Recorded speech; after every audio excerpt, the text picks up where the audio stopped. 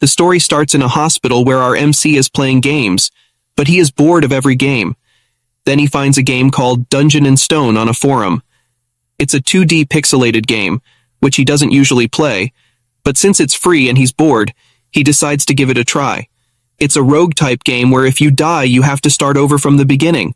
Without noticing, he plays it for hours and becomes addicted. He plays it everywhere he goes for 9 years. Finally, after 9 years, he reaches the final boss room. After opening it, he receives a notification that the tutorial is complete.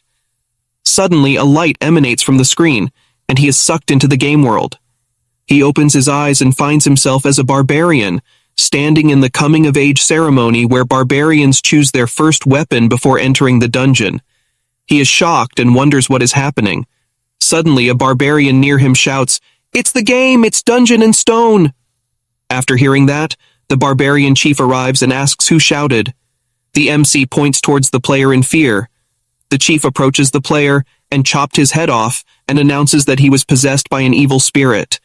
Realizing that if he stands out, he will die, the MC faces a problem. He doesn't know his name. If he doesn't go when called, he will die. He starts to think of an idea and comes up with a plan. If someone else doesn't respond within 2 seconds, he will act. After some time, a name is called and no one responds. So he goes up on the stage and luckily he gets it right. It was his name. Finally, he discovers his name is Andel's son, Bjorn. With his years of experience playing the game, he chooses a shield as his first weapon because it offers the most survivability. After everyone chooses their weapons, they select their leader, Venom's third son, to guide them towards the dungeon. Because everyone that have gone through coming-of-age ceremony will enter the dungeon. However, after some time they get lost on their way. They decide to choose another leader, Feneline's second daughter Aner, but even she gets lost.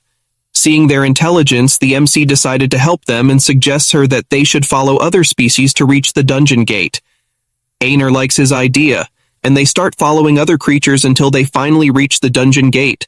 However, upon reaching the gate, the MC starts feeling fear, but he have no choice but to go inside because all the citizens of the city need to pay taxes starting from the age of 20, and failure to do so results in execution. Since he is a barbarian, it is impossible for him to find a normal job, and the labyrinth only opens once a month. So he has to go now, but his feet aren't moving because of fear. Then Aner gives him some encouragement, and also thanks him for helping earlier. After that, he gathers his composure and enters the labyrinth. However, instead of transported to the start area, he is transported to an area with complete darkness. Just as he took a few steps, a trap set by a cunning goblin snapped shut beneath his feet. Pain coursed through his body as he began to bleed profusely. The goblin, reveling in its victory, shadowed Bjorn's every move, eagerly awaiting his impending demise. Aware of the goblin's presence, Bjorn feigned weakness and collapsed to the ground, his breathing shallow. Seizing the opportunity, the goblin threw a rock at him, testing to see if he was truly dead. Confirming his suspicion, the goblin approached Bjorn. But Bjorn, despite his injuries, mustered his strength and launched a surprise attack. In a fierce struggle, he emerged victorious, and the goblin's body disappeared. Leaving behind a 9th grade magic stone, a highly coveted and valuable item in this world. Yet, its worth was equaled that of a mere piece of bread. Despite his victory, Bjorn's wounds continued to bleed profusely, posing a grave threat to his survival. Desperate for aid, he forced himself to keep moving, dragging his injured body across the unforgiving ground. Hour after grueling hour, he fought against the encroaching darkness, his resolve unwavering. The brink of death loomed near, but he refused to succumb. Finally, a glimmer of light pierced the darkness, signifying an exit from the treacherous depths. To his astonishment, a party of seasoned adventurers emerged before him. Seeing his dire condition, they stopped, their captain demanding the assistance of their healer. However, much to their dismay, the healer refused, unwilling to use her limited holy power on a stranger. Undeterred, the captain turned to another party member, asking him to give a healing potion. Reluctant due to its cost, the party member initially refused, but the captain, demonstrating his leadership, promised to repay the debt in due time. Relenting, the party member handed over the potion, and with careful precision, poured it onto Bjorn's injured leg. Unbeknownst to many, potions in this world inflicted a searing pain when used, making them impractical for use in the midst of battle. The healing process was arduous, but Bjorn endured the agony, his wounds slowly closing under the potion's influence. Grateful for their aid, the captain inquired how he had arrived before him. He wondered if there was a hidden shortcut he had missed. Bjorn, tell them what happened, after listening his explanation. The captain explained that such occurrences were exceptionally rare, happening only once or twice every 100 years. Bjorn couldn't help but reflect on his ill-fated luck. With their paths diverging, the party bid him farewell, and Bjorn resumed his exploration of the illuminated area. With a renewed sense of purpose, Bjorn ventured forth, his eyes scanning the surroundings for any signs of danger or opportunity. He knew that the light before him marked the beginning of a new chapter, brimming with challenges and untold treasures. Armed with his resilience, honed skills, Bjorn prepared to face whatever awaited him in this enigmatic realm. Little did he know that his journey had only just begun, and the trials ahead would test him in ways he could never have imagined. After his near-death experience, he kept running into goblins. They keep coming. At first he was nervous, but after some time, goblins are no threat to him, and traps are randomly placed in the open. The only problems were food and water, because the food he got from the deputy chief was lost when he was crawling on the ground. Only 2 days' worth is left, and the chief did not give any water, so he has to find it in the labyrinth. So he starts searching, and after some time, he finds the water, but there was already someone else there. But he left himself. After that, he drinks water and started counting the magic stones he collected, and there were 44 stones. And now he started to feel tired and started to feel sleepy. There are 2 ways to sleep in the labyrinth. First, live your life in the god's hands and sleep. Or second, find allies to protect each other. He tried the second option, but everyone got scared because of his looks and all the blood all over his body. Then suddenly, the man from before comes and asked him if he is looking for an overnight companion. After hearing that, MC got angry. Then he explained that he thought that they could take some sleep while protecting each other. Then MC understands that it was called an overnight companion, and he thought he was saying After that, he agrees, and they play rock, paper, scissors to determine who will sleep first, and MC lost. So the man gives MC a watch and asks him to wake him up after 2 hours. After 2 hours, MC wakes him up, and now it's his turn to sleep, but he can't believe in a stranger. So he pretends to sleep to see if that man does something, but he doesn't do anything. After 2 hours, they change turns again, but MC is frustrated because he didn't get a single minute of sleep, and he was so sleepy that his eyes closed, and MC falls asleep. Then suddenly, that man wakes him up. MC apologizes to him and offers him more time to sleep, but that man refuses. So MC takes his turn and starts sleeping. After some time, that man comes and attacks him with his hammer, but MC blocks it, and says he knew that there is no one that kind in this world who forgives and does not take the offer to sleep. They fight, and MC defeats him, asking him why he didn't attack the first time he slept. That man answers that because he also needs sleep. Then MC asks why he attacked him, and the man answers that it's because of his stone, but MC doesn't believe him and attacks him again, asking once more. That man explains that it's because of his heart, and tells him that a barbarian's heart is used for new magical research and sold for a good price. After saying all of that, he starts begging to be let go. Everyone in this world thinks barbarians are stupid and naive. Most of it is true, but our MC is a human inside a barbarian, so he kills him and takes his items. He have many items, like potions. MC starts to think that after only a few hours since he came to this world, he killed someone, and only after killing a man, he is now living like a man. After that, he started to hunt again, and goblins started to come in pairs because it's the second day, but it's not a big problem for our MC. He hunts for 14 hours, but now he started to feel very tired and needs sleep. Because of the previous incident, this time he chose the first option and tried to sleep alone, hoping goblins won't come, but goblins keep coming. After some time, he just closed his eyes, but a goblin attacked him and just missed MC's neck because of height. After that, MC becomes frustrated and decided to find another barbarian, but instead, He meets many humans this time who want to become his overnight companion, maybe because this time he is looking good and didn't cover in blood. But he refused them all and told them that he is looking for another barbarian. Then one man tells him that it's going to be hard to find because most of the barbarians quickly go up to the second floor. Then MC realizes that it would be embarrassing for someone of their build to struggle on the first floor. So he starts to look for any race other than human to become an overnight companion, because every race has a special trait other than human. After some time of searching, he finds an elf. She was injured and afraid. Then MC goes there, and she instantly starts to beg him to let her live. Then MC tries to comfort her, but she gets more scared and says that even if he is a barbarian, let her live just once because she has a younger brother to take care of. Then MC starts to think about what barbarians do. So to make her let her guard down against him a little, he gives her some healing herbs and some bandages he got from the men from before, and asks her to treat her wound first while he stands guard.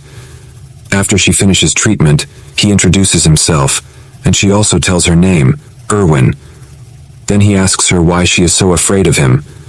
She tells him that he is a barbarian, and barbarians and elves had a very big war in the past, and now they are hostile towards each other. She says she doesn't care about this, and asks him to let her go. MC didn't know about it. All he knows is that elves and barbarians have a good relationship, so he does not know which timeline this is compared to the game he plays. Then he tells her that he also doesn't care about it, and asks her to become his overnight companion. I know it sounds weird. After thinking for some time, she agrees, but asks him to make an oath on his warrior's honor that he will not harm her, and she also makes an oath in the name of her tribe. Then both make the oath to not harm each other. Then our MC decides to sleep first, and she agrees. So he gives her the pocket watch, and asks her to handle it with care because it's expensive. At first he thought that he would pretend to sleep for 10 minutes, but he instantly falls asleep. Then after 2 hours she wakes him. Then he realizes that it's all because of the blanket and the bag, and if Hans, the man from before, lent it to him, he would definitely die there. So he decides to lend them to her, and just like that, they both take a few turns, and now there are only 10 minutes left before the last turn. Then 2 men came there and asked Bjorn what his relationship with the elf was. He told them they were overnight companions. Then they asked how much time was remaining. After hearing that, Bjorn told them it was none of their business and that he was not obligated to tell them. He scared them away, and they left. After that, Bjorn tried to wake up Erwin, but she pretended to sleep. Bjorn forcefully woke her and asked why she was pretending to sleep. She answered that if she got up, he would leave her because their partnership would end as soon as she woke up, and he would leave her alone. Then Bjorn asked her what happened with those 2. She answered that she didn't know them, but they were probably from the same group called the Crystal Union as the human who tried to hurt her. After hearing that it was a whole group, he first thought of parting ways, but this beautiful elf was only 20 years old, and that was reason enough for a man of culture to help someone. So he decided to help her and asked for her full story before deciding. She got really happy and told him that she had met them on the first day inside the labyrinth as overnight companions. And when she was sleeping, she felt a gaze behind her. Only later did she find out that he was a manager of a clan doing business on the first floor, and somehow she managed to escape. Since then, they had been chasing her. Then Bjorn asked how they were able to chase her in the labyrinth. She told him that they were probably using message stones, which allow communication when synchronized prior to usage. Their range is up to about 300 meters. It was a device that didn't exist in the game, so he was a little shocked. Then Bjorn asked her why the members of the Union continued to chase her, when it didn't seem like she had done anything wrong. She told him that while escaping, she swung her knife around and accidentally cracked one of the assailant's ears. Bjorn felt bad for that man, and she was laughing while telling him all this. Suddenly, she felt someone following them from behind, about 150 meters away. It was an ability of elves they are born with, so they decided to increase their speed, but the distance between them didn't increase. Bjorn started to think about the risks he was taking and the benefits. Well, I think we all know the benefits of helping beautiful elf. So he asked her what she was good at. She gave a great answer fitting for the situation. She said that she was good at laundry and cleaning but bad at cooking. I just want to ask what is going on in her head at a moment like this. Everyone, what do you think? But just don't go overboard with it. Then he asked what she was good at during battle, that she was good at archery, and could also use spirit magic, specifically flame element. Flame element is actually the rarest element in this world. Then he asked her if she had killed anyone before. She answered that she hadn't, but she could do it. Then Bjorn asked seriously if she would like to become his comrade until they got out of the labyrinth. He would take 90s, and she would get 10. He didn't even finish his speech, but she instantly agreed without any hesitation. So Bjorn decided to get rid of the pursuer because the distance between them was getting shorter and shorter. He decided to enter a dark area where they waited for the pursuer. After he arrived and started searching for them. Bjorn ordered her to shoot the arrow. She was a little nervous, but she shot the arrow and got a headshot. MC sure was smart. He didn't kill the man himself. Erwin was in a little shock, so he gave her some encouragement and started looting the men. There, he found the message stone Erwin had been talking about. After that, Bjorn checked the loot he got from the man he just killed. He had a pouch of magic crystals, 2 daggers, 1 potion bottle from his waist belt, and the clothes he was wearing, a leather top and bottom. Bjorn sure was a scavenger, and I like this kind of Bodgernan story. Then MC asked Erwin about how to use the message stone, and she told him that there was a button on the side. After Bjorn pressed it, a voice came from it, and there was someone giving everyone instructions and asking them to catch the elf and the barbarian with full instructions. He also placed a 10,000 gold bounty on their heads and asked everyone to gather at the Goblin District, which was where Bjorn and Erwin were currently. After hearing that, Erwin got scared, but MC asked her not to be scared, and they moved up to the 2nd floor. After hearing that, she asked if they were really going to the 2nd floor by themselves, as there was a huge difference between the 1st and 2nd floors. Bjorn said he knew it and told her that they would just stay near the entrance, and they were also a good match. She got flustered after hearing that, but she still hesitated to go to the 2nd floor. Then, suddenly, a voice came from the message stone, saying that whoever found the elf first could enjoy her first on top of the 10,000 gold. Then another man's voice came, saying that if she was too resistant, could he cut off one of her arms and legs. Then that man asked if they should just leave the important part, and he asked if they all knew what he meant, right? After hearing all of that, she immediately agreed to go up to the 2nd floor. This makes Bjorn's work easy and saves his time. He always likes to help people in need when it is beneficial to him, of course. When a chance like this comes, of course, he will take it. After that, Erwin asks Mick about the path to the 2nd floor. Bjorn said that he doesn't know the specific path, but the dungeon is designed in such a way that if you keep following the darkness, you will reach a portal, since the darkness represents a path that leads you to the upper floors. Suddenly, Erwin stops Bjorn because there was a trap. After seeing the trap, Bjorn remembers the dark past and that he just walked a few steps before stepping on one, but they only appeared now after so late. Then he realizes how unlucky he was. Then Erwin asks Bjorn to let her handle it and he should rest. Then Bjorn told her not to use spirit to save strength. With her clumsy look, you can understand what she is going to do. After that, she goes near the trap and suddenly 2 goblins attack her, but she was ready in counter. Attacks them and kills the first goblin. Then the second goblin. Then the second goblin tries to attack her, but she quickly finishes him too.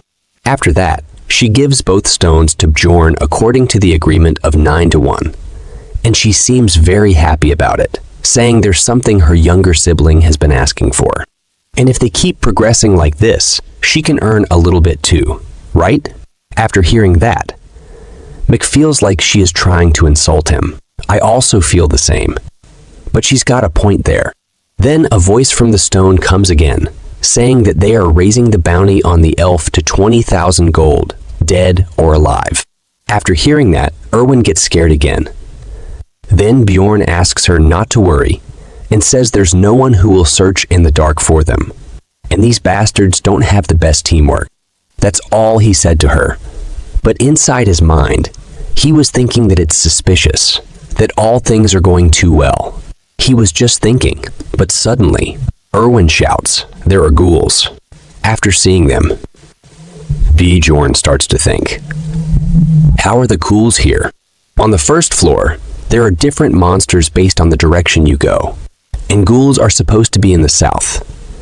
They've come too far after roaming for so long, but actually, it's a good thing for Bjorn. Maybe you guys are thinking about what level M currently is, right? To know that first, I'll explain the experience awarding system for the Dungeon in Stone. You are only awarded for the first time you defeat a monster of the same species. But if they are from a different rank, you can also gain experience. For example, if you kill a goblin and a goblin chief, they are both considered different species, and you gain experience from both of them the first time you kill them. Meaning you need to defeat as many species as possible in order to level up, so Mick is just level 1. And by the way, a personal question, I'm also thinking of making a similar game, but in 3D, of course. So can you guys tell me which platform I should create it on? The mobile version will have lighter graphics compared to the CC version. Also, tell me all your ideas about gameplay and everything else. And if you guys want, I can make another channel where I'll share my progress on it. Now, let's get back to the story. Erwin said she will handle it alone, but denied it, asking her to cover from behind. After Bjorn comes within a certain range of ghouls, they attack him. And why is their hair like melting cream on top of a cake? Well then, the fight begins. And it was a piece of cake with Bjorn's power and Erwin's artillery. After that, they keep walking towards the north until the 3rd day. Then Erwin sees blood on the ground, and it was not Goblin's blood. After following the blood trail for some time, they find a sandal. And I think everyone knows about the dark past of Mech. After seeing that, the portal was less than 10 meters away from his starting point, and if only he had gone in the other direction. Just how much bad luck does he have?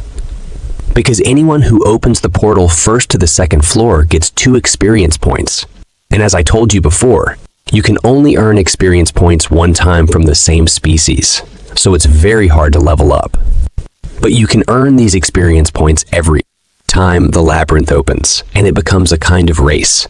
That's why the team who saved Bjorn on the first day asked him about it. Thinking about that makes him very angry, and seeing him like that, Erwin asks him if there's something she did wrong. Then he says it was not because of her. After that, she comes to a conclusion that Bjorn lost his barbarian comrade here, so she gives him some sympathy. Bjorn gets confused, but he decides to ignore it, and they go up to the 2nd floor, the Goblin Forest. But their landing is not a smooth one, for Bjorn, of course. Erwin lands perfectly. After Bjorn recovers from this unfortunate experience, they look around, and there is no living being in a 50-meter radius. The 2nd floor is different from the 1st floor. While the 1st floor is like an underground maze, the 2nd floor is an open forest, and there are 4 gates in 4 different directions on the 1st floor, and each gate leads to a different place. But you can go to the 3rd floor from any of them. Just tell me, what's with the ghouls? Others look good, but ghouls look like ice cream is melting on their heads. After that, Erwin asks Bjorn what to do now. He tells her that once the time is up, which is 168 hours for the 1st floor and 240 hours for the 2nd floor, the labyrinth spits the explorers back out into the city. So they will stay on the 2nd floor before the 168 hours are up, and then they go back to the 1st floor. But they can't just stay here by the portal all day, so they start to explore the nearby area a bit. Soon after some time, Erwin finds a trap, but Bjorn didn't see it. Then Erwin throws a rock at it to deactivate it, and then she asks for praise from Bjorn. But Bjorn just says that she is good at throwing rocks, and it was always her duty to find the traps. McSure is a Sigma. Let's talk about the 2nd floor a little. Traps on the second floor are different than the first floor. They are well hidden and are all over the floor. But there is no goblin watching over them. And other than traps, another difference is that the goblins go around in groups of about a dozen, sometimes with warriors or archers. And there are more high-ranking monsters the farther you go towards the exterior of the forest. Continue the story. Bjorn and Erwin started exploring the goblin forest, destroying traps in their way so they wouldn't cause any trouble later when monsters attack. Soon, Erwin heard footsteps of the goblins and asked Bjorn what to do. Bjorn asked her about the number of goblins, and she answered that she doesn't know the exact number, but it's more than 10 for sure. After hearing that, he decided that they will attack them and asked Erwin how close they can get without being noticed. She answered that on her own, she can get to about 30 meters away from them. Then, Bjorn said that they will go with her plan. First, Erwin goes near them and shoots the first arrow. Then Bjorn will attack them. However, the second floor is different. There are 3 times the amount of goblins from the first floor. And there's a goblin warrior too. Yes, this guy with the knife-like sword is a goblin warrior. And it should be scary face so many goblins to gather. But instead of being scared, Bjorn's warrior's heart was twitching. He was feeling excited. It reminds me of the Overlord manga where Ainz's emotions automatically get suppressed.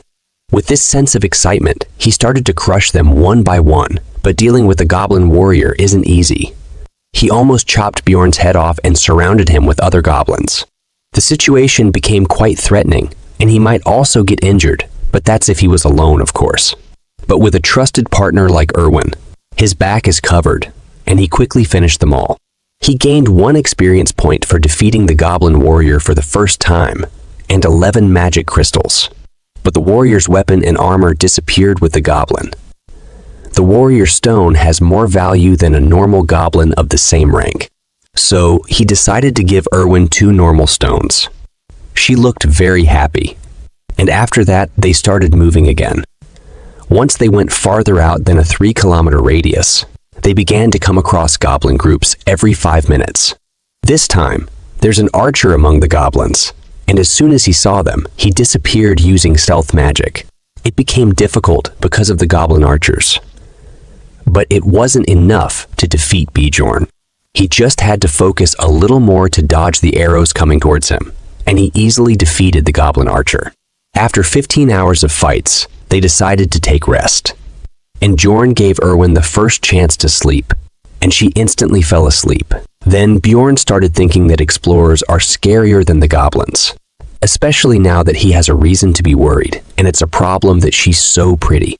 He said it out loud, and Erwin woke up instantly and asked him if she is really pretty.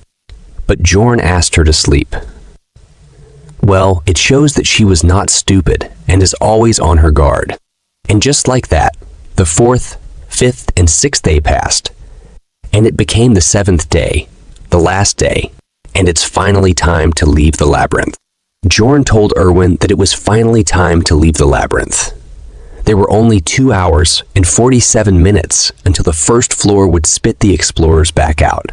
Erwin told Bjorn that she's so tired that she will immediately fall asleep as soon as they're out. Bjorn told her that they should go back now because they should get to the portal earlier rather than late. Of course, things would get a bit tricky now, because the goblin groups had respawned and put down new traps all over the place.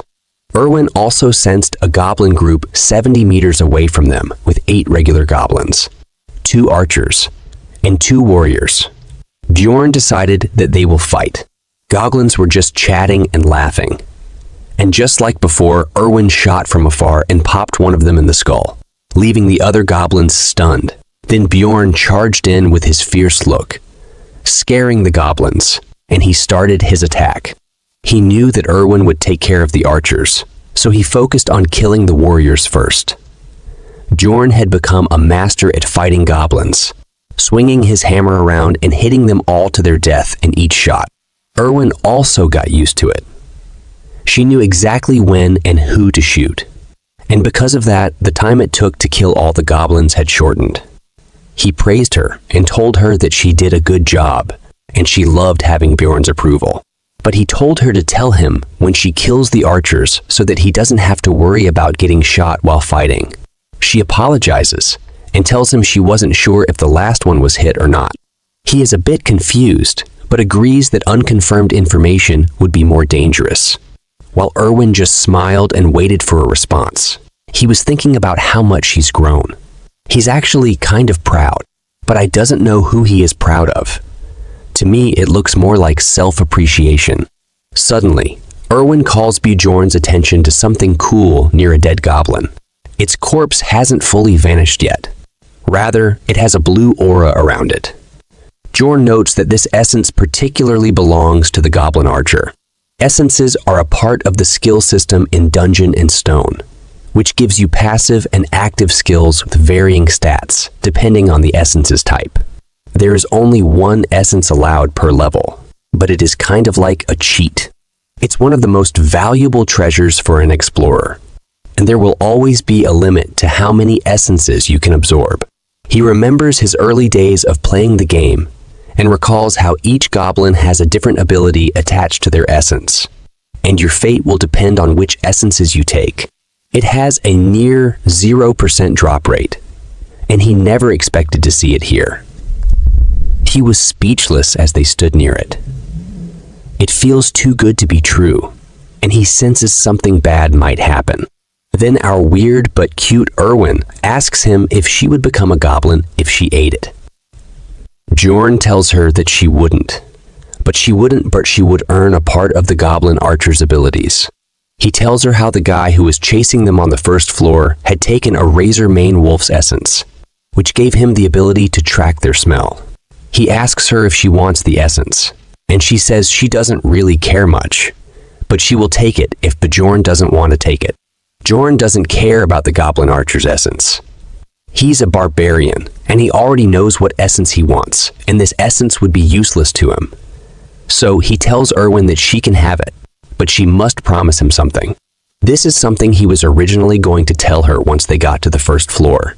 But right as he was about to speak, they were interrupted by a man calling out to them. It's a group of explorers. He tells our protagonist not to move a muscle. Erwin asks him what he means and mentions that they were just hunting, but Bjorn knew the true purpose of these people arriving. He puts his hands on Erwin's shoulders and says she doesn't need to answer them. Erwin looks confused for a moment. Right then, Bjorn throws her into the goblin archer's essence, and she lands directly on top of the essence, and a bright light emerges from the essence, covering her. The man, who looks like he's from Naruto anime, starts screaming out of rage because Erwin ate the essence and is now fusing with it. He claims that the essence belonged to them. Erwin stands up and leans her back against Bjorn, thanking him for the essence. Bjorn knew that he would eventually run into people like these. People who wait until they see an opportunity to grab something from unsuspecting explorers. However, they couldn't do anything about it now that Erwin had absorbed it, and it was gone forever.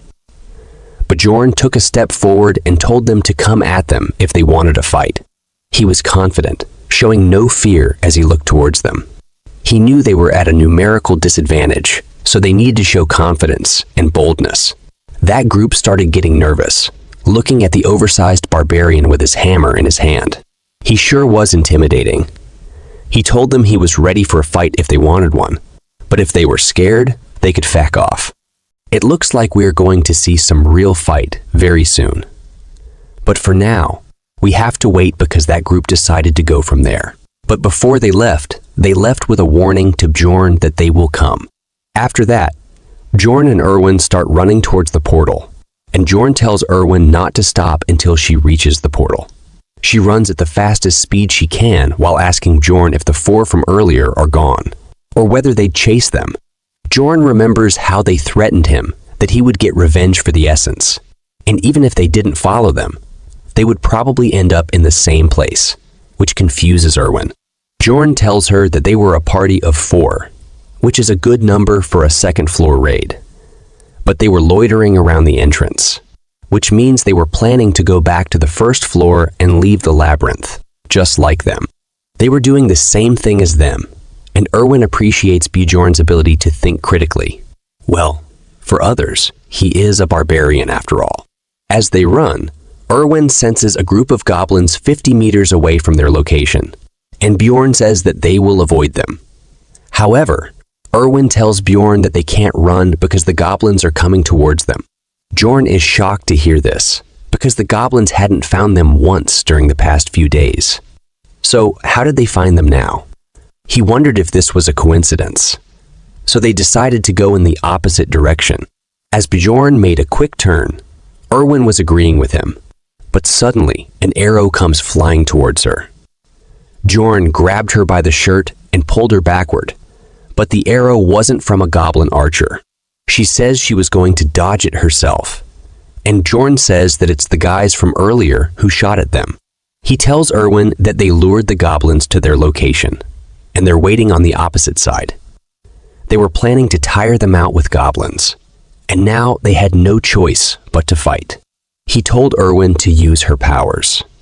She is confused as to what powers he means, and he tells her to use the essence's power that she had acquired by eating the goblin archer's essence. You see, every essence has its own special ability, and since Erwin had absorbed the goblin archer's essence, it would give her special powers. It would increase Erwin's stats in many ways, as you can see on the stat window. Alongside that, it adds a passive and active skill, which can be quite useful in situations like this. She had gotten a passive skill that made all her arrows poisonous, while also giving her an active skill that made her stealthy. Erwin tells him that she doesn't know how to use it, and he just looks at her and tells her that it's already working. Erwin begins to glow blue with the essence surging through her body. She can finally feel the powers of the goblin archer. Her active skill thief step was now in use. Bjorn looked at her and wondered whether the skills work just by willing them, or did they need to say something to trigger it. Meanwhile, Erwin is just enthralled by her new powers. He hands her his bag, telling her to keep it safe. He was going to handle the goblins on his own, and she can look for the guy with the crossbow. Erwin is worried for Bjorn because it would be too dangerous on his own. However, he doesn't care at the moment. He tells her that there is no time to think. He tells her to stay hidden, and when he gives the signal, she must kill the guy with the crossbow. There would only be one shot. After that, he runs into the forest towards the goblins without even telling her what the signal would be. After some time, he stops, because goblins were surrounding him from the left while rushing into the goblins headfirst. Bjorn notices how those guys haven't shown themselves since they shot at them with a crossbow. Early on, he assumed that they would show themselves once he killed all of the goblins, and he began the killing spree. Blood splatters were everywhere as Bjorn was killing the group of goblins. There were a dozen of them. 2 of the goblins were swordsmen or warriors, but there were no arrows flying towards him. There were probably no archers, or so he thought. But an arrow comes flying his way, so he blocked it with his shield, and he now knows there were archers too. Then he felt something pierce his back. It was a goblin with a dagger who stabbed him from behind. He threw the goblin off and bashed its head in with his shield. He was fighting the goblins to the best of his abilities. But he also remembered the crossbow guy was there too, and he didn't have Erwin to help him this time. The injuries were piling up as they were cutting Bjorn up. It was looking like the attack on Titans. But he didn't let up though, as he slammed his hammer onto the goblins and killed them all. They turned into smoke, and he realized that things were getting a bit too dangerous for him. Suddenly, 2 arrows shot in his direction at once. He had to dodge them, but he realized that they were both different markings. One belonged to a goblin archer, and the other arrow was from the crossbow guy. It was impossible to block both arrows, and now he had to pick and choose which arrow would be more dangerous to get hit with. So he decided to block the crossbow bolt, and as he blocked it, the goblin arrow had pierced through his elbow because he simply couldn't have blocked shots from both sides. His arm was wounded and bleeding, not to mention the goblin arrows seemed to have been poisoned. His arm was turning purple, and he couldn't feel any movement within it. He only had his right arm, and he needed to choose between his weapons now. So he let go of the hammer, knowing it wouldn't be much help. He pulled the arrow out of his elbow and chose the shield. It was his original weapon. He knew that the real enemy was that group of scums. If it weren't for them, the goblins wouldn't have been much of a threat to him. He could easily kill goblins with the hammer, but the shield was necessary to protect himself from those crossbow bolts. Bjorn kept slamming into them with his shield. He was flinging them around like they were nothing, sending them flying far away with each hit. But it was not enough. Eventually, he had enough, and he got angry. As he gave the goblins an angry look, the remaining goblins began to run away. As they ran away, Bjorn had one slight moment of rest. He managed to hold on long enough, and he knew he didn't have to chase them down. The group started to emerge from the bushes. They were hiding in there for too long. Their leader smiled and looked smug.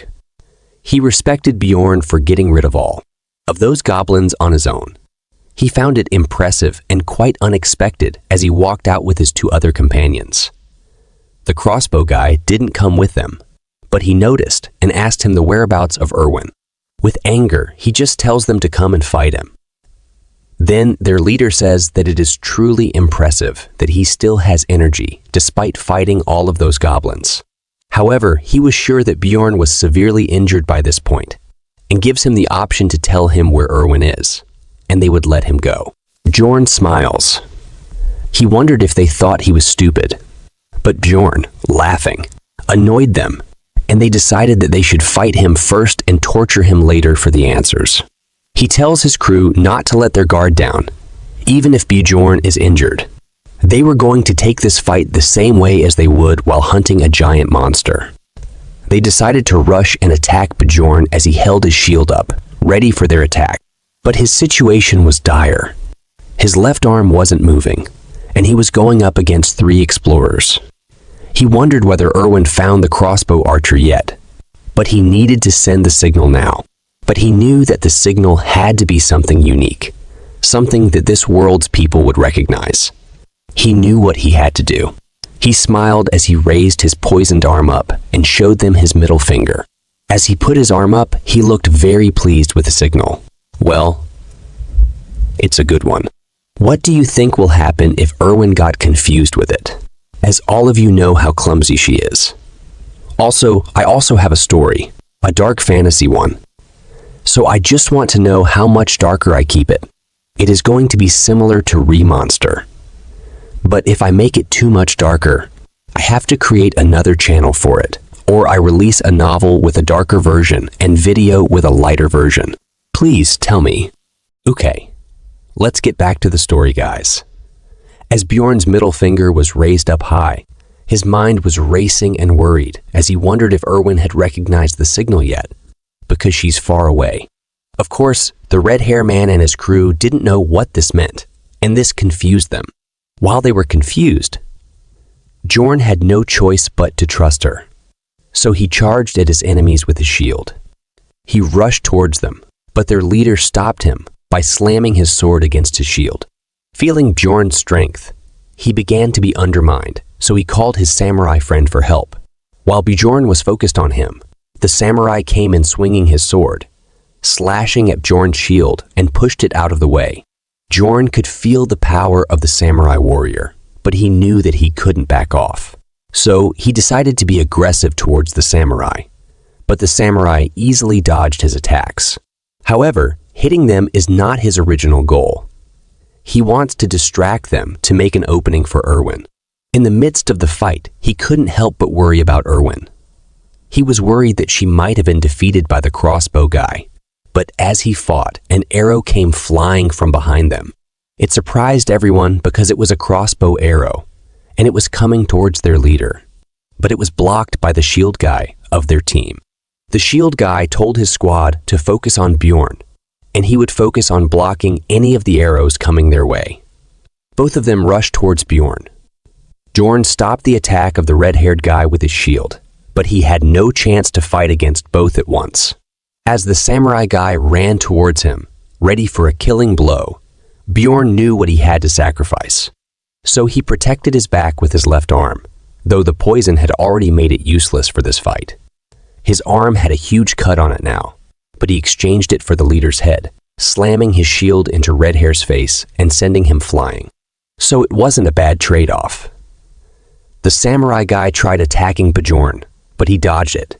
Then an arrow came flying towards the samurai, and he was shocked. But the shield guy came and blocked it. But he didn't know that the archer they were up against had a fire spirit on her side. Before Bjorn could do anything, another arrow came flying and pierced through the unshielded guy's shoulder. After seeing that things were not looking good for them, Red Hair decided to run off and go after Erwin. Bjorn wanted to go and stop him, but he knew he couldn't risk going after Red Hair, so he decided to trust Erwin to deal with him herself. He locked his feet into the ground and attacked the samurai guy with full force. But the samurai dodged it at a last moment. However, the samurai was not Bjorn's target from the start. He was aiming for the shield guy. Now, it was just Bjorn, and the samurai left standing. They clashed again, but Bjorn could see that the samurai was trying to buy time for Red Hair to come back. So he decided to finish it in one shot, even if it was dangerous. He pretended to swing his shield, but instead he threw it towards the samurai's head, hitting him hard. But if he missed, it would become dangerous for him. Now, he grabbed the samurai guy by his collar, and Bjorn knew that he didn't have much strength left and was about to die if he messed things up. So he lifted him up and pulled him towards his face and literally bit his tongue out of his neck. The barbarian rage had taken over, and he was moving off of pure instinct for survival. Now, both of Bjorn's opponent's bodies were on the ground, and he was left standing alone. Erwin came running to him from behind, tears in her eyes because she was worried about Bjorn's safety. She also killed both of her opponents, and now they had both survived the game of survival one more time. This time, it got a bit too close for comfort though. As Erwin saw how wounded Bjorn was, she handed him a potion, telling him to drink it immediately. Bjorn was confused because he didn't know that people can drink it. She told him it's better to drink it than to pour it on your wounds, and since he was poisoned, it would clean up his insides too. Bjorn chugged the vial of healing potion and dropped it on the ground as he sat there healing. He could feel his insides boiling, his entire body burning in pain, and his veins were itchy and hot. That's the reason why people pour it on the wound instead of drinking it, even if it has more benefits. While Bjorn was healing, Erwin was next to him, encouraging him. Then he asked her how much time was left. Erwin checked their watch and told him that it was 11:20, which meant that they had 40 minutes until the first floor closed. They did not have any time to rest despite the fight. Then Bjorn asked her to strip, and she had a regular reaction for her standard akos. She was thinking that he was doing it so suddenly, so he must have a reason for it, and she started taking her top off. Or I was just thinking too much. She is the same Erwin we know. Then Bjorn asked what she was doing, and told her that he meant stripping the bodies of the dead guys for items and resources. But now that they had only 40 minutes, Bjorn decided to just take their equipment, magic crystals and backpacks. They didn't have time for other things. So Erwin went to get Red Hair and Crossbow Guy's things too. They had only 34 minutes left when Erwin came back with all the stuff. After that, they ran through the forest at top speed. There was only 1 minute left, but they got to the portal of the first floor, and then they jumped into the portal. They managed to come back to the first floor in time. Erwin rejoiced in their success. She had lots of fun. Meanwhile, Bjorn still wondered how she managed to land perfectly every time. She told Bjorn that he did a great job. Then he told her that she did a great job too. Then she leaned in close to Bjorn, asking him what he wanted to say earlier before. But there were less than 10 seconds left before the labyrinth closed. So he told her that they should talk once they were back in Raftonia, but they would both emerge at different locations.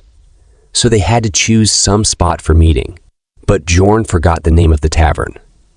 There was no time left, and he was scratching his head in rage because he couldn't remember the name of the tavern. Finally, he remembered and told her to meet him at the Black Whale Tavern once they were out. She happily agreed to it, and their time together in the labyrinth ended. The labyrinth began to close, and he was being transported back to Raftonia. Bjorn emerged back in the city filled with explorers. Now the story is going to be more interesting, my horny friends. But for now, he was back in Raftonia, amidst the hustle and bustle of people. It's a place filled with a tremendous amount of people, because all the explorers are gathered in one place. But for now, he began to reset his clock, because time in the labyrinth flows differently than in the city. No matter how many days you spent in the labyrinth, once you come back to the city, it's always noon on the next day. And you have to reset your clock so that it points to noon. I was curious about one thing. If no matter how many days you spent in the dungeon, you come out the next day and the higher the floor, the more days it takes to close, does it mean you age faster compared to the person outside? Or does the age of the person inside the dungeon not increase? Think the second option is more reasonable. What do you guys think? Let me know in the comment section. Let's get back to the story. In the crowd, he saw a tall barbarian calling out to him, and he wondered what this guy's name was. As the two men shook hands, Dorn remembered his name as Vanon's second son, Karak, but he was actually the third son. Well, Dorn always does that. Then another one came, and he was glad to see both safe. This guy's name was Serum, and the name reminded me of something. What about? After that, within a moment, a crowd of barbarians gathered around, surrounding Vanon's second son, Karak, talking about their experience in the labyrinth. He sure was a popular guy, but Jorn didn't seem to be happy about it. They were having a whole reunion, but I didn't see Aner anywhere. Maybe we'll see her in the future. For now, one of the barbarians challenged Karak to a duel, and Karak accepted it, which was a celebratory barbarian thing. So they all decided to head out to the bravery checkpoint, where they could get their magic crystals counted, as well as talk some more and share their experiences as they walked away. They asked Bjorn if he was coming with them. It didn't really seem like he wanted to, but he obliged anyways, because what else could he do? At the register table, a lady was counting all of the magic crystals. Some had 20,000, some had 30,000. And at the end, Vanon's third son, Karak, stood above them all with 40,000 magic crystals. Everybody was cheering for him, calling him the warrior of warriors. Then Bjorn walked up to the register and dropped a bunch of bags on the counter. The cashier lady began to calculate. She was so fast that Bjorn was left shocked. After the count was done, it turned out that Bjorn had 182,413 magic crystals. Hearing the numbers, Bjorn was also in shock. After hearing that, they gathered around him and started cheering for him. They also noticed his equipment and bag and started saying that they were jealous of him and that he was a true warrior. All of them were truly happy for him. He was being lifted up and thrown in the air by a crowd of barbarians. And he enjoyed that moment. But people started to complain about it. So the squad decided to hang outside of the checkpoint while some of them stayed inside the building to get their magic crystals counted. As they sat on the steps, Bjorn decided that he should follow all the other barbarians because there might be something left to do that he doesn't know about, and he doesn't want to take the risk of getting exposed. So he would wait for them to return and stick with them. In the distance, he saw a group of elves hanging out. In that group, he saw Erwin. She was talking to her friends about how she learned to control spirits, and they applauded her. Bjorn felt envious because she hung out with that sort of crowd. But he was surrounded by the savages instead. He noticed that she looked at him and waved stealthily from afar, trying to hide her connection with him. He quietly told her to meet tonight, and she agreed. Then the elf lady asked Erwin if she knew him. She denied it immediately. Meanwhile, the same happened to Bjorn. Karag asked him if he knew the elf, but Bjorn said no. Of course, barbarians are free, spirited and loud, and this guy straight up shouted that there's no way a #1 warrior like him would hang out with those cowardly earheads. This pissed off Erwin's friends, and the mood became tense all of a sudden, but she didn't escalate the situation. Bjorn was annoyed, but thankfully, the rest of the barbarians came out of the building. So Bjorn got up, telling the other barbarians that they should leave now that everyone's here. On the way, he noticed a child calling out to his father. The child ran up to his father and hugged him. They told each other that they missed one another. This was also a feature in the Dungeon and Stone game. Anyways, there were moments of joy once you came out of the labyrinth. People would meet their families and friends. However, there were also moments where people would die, and the repercussions of that could be felt. A woman cries to her husband's companion, begging him to tell her where he is. But the companion can say nothing because her husband had died. Another moment happens where a woman is crying as a little girl innocently asks her mother where her brother is. These moments of agony and sadness couldn't be felt throughout the 2D game graphics. But now, seeing it in real life, his feelings were in chaos. After some time, the barbarians raised their mugs to drink the night away, pouring liquor down their throats like true barbarians. Bjorn thought these guys were going to do something important, and he was worried he might miss a necessary step of sorts. But they were just trying to get drunk. He was angry looking at them, wasting his time.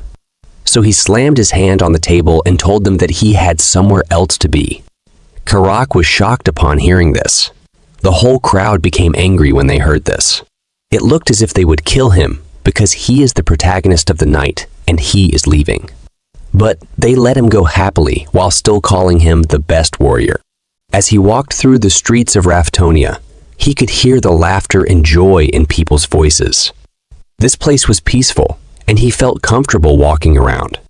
He thought that there were no monsters or humans that would harm him. As he looked around at stores, he felt the relaxation of being in a place that had rules and laws. In this place, even if he fell down on the ground, nothing would happen to him. Unlike the labyrinth, someone might even help him.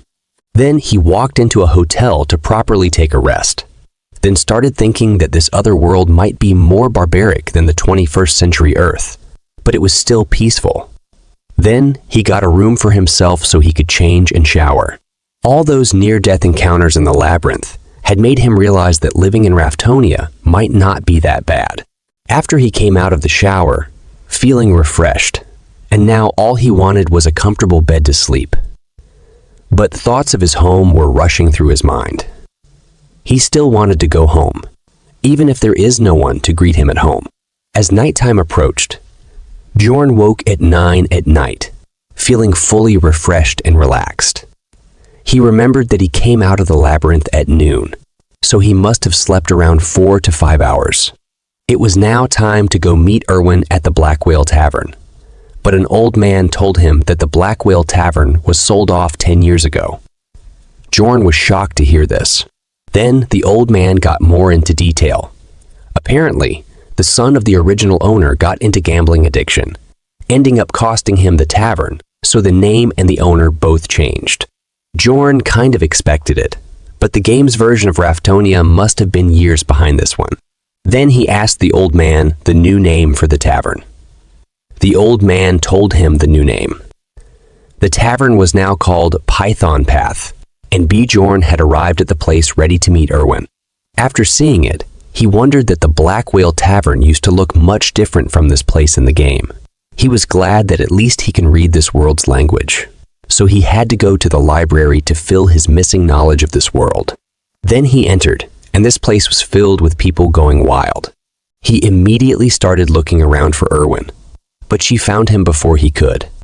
She called him over by waving her hand and saying his name. However, he noticed the elf lady from earlier was also there. The short-haired woman stared at him angrily, saying that he is the barbarian from earlier. He introduced himself as Jandal's son, Bjorn, and asked her who she was. She said she's the older sister of Erwin. Then Bjorn said that her name couldn't be older sister, so she just told him to call her Teresa. Then he remembered that Erwin's last name was Teresa, so this lady was trying to keep her real name hidden. He asked her reason why she was there. Then she stood up and slammed her hand on the table. She asked Bjorn why he called Erwin to such an inappropriate tavern like this last night, and then stood her up, making her stay the night out. And now he is asking what her purpose here is. She insults him, calling him a thick-skinned barbarian. Then Bjorn asks her what she means by it. Then she replied and said, "Are you trying to play dumb?" After hearing that, he got confused and asked Erwin how much time it has been since they got out from the labyrinth. She answers him that it had been 30 hours. Bjorn was feeling like an idiot right now. First, he thought it had been 4 to 5 hours. But nope, it had been a whole 30 hours. He realized the reason why he felt so refreshed after waking up.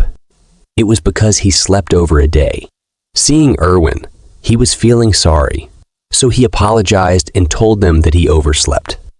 After hearing that, both of them were shocked, especially Erwin's sister, to see a barbarian apologizing. After that, in shock and embarrassment, she asks Bjorn why he would call Erwin. Bjorn could have given many long reasons, but he said he had no obligation to answer her. She can ask Erwin if she wants and piss her off again. She says he is just a beginner, and then Bjorn replies that she should throw away that kind of attitude unless she intends on taking care of Erwin all her life. Then she calls him a savage and slams a huge bag of 350,000 magic stones on the table. After seeing it, he feels like he is in K-dramas.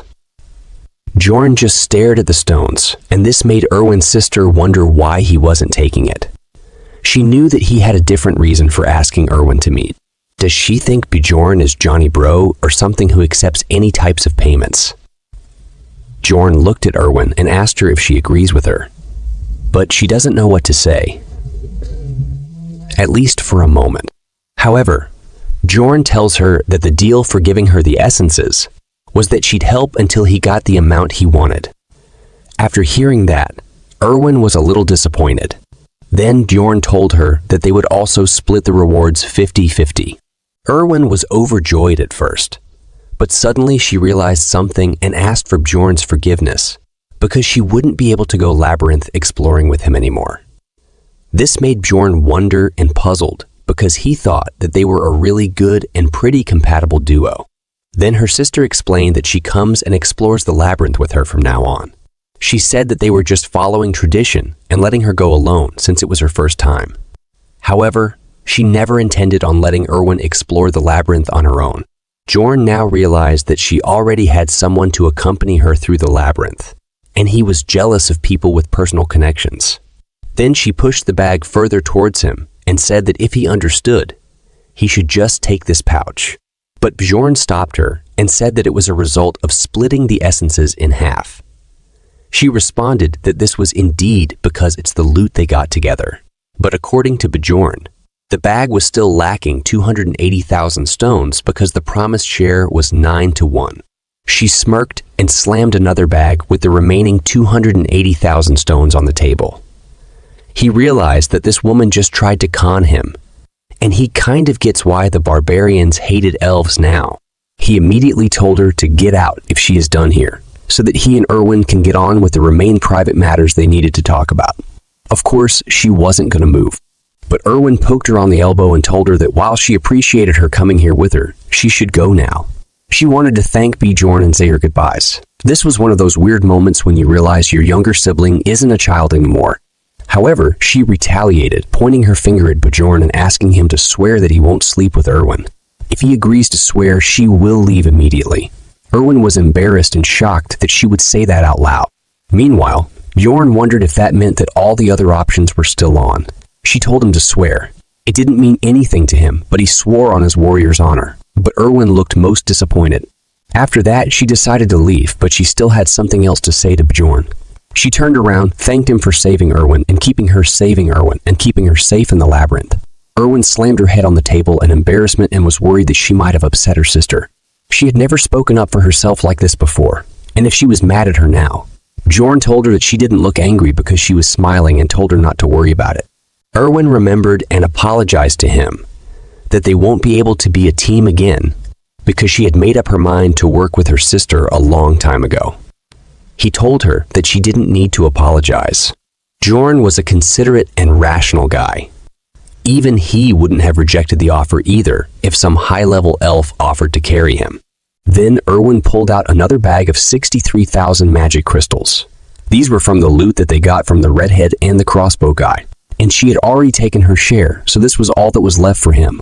She also told him that she left the 2 backpacks that she took off at her place, and there were a bunch of things there.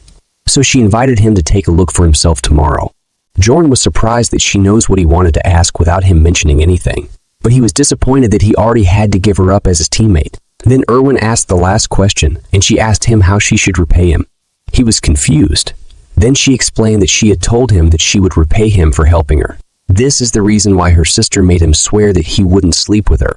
For a moment, Johnny Bro took him over. However, he just told her that he couldn't think of anything at the moment and then asked her if she wanted to eat anything. She told him that she wasn't hungry, so he decided that he would just order for himself because he was starving. This brought an idea to Erwin's mind. She said that she wanted alcohol. She hadn't taken a sip of alcohol yesterday because she wanted to drink the first return drink with him and truly celebrate with him. Jorn remembered that return drinks were a culture in the game, especially for elves who only lived in their shrines until they were adults and put huge importance on the first return drink. He said that he was glad, but Erwin leaned in closer and told him that he's supposed to say thank you, and he said thanks to her. Erwin was happy. She told him that they went through so much together in the labyrinth, so it was a given that they share their first return drink with each other. She said that this is probably not his first return drink though, but he says that it was actually the first time he was going to have a return drink. She was surprised to know that he was serious when he told her that he was only 20 years old, which is the same age as her. She had initially thought that he might just be joking. He told her that it was his first time in the labyrinth as well. They start celebrating, and as they're celebrating, Erwin tells Bjorn that he did a great job. Then he tells her that she was great too.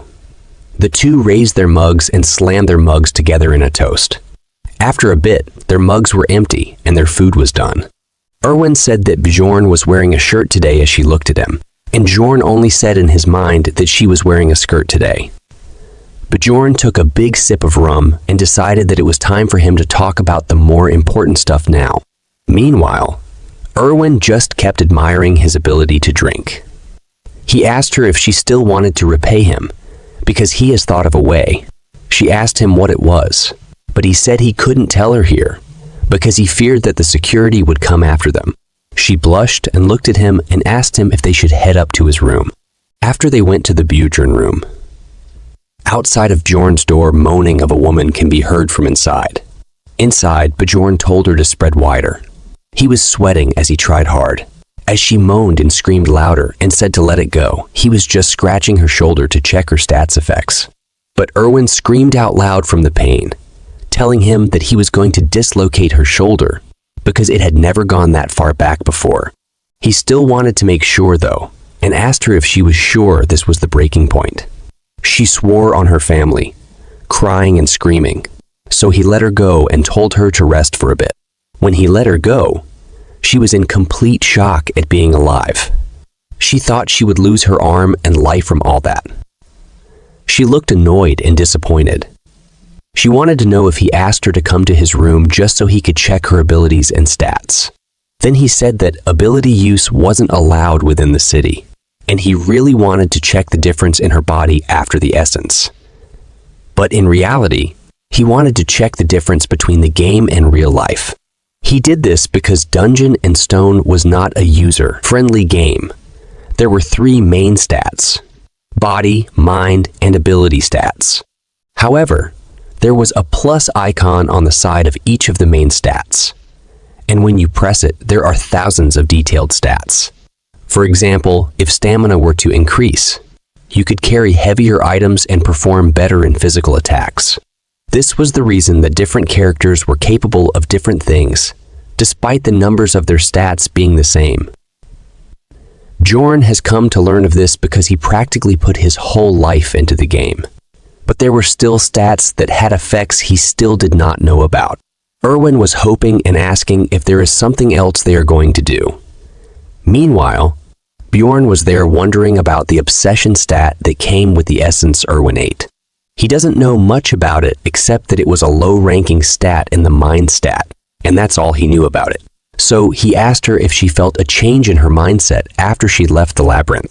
Did she start overthinking about something or having patience issues? He needed to know more. She wasn't sure. Still, She remembered that she had a desire for cookies right as soon as she came out of the labyrinth.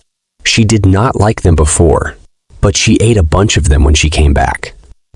He wondered if the obsession stat increased desire, which is probably a given. There were still other stats he didn't know about, so he had to take it into consideration when choosing the essence. Maybe this is the reason why she is so horny for Bjorn, because of the obsession stat. As he was thinking, the horny elf pulled his shirt and said she was sleepy. There were still things he wanted to check, but he couldn't anymore, so they decided to sleep, putting out all the candles in the room. Bjorn closed his eyes, ready to relax. In that moment, he remembered something he had sworn on. As Erwin slept leaning on his chest, he remembered that her sister had made him swear not to sleep with her. But he said to himself that she probably meant the other kind of sleeping together. They got up early in the morning and had brought all of the loot back to Bjorn's inn. Erwin asked Bjorn if he was going to sell everything. Bjorn told her that he was going to sell most of it, except for a few items. Erwin had her eye on a piece of gear, a leather outfit, and a belt. She asked him if she could have it. He told her that she can have it if she subtracts its cost from her share, and she agreed. Later on, they went to a merchant shop where they sold all of the extra equipment for a good amount of money. The sword was sold for 350,000 stones. Later, Bjorn sold some more stuff for 180,000 stones. Then they sold the backpacks, which went for a whopping 250,000 stones. After a few more visits to different shops and merchants, they had a solid amount of money in their hands. The bags of money had piled up, and they had earned a total of 1,450,000 stones. As they held the bags of money in their hands, Erwin was shocked after seeing that much money, but she earned just change compared to Bjorn. He really is a heartless man. Bjorn gets almost 1.4 million stones after subtracting Erwin's share because he also killed a man alone before meeting her. He had never made this much money in the game's start before. This was a nice start for him. They walked out into the street. Bjorn told her that this is where they should part. This surprised Erwin. Then he wondered why she was surprised, because they had already decided to go their separate ways. He told her that they're taking the same route, so they should walk to the central square together. Even though she agreed to it, she really wanted to spend more time with him. As they walked up to the town square, they saw a huge crowd of people standing around a guillotine blade. Bjorn and Erwin walked up there. A guard screamed out loud, stating that there was an execution happening and that everyone should back off. A man was forced into the guillotine, his head and hands poking out as his face sealed up with bandages. These people hadn't committed any serious crimes. Their only crime was that they hadn't been able to pay the taxes. The execution began, and the guard pulled at the rope. Rafdonia was the final remaining city of the other world that ended at the hands of a witch's curse. The only place to get resources in this limited space was the labyrinth. Therefore, those who couldn't pay taxes were executed to decrease the number of mouths to feed. As the blood hit the pavement from those who were executed, a bunch of people came running and holding pieces of bread. They dipped their bread in the blood and started eating it. Erwin was barely holding herself from throwing up, asking Bjorn why they were dipping bread into the blood. He told her that there's a legend that everyone who drinks the blood of the executed will gain great financial luck. Bjorn asked Erwin how much the taxes were for the first year. She told him that it's 700,000 stones for non-humans. He realized that it was a bit off from the game, but similar. He asked her what it is from the second year and afterwards. She told him that it was 800,000 stones, and there were exchanging fees too. This was the same number as the game. As they stood there, looking at them devour the bread with blood sauce, Bjorn started thinking about tax rise each year of work. And if he can't get back to his real life, and if he can't compete with the increasing taxes, his blood might be the one that people are dipping their bread into. And to avoid that, he has to save money. And for that, he needs to become an explorer that can at least reach the 6th floor. The scene switches to the library. As he walked in, he wondered why people were staring at him because he was a barbarian in the library. Then he saw Einar using a book in the library as a pillow and sleeping. Well, it's good that she's okay, because we didn't see her after he came out with the other barbarians. He walked up to her and poked her, wondering why she was there. She woke up, saliva drooling down her face as she looked at him. Bjorn looked at her and said that he was glad to see she was doing fine. She gave him a smile, telling him that she feels the same. He told her to lower her voice because they were in a library. She answered that she never expected to see her fellow barbarian here. Bjorn asked her what she was doing here. She told him that she was here because of what he said to her earlier. He told her that she should think before acting, and she wanted to gather more knowledge in order to think properly. Bjorn was surprised because she is different from the rest. She tells him that while she was in the labyrinth, she realized that the monsters weren't the only enemies they had to encounter. As she's speaking, Bjorn thinks about how if there was any regular barbarian in her place, they would be bragging about their experience. Instead, she said that this is why she decided to study, but she found reading to be very, very difficult for her. So she wanted to learn how to read and write properly, and she was thinking of going to their shrine so she could learn all that from the elders. He asked her if she was going right now, and she said that if she doesn't, she would forget about it. As she's walking, she remembers that she promised to repay him for his advice if they came back alive from the labyrinth. She told him that if he ever needed anything, all he had to do was ask her at the Angry Bull Tavern. He looked at her and said that he would definitely come to her if he needed. He was simultaneously hoping that she doesn't forget about this promise in a couple of days, because he was probably going to need her help very soon. Anyways, he needed to find a book, and he didn't know how to do that in a place this big. His eyes went straight towards a girl sitting at the front desk, which is the librarian. He walked up to her as she slept on the job. He tried speaking to her, and the girl woke up while raising her head. She looked at him and asked him what he needed. He tells her that he's looking for a book, one that is related to history, but she interrupts him and casts some spells, conjuring up a weird ball of light that starts floating towards Bjorn. He's confused about what magic she cast. Then the ball of light shimmers its way into his chest. Bjorn is unsure of what changed because he doesn't feel any different. The librarian tells him that now he can find any book that he's looking for in the library. She also tells him that he's allowed to borrow any book, but he has to put it back where he takes it from. Bjorn tries to ask for details about the magic, but the librarian already becomes the Sleeping Beauty. After that, he walks around in the library. He quickly realizes how the magic works. It's quite simple. All he has to do is walk around, and the book he wants to read would shine. Now he understands why there's only one librarian in a library this big, and she still has time to sleep. After that, he starts reading books. The first book, titled The Fallen World, talks about the history from thousands of years ago, where no living beings could live due to a witch's curse, and the last remaining fortress, Rafdonia, was the only place that managed to avoid the disaster.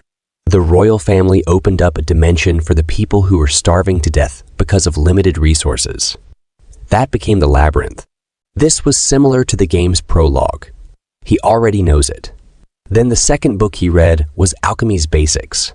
It talks about how magic crystals from monsters can be made into bread, water, steel, and such. They are literally changing the atomic structure. Isn't it too much? Well, it was also too much for Bjorn to understand the theory, so he just memorized it for now. After that, the next book was Is Sacred War 3. It talks about how the barbarians and the elves come to hate each other. The fourth book he really wants to read about was The Evil Spirits of the Abyss.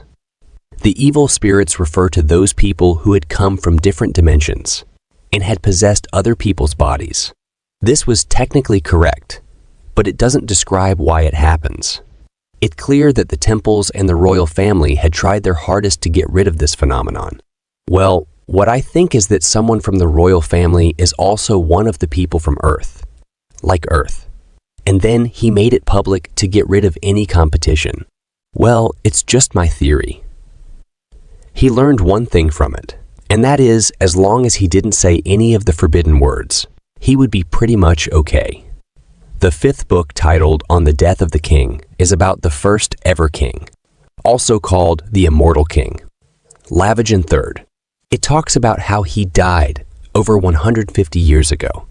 Basically, he lived for thousands of years, since he was the first king, and I think it's also related to evil spirits and my theory. The game's story started after his death. So that means Bjorn was 150 years after the game timeline. This is why his knowledge of the game world kept contradicting the reality in this world. Previously, I think I said it was a 10-year gap, but it was actually a 150-year gap. After that, he moved on to the book about the dimension's instability of observation records. While reading this book, Bjorn had a realization that this might be the book that the blondie who had saved him had read. This book mentions a theory that says entering a portal in the moment that it was closing could have something to do with that instability. Perhaps that is why that happened to him.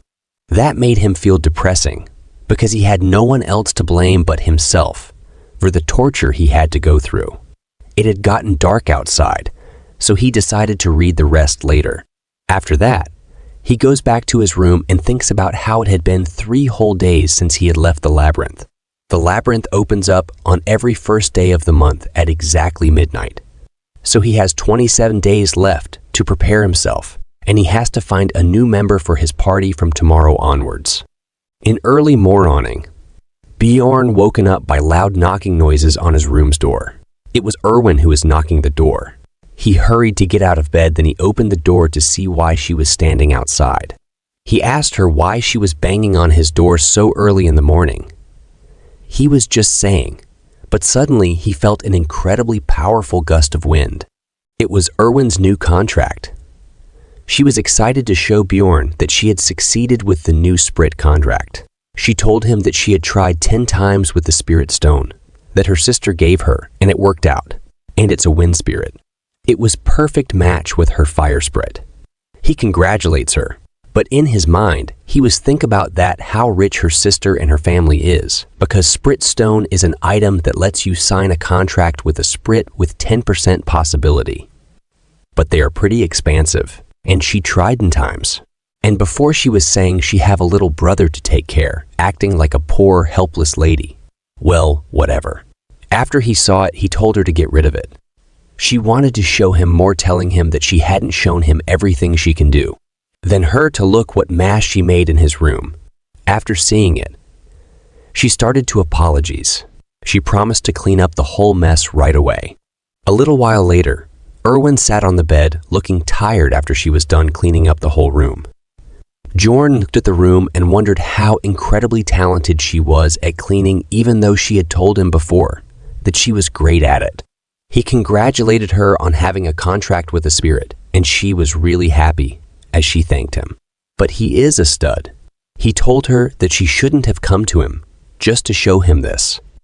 He tells her that she should have spent her time much more wisely, because she would have to go back into the labyrinth in 26 days. While Erwin agreed with his logic, she had wanted him to be the first to know about her achievement. Bjorn wondered why she felt so attached to him and speculated that it might be due to an obsession trait she gained from a goblin archer essence. He wanted to maintain a business-like relationship, but also expressed his willingness to be there for her as a friend and fellow comrade. As the morning continued, Bjorn planned to use his time effectively. He went to a place called the Angry Bull, where many barbarians were staying. He was welcomed by cheers from the crowd, being recognized as the strongest warrior. Inside the inn, a barbarian warrior informed Bjorn that he could stay for a cheap price due to multiple barbarians sharing rooms. Bjorn revealed that he was there to see Feneline's third daughter. He was still forgetting the names. Then that barbarian corrected him, because Einar was Feneline's second daughter, and I think it is very important. Einar arrived to the scene, and that guy told her that Bjorn was looking for her. She walked up to Bjorn and asked him why he had come to see her. Bjorn told her that he had a favor to ask her, which is that he wanted to fight her. She asked him if this was for training purposes, And he said yes, he needed to get stronger, because he knew he wouldn't be able to survive with his current fighting skills. Aner told him that it wasn't really a favor. If you wanted that, all he had to do was come out to the field where there were already dozens of sparring. She told him that as long as it wasn't in the morning, she was ready to fight whenever he wanted. He told her that they should begin right away. The crowd was ready to see some combat as Bjorn dashed towards her. He knew that he came to learn, but he wasn't intending to lose either. The fight began, and Bjorn rushed toward Aner with his full power. Aner was also ready. She swung her sword, and Bjorn's body hit the ground with his face bruised and nose bleeding. Crowd starting to shout that Aner is the best warrior now. She walked up to him and asked him if he was okay. He answered that he was fine and asked her for one more fight. And just like that, they keep fighting for entire day. They both are huffing like a dog.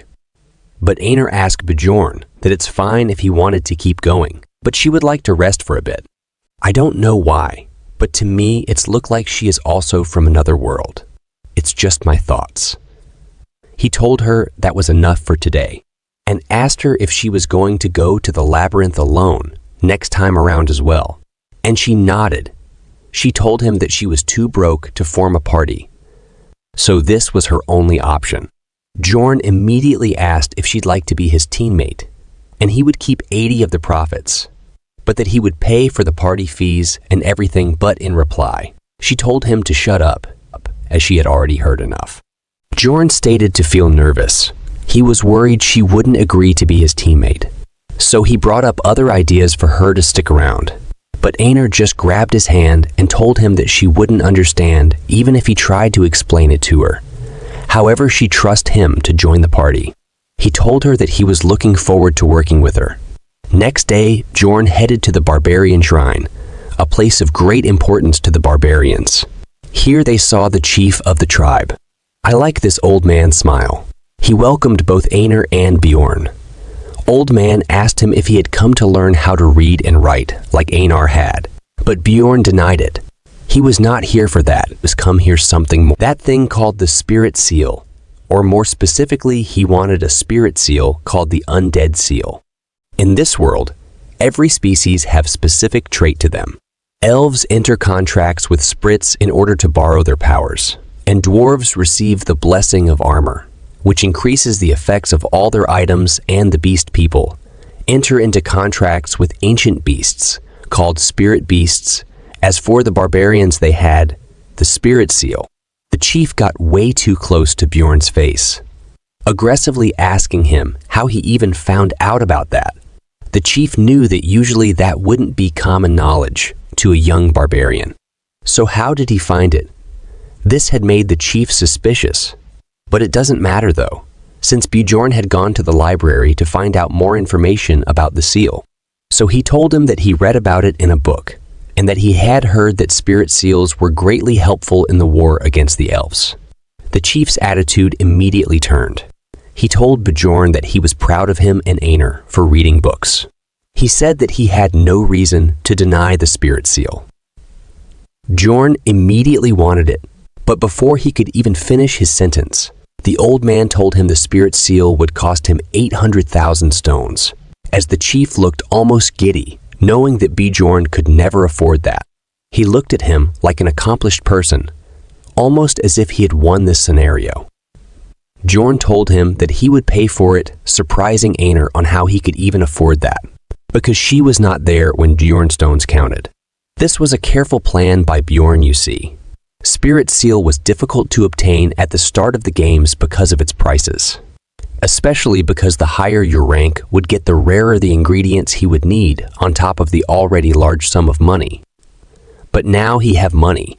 He dropped 4 bags, one bag, which had 500,000 stones, and the other 3 bags had 100,000 stones each. The chief was shocked this time, and he asked Bjorn about where Bjorn got that much money. But Bjorn had already thought of a reason to tell him. If the old man didn't ask, Bjorn would have been disappointed. So he began to tell him a story that he would love. About an injured elf that he found on the first floor. He told the chief that he used the elf as his slave, and used her to acquire as many stones as he could. Then he fed her a essence and got even more money from her sister as payment. Those elves were completely helpless against the might of Jorns. Well, it's actually true if you look at it from other perspective. Old Man liked it as he laughed out loud, claiming that he hadn't laughed this hard in years. What's more, a whole group of barbarians came around to appreciate his act, and Jorn liked the attention. Nonetheless, the old man had a reward for him. He liked Bjorn's story so much that he gave him 2 coins, each one worth 100,000 stones. So he made 200 zero stones by just telling a story. Jorn raised his fist in celebration, letting the barbarians hear what they wanted. He loved the attention. He felt good inside when they gave him compliments. Let's learn a bit more about the spirit seals. You see, spirit seals are strengthening techniques. They make the body absorb the essence of magical ingredients and give the body a special power. The barbarians had a ritual of tattooing babies when they were newborn while their souls are clean, so that the soul pathways are still visible even as adults. This why all barbarians are tattooed, and here I am thinking that because they look cool with them. After that, as he sat in front of the shaman, guiding him towards the path of the spirit seal, he received one last warning. The shaman told him explicitly that there was no way out of this once he received this spirit seal. He cannot receive another kind of spirit seal if he chooses this path. Bjorn had accepted it. This undead seal is the essence of a tanker barbarian. So the shaman began the process by raising his needle at Bjorn's back. He knew that this was the right choice. He had played the game too long to not know this. Red rays of light began to pour out, entering the tattoos on Bjorn's back. He was starting to feel it. He felt it on his back, and then he felt it through his entire body. The pain was overwhelming. It hurt so bad that he wanted to scream. But he had to endure this every time he wanted to upgrade his spirit seal. After long pain, he activated the first level of the seal, and his natural regenerative skill had increased greatly. He thanked the shaman for the seal, but got shaman shocked after hearing that, and start laughing, because this was the first time a warrior thanked a witch doctor. Bjorn was confused about why is he laughing, or did he did something wrong? Bjorn quickly started walking out before the shaman started getting suspicious. The morning was here, and Bjorn headed out to the commercial district to buy necessary equipment. After training with Einar for quite a long time, he had learned that he definitely wasn't fit to be a swordsman. His plan was to only use shield techniques after a point. So building proficiency in swordsmanship would be pointless. This is why he was looking for a one-handed blunt weapon. The shopkeeper showed him a large collection of blunt weapons that barbarians prefer. These were good-looking weapons that Bjorn knew would fit a barbarian's taste, but he asked for a more normal-looking one. The shopkeeper handed him a simple bronze mace, which immediately caught his eye. It was a small mace that cost 220,000 stones. After that, he did some more shopping, buying himself a custom fit helmet and a half armor plate that fit him perfectly as well, which cost him 530,000 stones. Now he was left with only 50,000 stones. A lot of time had passed since he had left the labyrinth, and his daily routine eventually set itself. He also met Erwin every day. He would wake up at 7 in the morning and get some breakfast with Erwin. Then he headed to the library and read until afternoon. After that, he always ate lunch at new locations, just so he could gather information that wasn't readily available in the books of the library, listening to adventurers speak. At around 5, he would make his way to the end where the barbarians were living, and he would train there. By the 7th day of training, he started to go up against different barbarians, testing out his strength against the lot. There were no techniques or systematic combat skills involved in these duels. It was just a fight with your instincts, and that was good practice for the labyrinth. After regular training, he had become strong enough that he could even win against Einar sometimes in duels. During the duel, she would compliment him on his skills improving. Although when he beat her, he would tell her that she had a pattern of fighting, but since it was habitual, Einar had a hard time changing her patterns. At night, he would get home and wash up, after which it was time for Erwin to come see him again. He walked out of the shower and saw her there. He asked her how she could make the 1-hour walk journey every single day, but she was usually just happy to see him and wanted to eat dinner with him. They would be together till 11 p.m., after which she bid him goodnight as it was time for her to leave. After that, she stood there for a second, looking back at him and telling him good luck for the labyrinth, because the day was almost there. They were going back in tomorrow. As he wished Erwin the same for her time in the labyrinth, Bjorn realized how quickly the time had passed. There were only 24 hours left before the labyrinth gates opened. I clear it to you if you are confused. Bjorn can't see these pop-up windows. The next day at 8:10, they went to the Explorer Guild to receive the Unity magic. They arrived inside the building and walked up to the counter. He asked to receive the Unity magic. The cashier lady looked at them and wanted to make sure that it was just the two of them. Bjorn acknowledged it, telling her that she was correct, and in return, she told them to place their hands on the crystal. As they put their hands on the crystal, the lady proclaimed that 2 rank 9 explorers would have to pay 15,000 stones. It was an expensive fee considering that this was just a one-time use thing. However, it was a necessary thing to get. The Unity magic had only one purpose. It existed so that you would spawn at the same spot in the labyrinth as your teammate. Bjorn asked the woman at the counter about what determined the rank of explorers. She told him that they judge it by the amount of essence in one's soul, which made Bjorn curious if the price would also increase with his rank. The lady told him that he was right and that it was only valid for 24 hours from now. Anyway, after they got their Unity magic, it was time to go and eat. Einar looked like she was in love at the look of the food, wondering what the hell this was. Well, Bjorn had ordered the most expensive meal at the tavern as a last feast before entering the labyrinth. He told her that this meal cost 800 stones, as she drooled at the sight. He told her to try it, and just as she took one bite, it was all well worth it. It was almost as if she found herself to be in heaven. It felt like a dream to her. The food was way too good. This meal had motivated her. She wanted to work harder from this moment onward so that she could earn a lot of money and get this meal every day. This makes Bjorn think about what she is eating until now. After that, at midnight, there were only 10 minutes before the labyrinth would open. The guards were stopping people from entering before it began. As Bjorn was noticing the size of the humongous portal, he heard a loud commotion in the background. It was a group of freshly turned warriors. They were cheering Parthun as a great warrior. Bjorn wondered how they even managed to find their way every time. I think there is another worlder like Bjorn every time in the new group. Again, it's just my thinking. Einar, on the other hand, got sentimental looking at them. It reminded her of the good old days, which was literally just a month ago. The announcer told everyone that they could now enter. Einar got excited and told Bjorn that they should go now, but he told her to wait.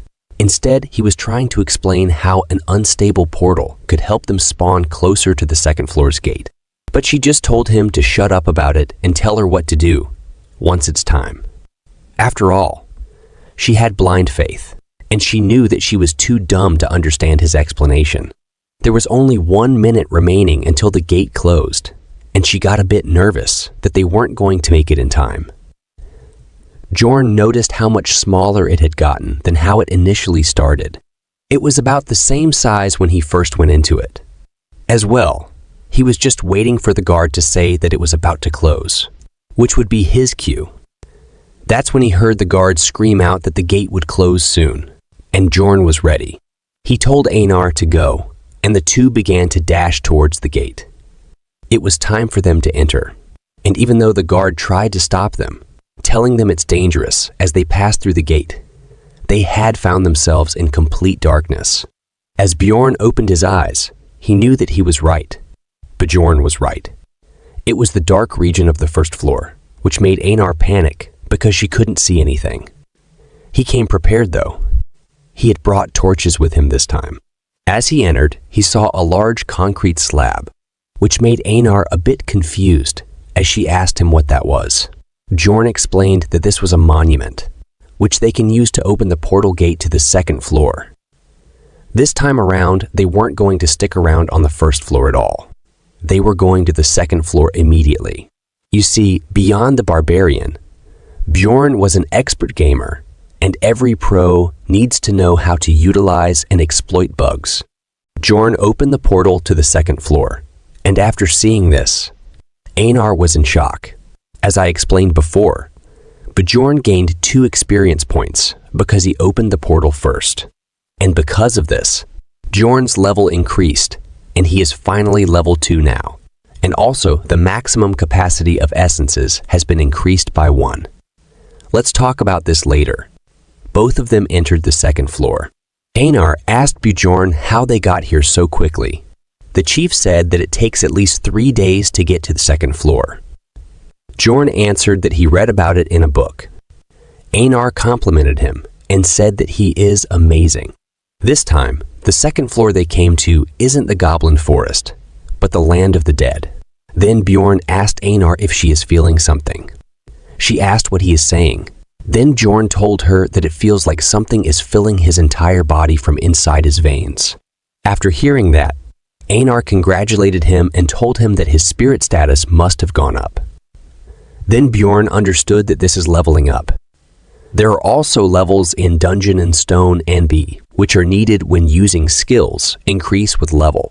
The amount of essences one can consume also increases with each level. Since Bjorn is now level 2, he can take 2 essences. Einar was still confused because his spirit status increased without killing any monsters.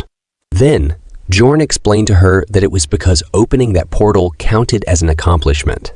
Experience. It's called accomplishments in this world, but you can only gain it once per type of monster. After a certain point, it becomes very difficult to obtain, and one way to break that wall is to open the first portal with a speedrun.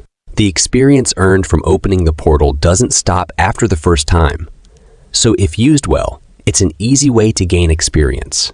So, he has to keep this trick a secret. So, he told Einar that it's a secret. So if anyone asks, tell them that it took them 2 days to get to the second floor. Einar was confused, but she agreed. After that, they moved out from there before the experienced explorers get there. First, I was thinking, why is his helmet weird? Now, I understand why. So, it is used for holding the torches. It's quite practical indeed. Then, Einar touches Bjorn's helmet, and it's not hot. Then, Bjorn explains that it's because torches are magic tools and stay on for 3 days once turned on. That's why it's possible to use them like that. If not, Bjorn's head will be roasted alive. The Land of the Dead has stronger monsters on average than Goblin Forest. However, there are no traps, so it's less tricky than Goblin Forest. In other words, this place is much better for 2 barbarians. Einar saw the ghouls. There were just 3 of them because it's just the first day. There will be about 3 times this amount on the 3rd day. This made Einar excited, so she decided to take care of them herself, and she finished them in a single swing. After that, she started boasting, saying that the second floor is easy. Then suddenly, a sound of laughing and screaming came. She got scared and held Bjorn's hand tight, asking him what that sound was. Then, Bjorn explained to her that it was a banshee, a ghost monster.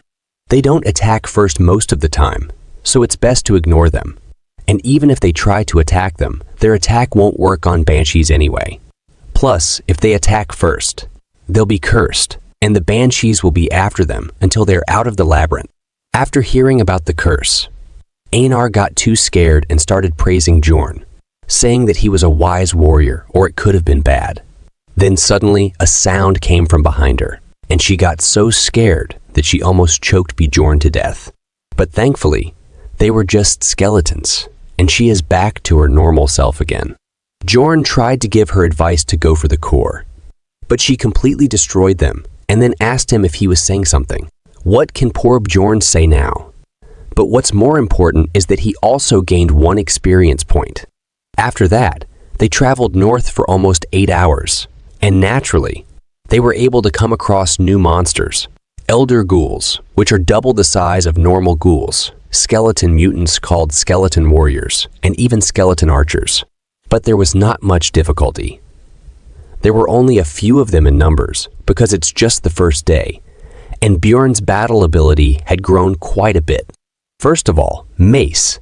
His weapon now was the perfect size and weight for him, so he was able to crush their skulls much more easily than the hammer. Next, the armor, which reduced the surface area he had to protect using the shield, letting him fight much more aggressively. The steel helmet might not protect him too well from a crossbow, but it easily stopped arrows from half-broken bows. He might be good at destroying the enemies, but there is one more who's just as good or better. Bjorn feeling refreshed compared to the fights he participated in with Erwin. Bjorn's arm was injured, but it healed soon. Then Einar asked Bjorn the reason for it, or is this the spirit seal thing? He answered that yes, it was. The undead seal's level 1 effect is better natural regeneration. It takes only about 1 minute to heal 0.5 centimeters deep. Plus, his stamina itself recovers quickly too, increasing his endurance, meaning making him a perfect punching bag. Now, the ground is no longer wet. The terrain is different, and they are ready for the new adventure and new enemies with their heroic pose. I think I've seen this pose somewhere, but I can't quite pinpoint where. They were just giving a pose when suddenly a sound came from behind. This time, it's an 8th rank monster, Death Fiend. It's a scary monster that eats light, and you won't notice it until it comes near you. Bjorn ordered Einar to attack its head. Einar was a little scared, but she said that she trusts him, and they started attacking the monster. But Death Fiend is not an easy opponent to beat. Its skin is as hard as a hard stone, and it's also super strong. Einar tried attacking its neck, but she was not strong enough to cut its head. She started panicking, asking Bjorn what to do. Death Fiend is known for its good defense. Plus, Death Fiends have a passive skill called Body Preservation, which helps him heal faster. Because of Einar's attack, Death Fiend used his active skill, Call of the Dead, to summon ghouls. Difficulty suddenly rose. It looks like Death Fiend's essence is great to become a necromancer. Bjorn ordered Einar to take care of the ghouls first, and he faced the Death Fiend in the meantime. Bjorn was holding the Death Fiend while Einar was fighting the ghouls. After Einar killed all the ghouls, she attacked the Death Fiend, which distracted it and gave Bjorn a chance to attack its head. Bjorn was feeling good after attacking it, but the Death Fiend attacked Bjorn pretty hard. Bjorn also attacked it with full power, but it healed quite fast. Bjorn couldn't attack fast enough to catch up with its regenerative speed, so he was thinking of giving up on killing it and going for 9th rank monsters. But suddenly, Einar lifted the Death Fiend's leg. Bjorn understood that she is trying to mess with its balance, so he also attacked its other leg and flipped it down on its back. Because of its body, it was unable to get up on its own. This showed who the real villain here was. After that, both Bjorn and Einar started beating its head like they were pounding a rice cake. This reminded me of a Doraemon movie when they got to the moon, where Bunny makes rice cakes. They were really enjoying it. And just like that, they defeated the Death Fiend. It's lying behind a big stone. Einar was happy, but Bjorn told her that it's only worth 100 stones. But with ghouls, it's 300. She was shocked that one Death Fiend is worth only 100. Then Einar asked Bjorn how much the bread they had at the inn was. Bjorn answered that the cream pie would about 300 stones. She was happy, and said that she can enjoy one of those each time she kills a Death Fiend. This motivated Einar, but I think she forgot that they are splitting 8. Bjorn gets 80, and Einar only 20. Well, whatever. Bjorn was also happy because she was so active while Erwin was a bit passive. After that, they went around the area hunting Death Fiends. As soon as they came across one, they attacked its 2 legs to bring it down and started pounding its head until it died. They hunted about 70 Death Fiends like that all day. At the beginning of Dungeon and Stone, where the essence drop rate is very low, most people build their base on the essence they pick up. That's why he aimed for a Death Fiend's essence, which would synergize with his Undead Seal and has a nice passive skill. But they haven't gotten any. On the second day, the Death Fiends now appear in pairs, but they had learned how to deal with them already, so it wasn't as difficult as he expected. They knocked one down and worked together to knock down the other one. Of course, if they can't kill the Death Fiends quickly, they might be surrounded by ghouls, putting them in danger. Death Fiends don't chase enemies out of their territory, so they just need to run like hell. Starting in the afternoon, the Death Fiends started appearing in groups of 3. So when the second day was coming to an end, they stopped hunting Death Fiends. They decided to take rest. So they found a cozy place to rest, but another team showed up. Bjorn tried to scare them off, but before he could do anything, Einar scared them and quickly ran from there. Then she ordered Bjorn to move somewhere else because they now know their location. They needed to find a different place to camp. It looks like they don't like humans at all. Maybe something similar to what happened to Erwin happened to her in the last labyrinth exploration. They were just searching for a good place to camp when suddenly the screams of people asking for help came. They were shocked because these were not the sounds someone makes when attacked by a monster. Instead, it sounded like a person killing another. They tried to run away from there, but a voice stopped them. There are 4 fresh corpses there, and no fighting signs, and one woman standing there. This means she is a plunderer. Plunderers. They are people who professionally hunt explorers. Instead of collecting monster magic crystals, they loot explorers' equipment for profit.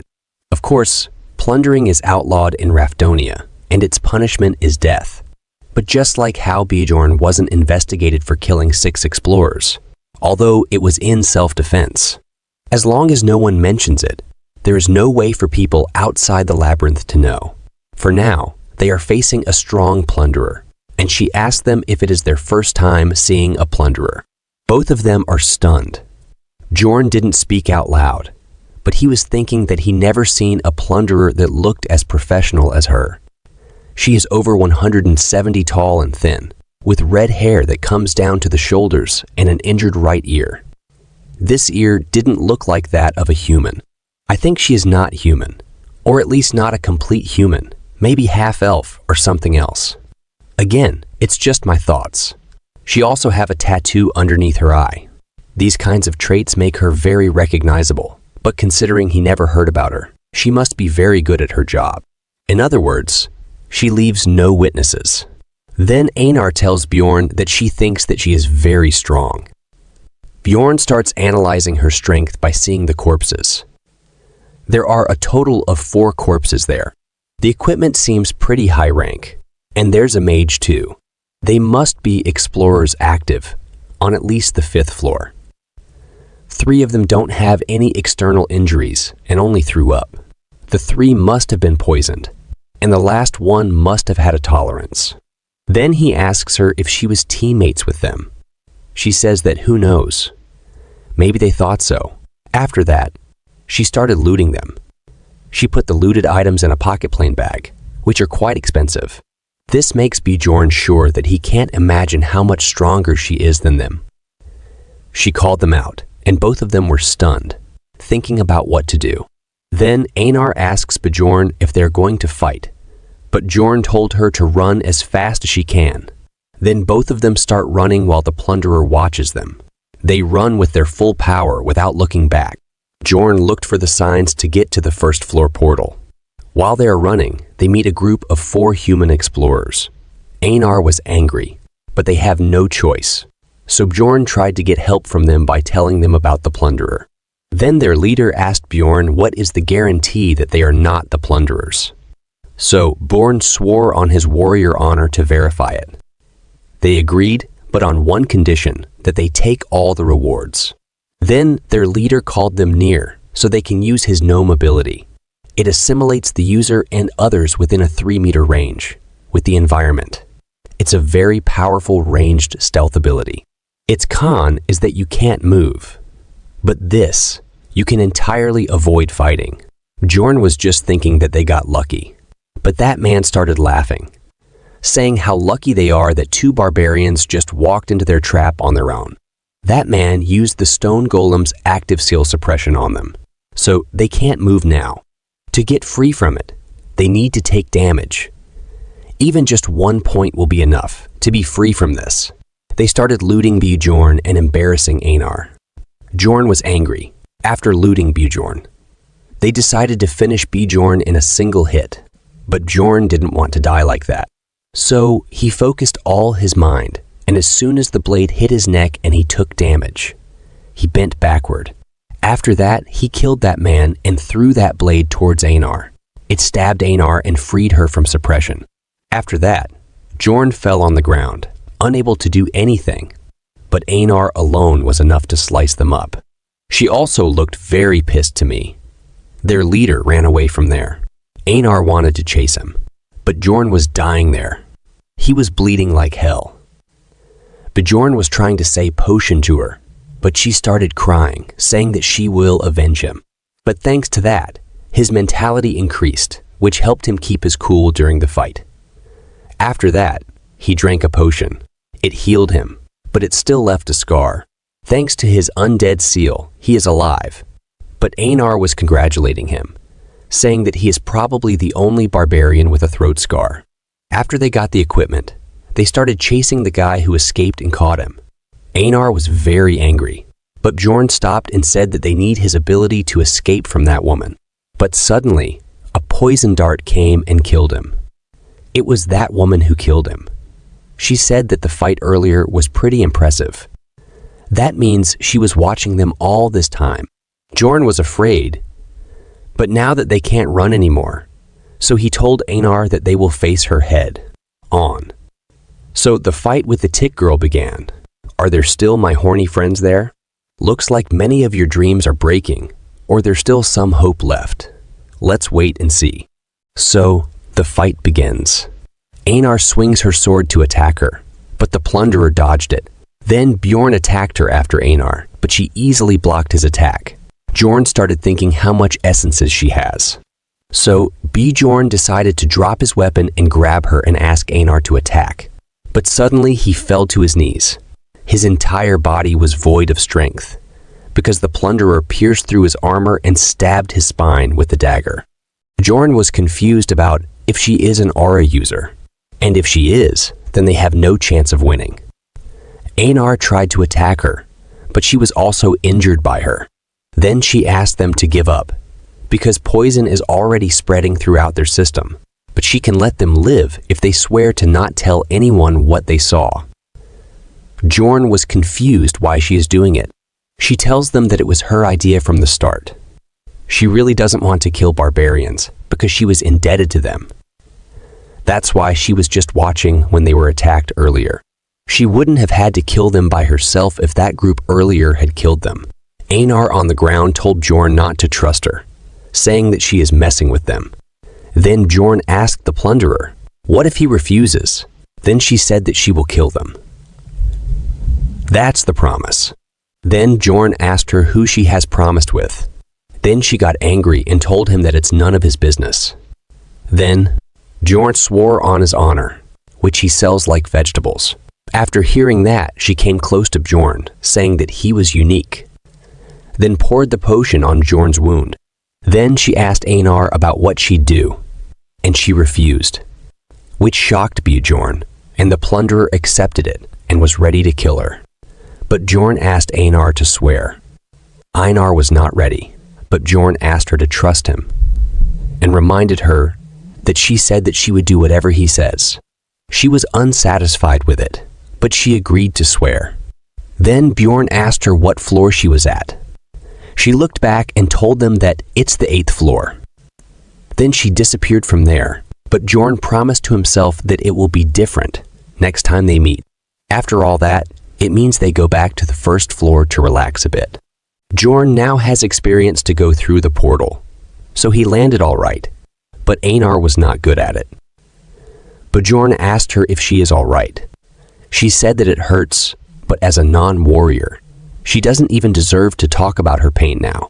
Her mind is completely broken from the shame of begging for her life. Bjorn tried to encourage her that the warrior that survives is the strongest, but she didn't buy it, saying that she won't understand if he talks too much. But still, she gets what he means, enduring this shame and desire. That means she is a strong warrior like Bjorn. But Bjorn doesn't feel any of those things because he is not a real barbarian. They have been awake for 20 hours now, and all the things they've gone through have made them mentally exhausted. But they can't sleep. Even Bjorn was not feeling as bad as Einar is, but still, he feels rather terrible. Bjorn remembers his past when he was saved by Blondie, when the priestess refused to heal him, and the swordsman threw a potion at him like he was sad to see it go. He took the potion like a dog back then. He was happy to be alive, but he can't forget that feeling. He made the best choice he could in the situations he was put in. In other words, he was only focused on the present. But what else can he do? As soon as he opened his eyes, he saw someone be beheaded, and things far from reality continued to happen. So he had no choice but to act out of prioritization for his safety. But he can't survive like this. So he decided to change his plans. Then he asked Einar if there is a way to become stronger but comes with great danger. Einar told him that she will do it. They all die if they don't get strong anyway. Then Bjorn told Einar that they are going to enter Rupture. Then they go to a region where all 4 types of monsters come all at once. And this place has darkness, so this place is unpopular. And there's no reason to come here unless you're cutting through to save time. But that just means it's a great place to hide things. There was a memorial to the person who first discovered this labyrinth, the last wise man, Dyfwian Grandel Gabrielius. Bjorn told Einar that he is going to open a rupture, but everything that happens from this point onwards is a secret.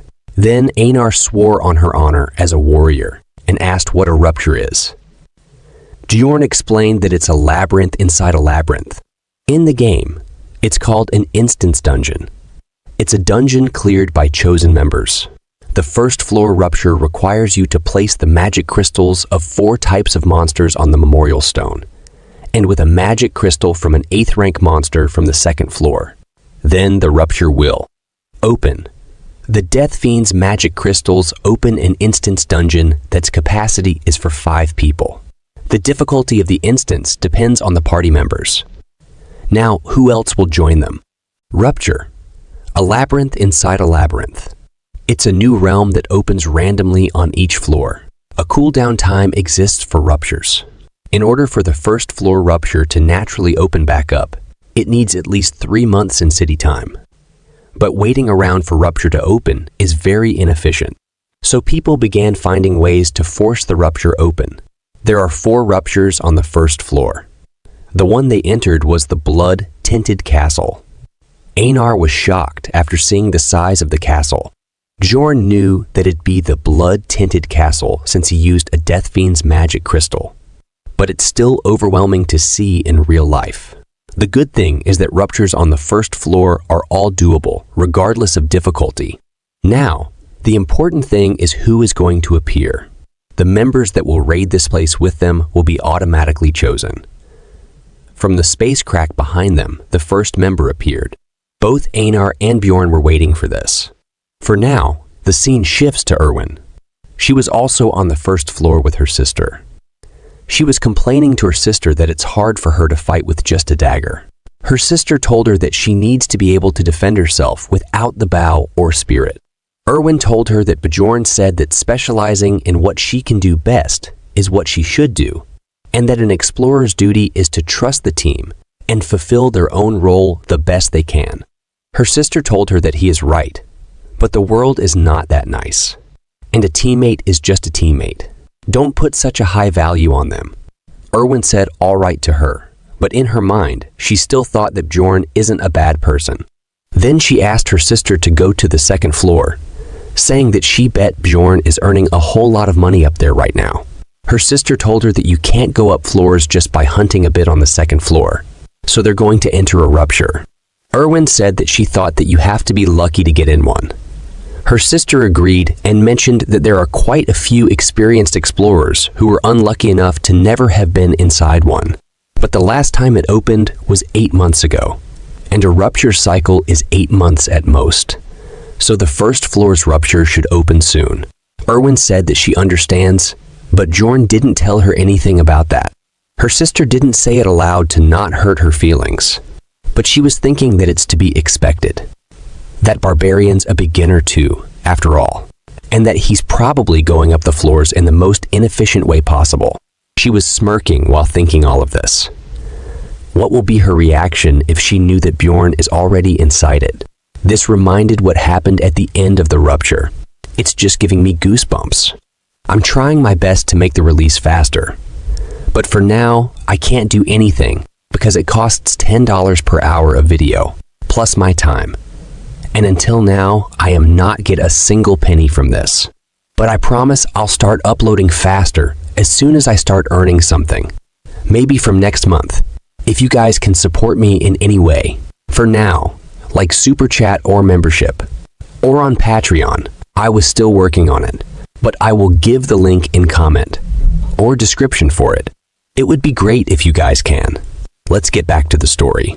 Her sister asked Erwin to trust her, and she will make her unbelievably stronger than Bjorn in just a year. She was speaking, then suddenly the rupture opened in front of them. Both of them started running towards it.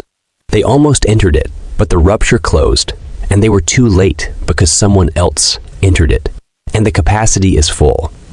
So the first party member is a dwarf. Then the second member entered, and it's a mage with a man to carry her luggage. Both Bjorn and Dwarf were surprised to see a mage on the first floor, but Einar was confused. So she asked Bjorn why a mage is that great, when the librarian also was a mage. Then Bjorn explained to her that the librarian was a 9th rank mage, and mages are an important resource to the city. So only those whose skills have been verified can enter. In other words, her being here means that she's skilled enough to have proved herself worthy. Does this mean we can see the librarian can become Bjorn's teammate in the future? It looks like many of your dreams might come true. The mage told Bjorn that he is quite knowledgeable for a barbarian. Then she introduced herself. She is a 6th rank mage, Alua Raven. If you guys don't know, the rank in this world is reversed, starting from rank 9 for both monsters and others. Some of you might think that the librarian is a legendary 9th rank mage from other stories' logic. She seems a bit condescending, but all the mages in the game were absolute scums, so she is basically a saint compared to them. Then she introduced the professional carrier that she hired. His name was Tarjan. Then the dwarf introduced himself. His name is Hikurad Murad. He is an explorer for 3 years. Then Bjorn and Einar also introduced themselves as Jandal's son, Bjorn and Feneline's second daughter, Einar. Did you guys also notice that Bjorn uses his father's name and uses her mother's name? I was just thinking, what if both of them are brother and sister? I know, I don't want to ruin your mood. It's just a random question that came to mind. Let's get back to the story. Then Bjorn asked them how they got into the rupture on the first floor, since they don't seem to have a reason to be working on that floor. The mage said that she can't tell the details, but heard that a rupture is going to open this time. The dwarf said the same for him. They're not talking about the method, but this is ladder kicking. In simple terms, they are monopolizing low-level ruptures and preventing new explorers from getting in. Then they started discussing how to divide the loot. The mage suggested that the loot be divided among them, excluding Tarjan. The dwarf agreed and said that it's common knowledge to listen to a mage in the labyrinth. Since there's a mage in the team, Bjorn has to listen to her. The very person that convinced the royal family that evil spirits needed to be killed was a mage. Bjorn said that he agrees, but Einar disagreed with listening to orders from her. She wanted Bjorn to be the leader and said that he's not a normal barbarian. He is wiser than anyone, and he reads 6 hours a day. Bjorn tried to stop her, but she didn't stop. It looks like she really wants to expose Bjorn. The mage said that a barbarian reading is unique, but they already decided. Einar said that he is not unique. He is great, and she started repeating great and warrior countless times. Bjorn was super embarrassed. Then the dwarf said it's a great thing to be respected by one's wife, and that he was envious of Bjorn. Einar got flustered and said that she is not his wife. The dwarf said that she doesn't need to be embarrassed, and both of them started arguing. Then the mage stopped them and said that they should start moving now. Bjorn was thankful that the conversation topic changed, and Raven wasn't really interested either.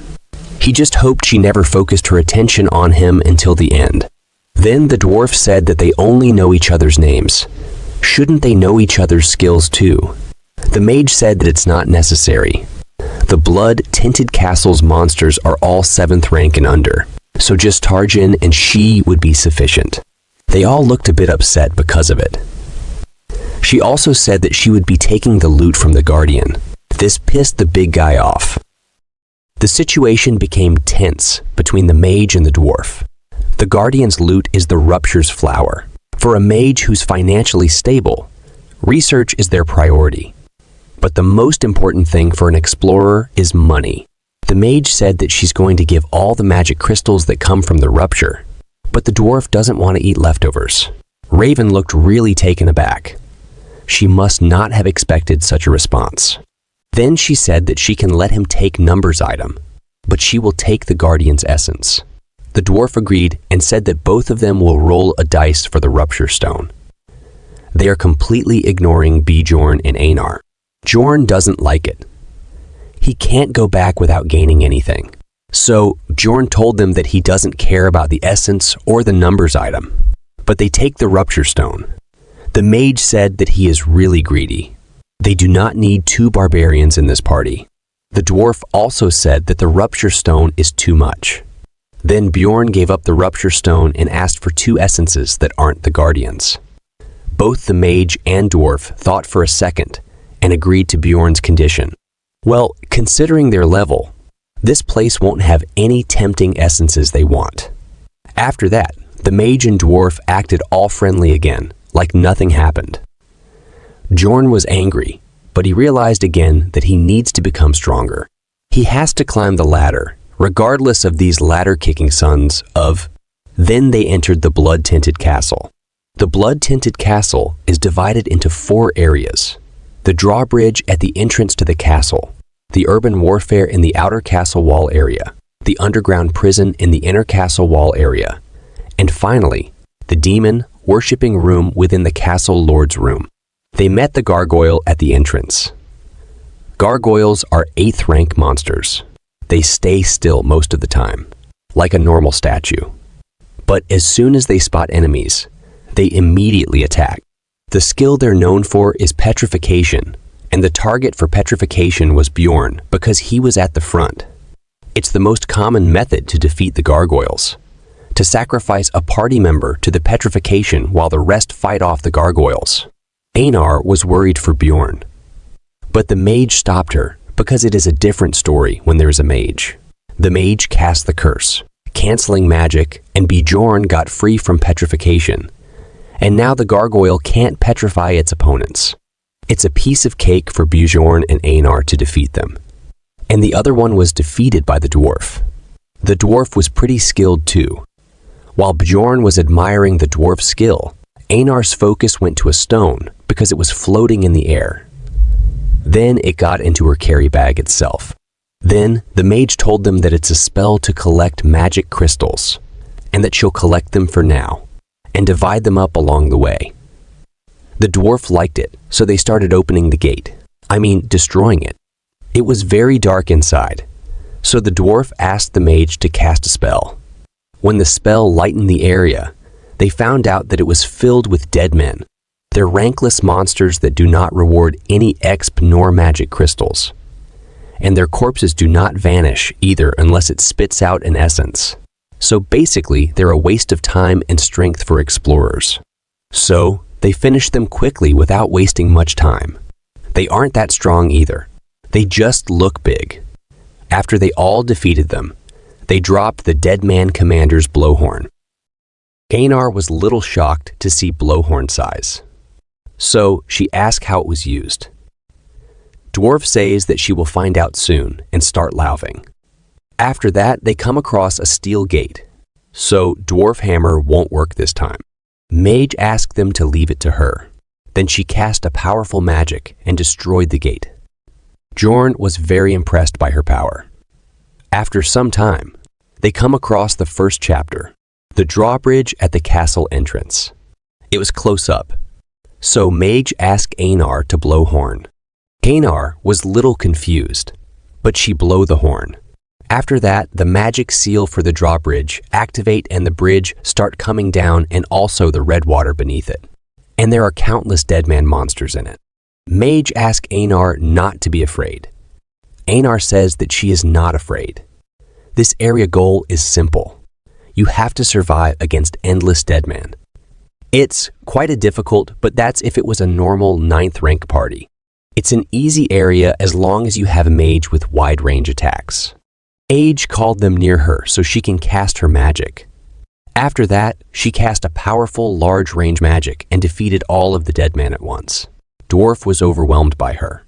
He praised her. She says that they're just deadman. Jorn was also overwhelmed by her. He didn't expect her to be this strong. After some time, when the drawbridge come down, they entered inside the inner castle. Jorn wasn't happy about how easily it finished. Now that they passed the drawbridge and entered the main castle residential area, normally they have to face countless enemies here too, but the mage cast her magic again. She couldn't kill all of them at once, like earlier, but still she killed almost 90% of the mob. But the Death Fiend is still fine. Mage says that she leaves rest of the monster to them. Jorn asked Einar to get ready, and she was very happy, like she finds her favorite toy. After that, they use their old favorite move. Both of them grab the Death Fiend leg and flip it on the ground, then use their old method. Dwarf was very shocked after seeing their method of hunting. After that, Mage cast another magic, and this time it's an injury worsening spell. A Death Fiend's advantage is their passive registration skill, body preservation. And with that passive skill on lock, Death Fiend is nothing more than a big chunk of meat to them. They don't even need to use their favorite move on Death Fiend now.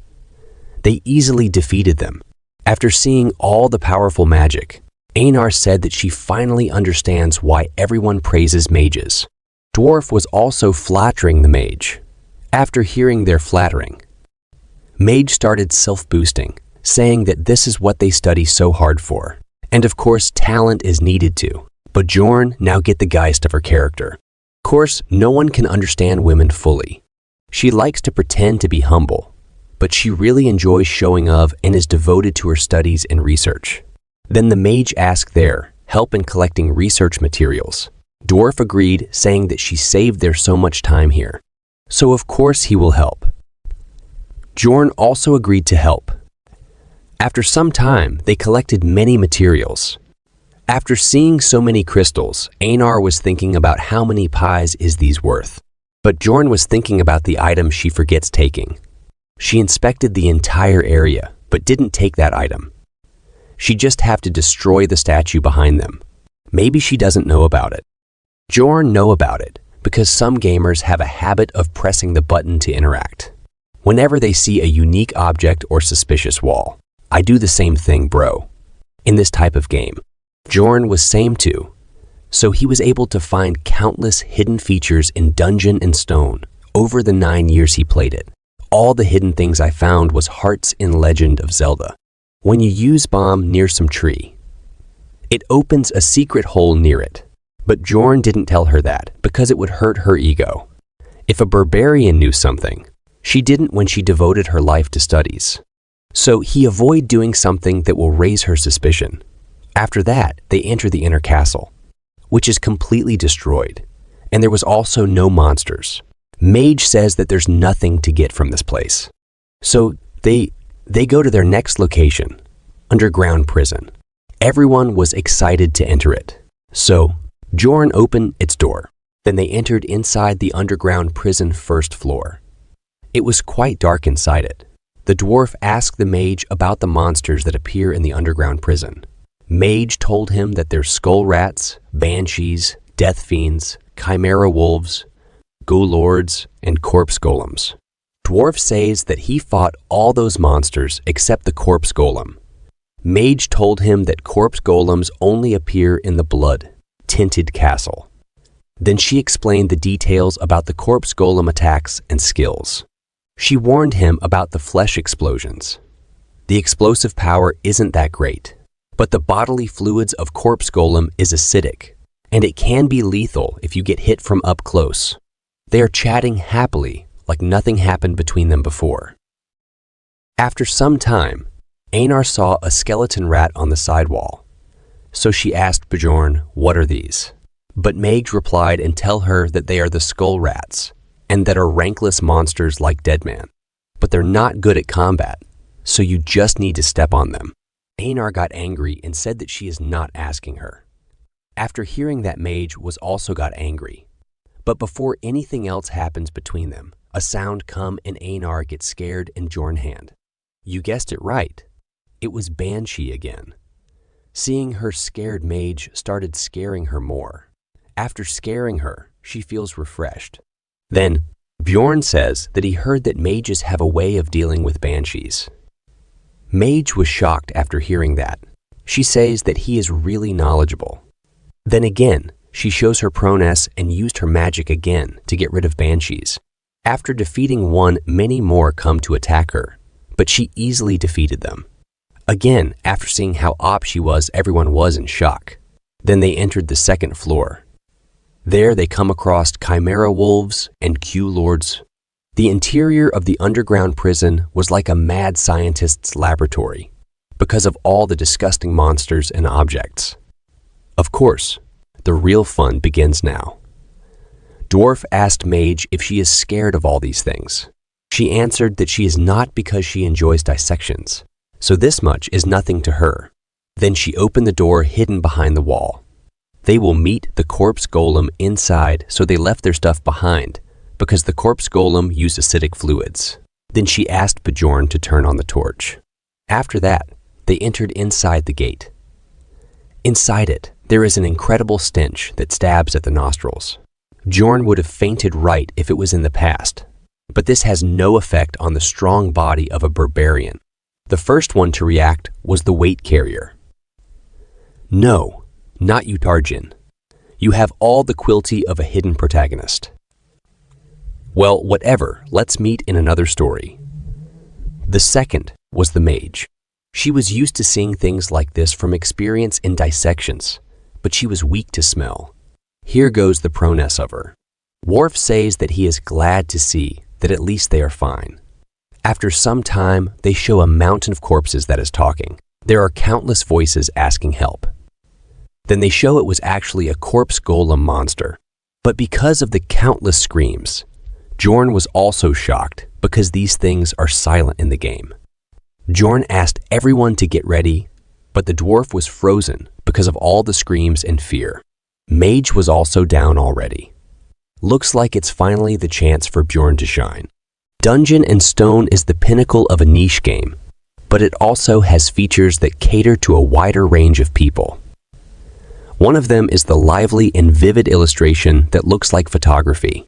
These illustrations were used often as memes. Because of that, many people recognize the memes even if they did not know the game. But no matter how realistic the drawing is, it was nothing compared to seeing it in real life. The same applied to Bjorn too. He was also feeling scared and disgusted after seeing the corpse golem in real life, and the mage that was supposed to be skilled in dissections. The dwarf that must have come across countless kinds of monsters over his 3 years as an explorer. The carrier who looked pretty strong despite his role. They treated Bjorn and Einar like trash because they're beginners, but the only ones in their right minds here are Bjorn and Einar. Then, Corpse Golem threw a corpse towards Einar and Dwarf. Bjorn tried to block it, but Golem used his skill, Flash Explosion, and scattered the acidic blood. Einar tried to save the dwarf and pulled him back, but some of the blood got into the dwarf's eyes. The dwarf was rendered powerless in the blink of an eye, and the mage who presented herself as someone so dependable. She was still barfing it up. Bjorn asked Einar to take the dwarf to the back and protect the mage. I didn't expect Einar to actually agree to protect the mage, but she quickly followed the order and took the dwarf back. Corpse Golem's attack pattern is simple. They throw corpse bombs at those far away. As for the closer enemies, they pull them in for consumption. So you should not get too close to a corpse golem. If you get too close, the corpse golem will focus on the mage instead of you. And why am I telling you things like this in detail? It was because maybe one of you guys transferred to this world for some reason. So you guys won't curse me for not telling you important details. I'm just saying don't take it to heart and start preparing for it. Okay, let's back to the story. Since the mage is still not in her right mind, that would be the worst case scenario if she got attacked right now. So, Bjorn has to keep his distance until the mage gets better and lure the golem the other way to stall time. After some time, the mage recovered a little bit. So, she cast a magic spell and attacked the corpse golem. The first phase of the corpse golem, which would have normally taken a long time with many torches, was finished off with just one spell. The corpse golem's outer body was burned to ashes with just one spell. The second phase, skeleton golem mode, starts. Einar and Bjorn were ready to fight him. Bjorn told Einar to attack its chest. After that, both Einar and Bjorn attacked its chest and defeated it. After its body disappeared, it left behind the essence. Einar was excited to see the essence. A rupture is basically a treasure chest. Elite monsters that do not appear in the normal fields are like long-awaited rain to explorers since they have limited ways of earning experience. And the loot from the Guardians is something that all explorers desire. But a rupture's main temptation is the fact that the rate of essence drops increases exponentially. So considering the possibility, it's weird that it took this long for them to come across an essence. Einar asked Bjorn what they were going to do now with the essence. Bjorn said that they are the ones with a claim to it, and that they are the ones who did the most work, and that was what they had promised when deciding the loot. Bjorn actually wanted 2 essences. Death Fiend Essence for its regenerative power and a Chimera Wolf's for its strength. He didn't expect to earn the essence of a rank 7 elite monster, Corpse Golem, that only appears once in the blood-tinted castle. Plus, the stats it would raise are perfect for a tanker. His body will be dulled because of the decrease in perception, but the other stats increase makeup for it. Bone density has a great effect on defense, and it's raised by 55. Weight, which is great for knocking back an enemy or blunt weapon damage, will be increased by 21. Pain tolerance is very useful too. Strength and poison tolerance are also helpful stats. But the problem is the skills. The active skill is Flesh Explosion, which causes great damage, but it costs the character's own hap. Plus, because of acidic bodily fluids, if a character is damaged, the acidic blood gets on the equipment and greatly reduces its durability. Bro is thinking about equipment, and I was thinking about what will happen to his romantic life if all the bodily fluids become acidic. And what will happen to little Bjorns swimming in that fluid? I just don't want to think about it. I just don't like these skills. But maybe you guys have another opinions. Let's back to the story. In other words, a corpse golem's essence is great, but it's away at potion and equipment cost. Bjorn was confused about what to do, so he decided to just leave it for now and heal the dwarf first. An essence should stay for half an hour. After the dwarf was healed, he apologized and said that he was embarrassed. Then, Bjorn said that he was glad that he knows that, and reminded him that he would be dead if it weren't for Einar. The dwarf said that he knows and he was embarrassed, but as soon as he saw that thing, his entire body was frozen up. They almost wiped out by a middle boss because of mentality issues, despite having enough force to defeat the boss. Then the mage apologized too. But what the heck is Tarjin doing? He is doing things that's not his job. But Bjorn doesn't care about these things. What he cares about is loot. So he tried to get more benefits from the mage and told her that they got rid of the corpse golem. Mage said that she knows that, and she is glad that she forced herself to use that spell. She sure knows how to talk her way out. If Bjorn doesn't say anything, he won't get even a single cent out of this. Then Bjorn said that they saved their lives, and that's more than one person's responsibility. The mage agreed with his statement and asked about what he wants. Bjorn said that they will take the rupture stone. For a moment, everyone became silent. Then the dwarf broke the awkward silence and said that he agrees. He would be dead if not for Einar. Mage said that she is against it, but if they come across the rupture stone, she will give him a fair chance. Bjorn was not very happy about it, but that's all he can get with his current strength. Then Bjorn threw his MasterCard and told everyone about the essence. After hearing that, everyone was shocked. Mage was the one who was shocked the most. She said that Corpse Golem essence is more rare than Guardian essence. There are very few of them she heard about, and even the Explorers Guild doesn't know its exact effects. Its rarity makes Mage excited. She wants to research its properties. Bjorn knew she would react like this. That's why he saved it for the real negotiation. Then Bjorn said that he has an offer. If she wants, he can give her the essence. But if they come across a Guardian essence, he will take it. This made Mage think about the offer. Then Mage said that there's no guarantee that the Guardian drops its essence. Bjorn said that he will take the risk. Then Mage agreed happily. She said that she is more interested in it than the Guardian essence. Bjorn was also very happy. Then Dwarf asked Mage if she is going to feed the essence to Tarjan because mages can't absorb essences. It looks like mages also have weaknesses. She answered that she will not feed it to him. Just the essence itself is worth researching, and she took out a test tube. That's a very expensive item. Unless you get an essence above 6th rank, it's not even worth the cost. Dwarf said that he is very impressed that she owns something so expensive.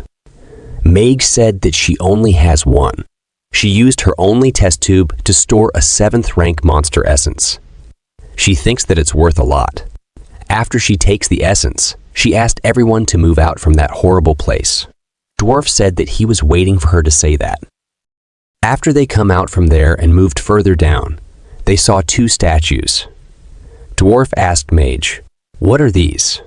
She said that she can't feel the mana from them, and they're probably just normal statues. She also said that Lord Residence is right above, and they go there if it was not already. Then she started checking the status, and suddenly a book from the ceiling fell down. Dwarf asked Mage if she knew about this. She said that a book is a treasure that hands down knowledge, for boosting in front of the dwarf instead of just saying that she read about it in a book.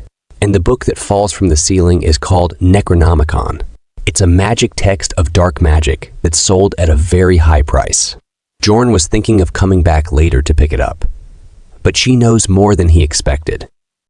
Mage said that she finds it on her own, so she be taking it. Dwarf agrees and says that they can't spellbend, so they can't carry it out anyways. Look at her awkward laugh. Because she knows that Necronomicon is treated as an item, so anyone can bring it outside without spellbending. Then she awkwardly hurried up everyone. Then they went around the devil, worshipping room hunting monsters. There are gargoyle statues, chimera wolves, and the second mini-boss, the Bone Knight. Mage was happy saying that they get lucky to meet the desire. Type Bone Knight. But Bjorn was not feeling good because she was right, and they got too lucky. 7th rank monster, Bone Knight. They have one of 3 attributes: hatred, sadness, and desire. The sadness type uses a fog that induces psychosis, so they are annoying to deal with. The hatred type uses soul slaying, which decreases levels, which are already too hard to increase, so they're the most difficult to deal with. Finally, the desire type that's in front of them right now. It also looks cheap and looks compared to the other 2. It has the ability to regenerate itself using life power absorption. It's a good skill, but Mage can easily nullify its skill. Using her spell, she cast it on Death Fiend. Then Einar and Bjorn easily defeated it. They are the easiest type to fight. On top of that, Bone Knight also dropped the essence. Everyone was a bit shocked because they got 2 mid-boss essences. Dwarf congratulates Bjorn and Einar. Then Bjorn asks Einar to take the essence. Bone Knight essence is good, so Bjorn also wants it. But from a player's point of view, Einar should take it, because life power absorption works well with swords. And someday Bjorn needs to abandon his weapon. Plus, when he entered the labyrinth together with Einar, he felt that Einar is dependable. Einar thanks Bjorn and promised that she will repay him in the future for this. Then she started absorbing the essence. But Bjorn didn't tell her one thing. Bjorn always does that. First, he gave Erwin a 9th rank monster essence. If not for him, her sister would have given her a higher and better essence. And now it's Einar. It's good that it's at least a 7th rank monster essence, but from the weakest one. I think he just wants them to be strong enough to help him now, but not strong enough that they become a threat to him. Again, this is all my theory. After Einar finished absorbing the essence, she said that she didn't feel any big changes. Then she saw Bjorn, and she was shocked. She asked Bjorn how he got bigger. Then she saw the other 2, and she was more shocked because the dwarf is looking less like a dwarf now. Then she asked what they had done. Then Bjorn told her that she is the one who got smaller. She was shocked. The mage explained the basic effect of a Bone Knight's essence.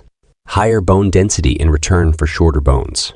She explained it in detail, but to put it like a game stat window, that's what it looks like. It has good passive skills, but for active ones, you need another good healing skill to take full benefit of it. Mage explained that Einar only got shorter, but her strength didn't decrease. But Einar started screaming and crying, saying that now no one will see her as a warrior anymore. Everyone already looked down on her because she is a woman. Mage tried to calm her down by saying that she got very pretty, but it made matters worse because that means she doesn't look like a warrior anymore. Bjorn also tried to encourage her. The dwarf said that it's a cool essence, and he would have been invisible if he had taken the essence and started laughing on his own. I like this dwarf character. He always keeps laughing and making jokes all the time. On the other hand, the mage said that she would like to do a detailed check on her when they are back in the city. What can I say about her? Only Bjorn was truly trying to encourage her. Others are just saying whatever they want without thinking about her. Then Bjorn told Einar to test out her essence on the Death Fiend. Einar was not very excited about it, but she still has to do her duty, even if she doesn't look like a warrior anymore. That's what she said, not me. But to be honest, she looked good before than now. Then she goes near the Death Fiend and casually swings her sword. But this casual swing cuts down the Death Fiend in half. This surprises even the mage. Einar was shocked after seeing that. She started crying, saying that she is still a warrior. Bjorn says that she is not just a warrior. Bjorn says that she is a stronger warrior. After that, both of them start cheering, but others didn't stop for them. They start walking. After some time, they come to the Guardian Room, the final boss of this rupture. The dwarf says that it was fun with all of them, but it's almost time for them to say goodbye. The mage also says that she was a bit sad and gets why people work as explorers. I think she didn't understand a single thing. People don't work as explorers because they have fun doing that, but because they have to earn money. Both of them are chatting, but Bjorn starts thinking that they got lucky. Einar got an essence. They also get the bigger share of loot because of the golem. But he was not feeling good about it because things never worked out this smoothly in his life. He was always sick and didn't have any luck in his love life, just like me. Then he was transferred to this world. He started thinking about the worst case scenario that can happen to them in their current situation. He was just thinking, but the dwarf started opening the door. Then Bjorn's focus goes to the door handle. Bjorn tries to stop the dwarf from opening the door after seeing the handle, but it was too late because the dwarf already opened the door. and the owner of the blood-tinted castle is awake. The mage was very shocked, because normally the final boss of the rupture is a death knight, but now there is a vampire sitting on the chair. After seeing them, the vampire said that he didn't see a living being in a while. Yes, this vampire can speak, and he is not a normal monster. Vampires only comes out in levels higher than the 6th floor, and even then, very rarely. It's not even a normal vampire mutant. It had intelligence and also has a name. Vampire Duke Cambermere. Let's talk a little about monsters' power or ranking systems.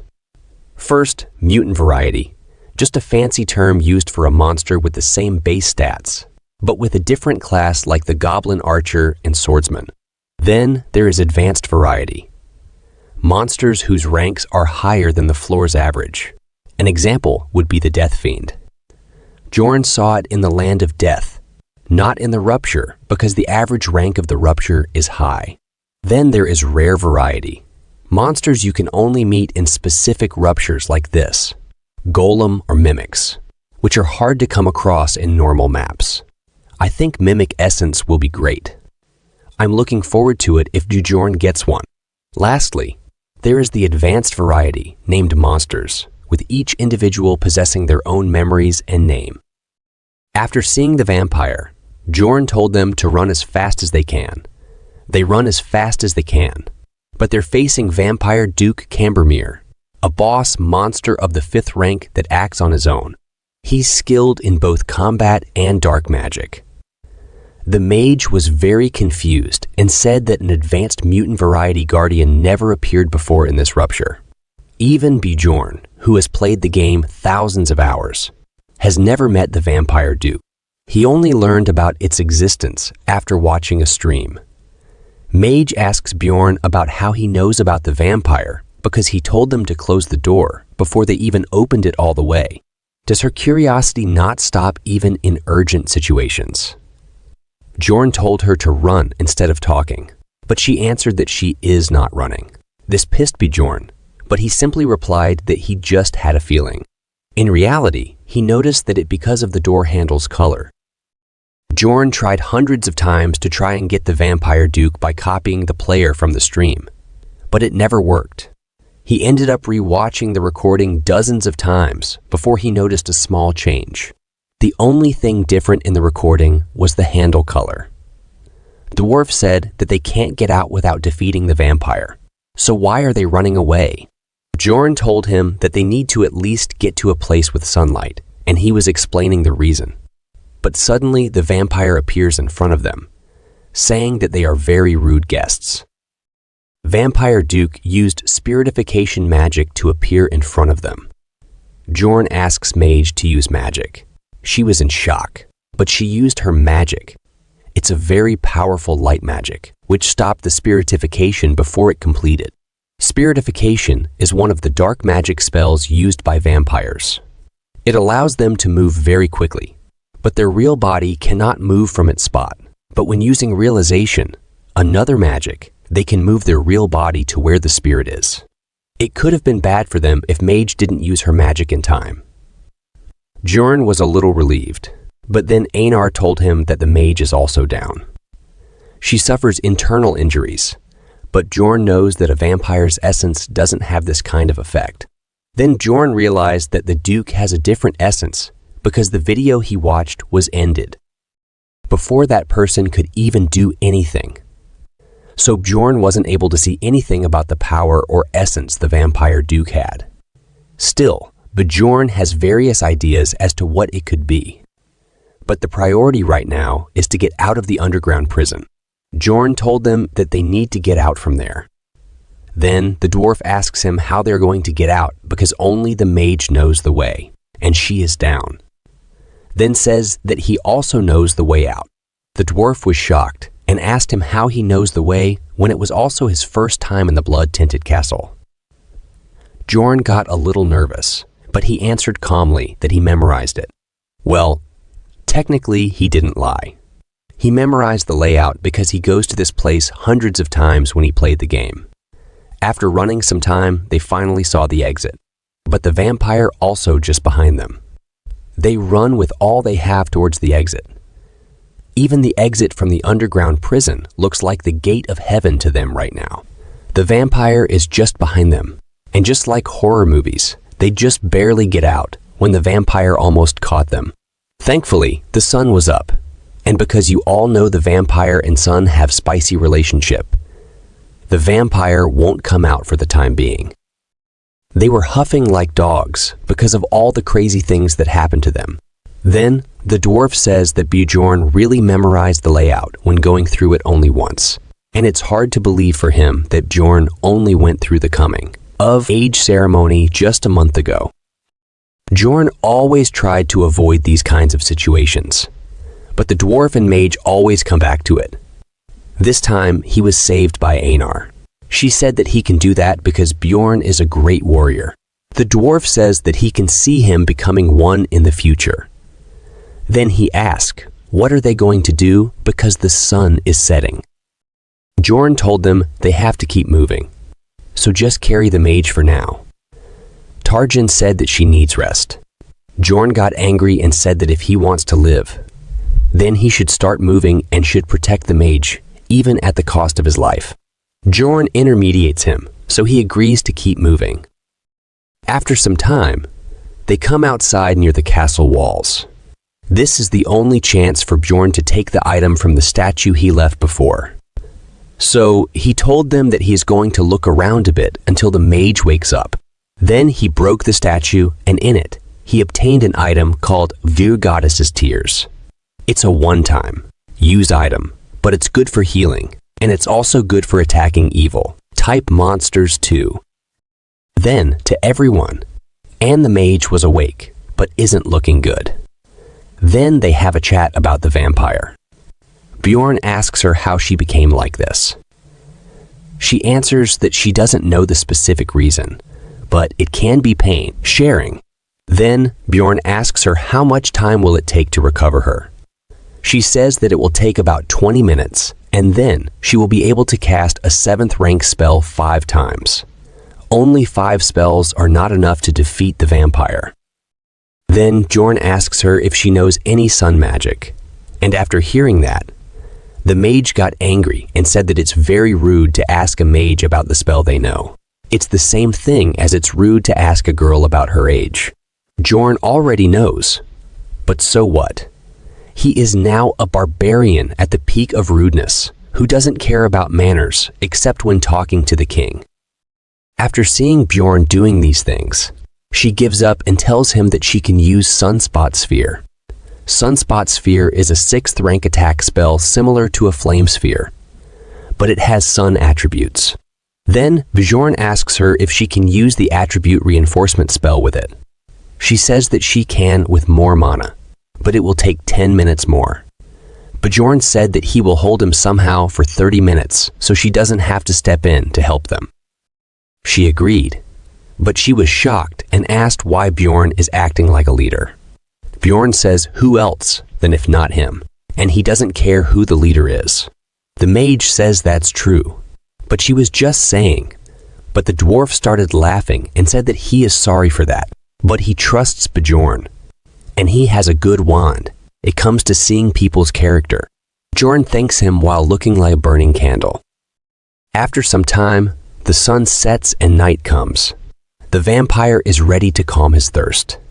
The vampire says that he can't control his trust after seeing them. Bjorn and team were also ready.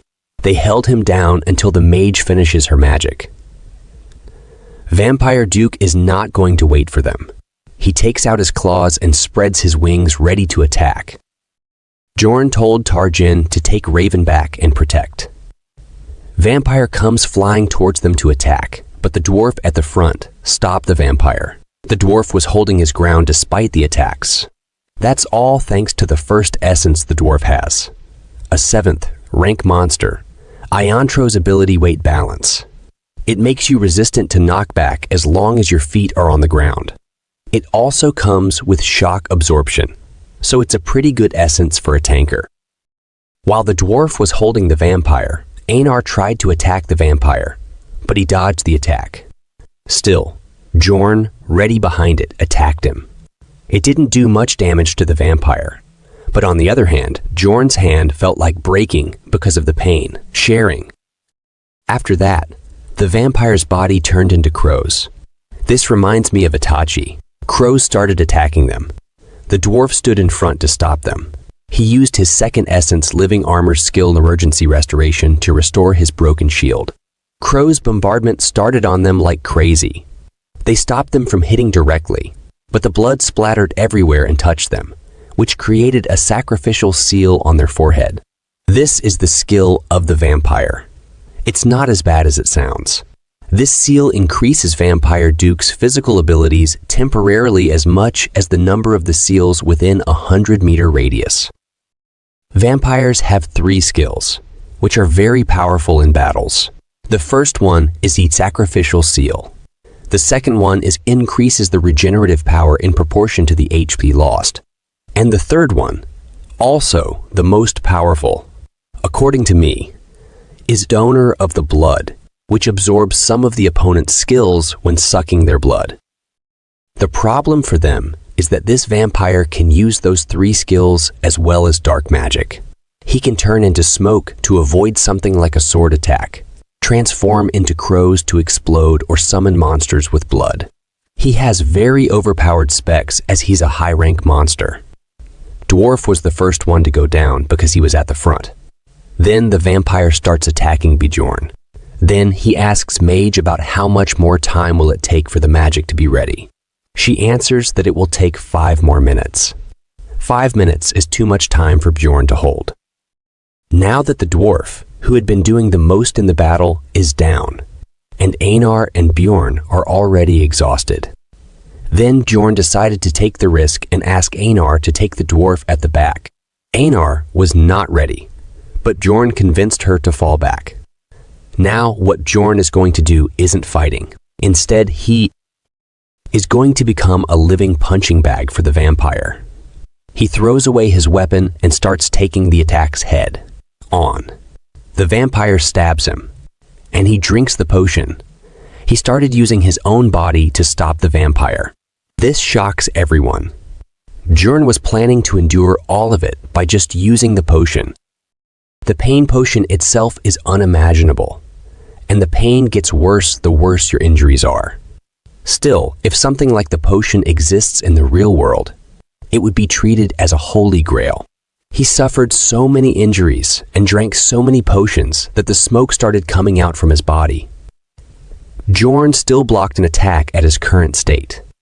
It's a miracle itself that Bjorn did not pass out, but he still manages to block all the attacks that are aimed at his vital points.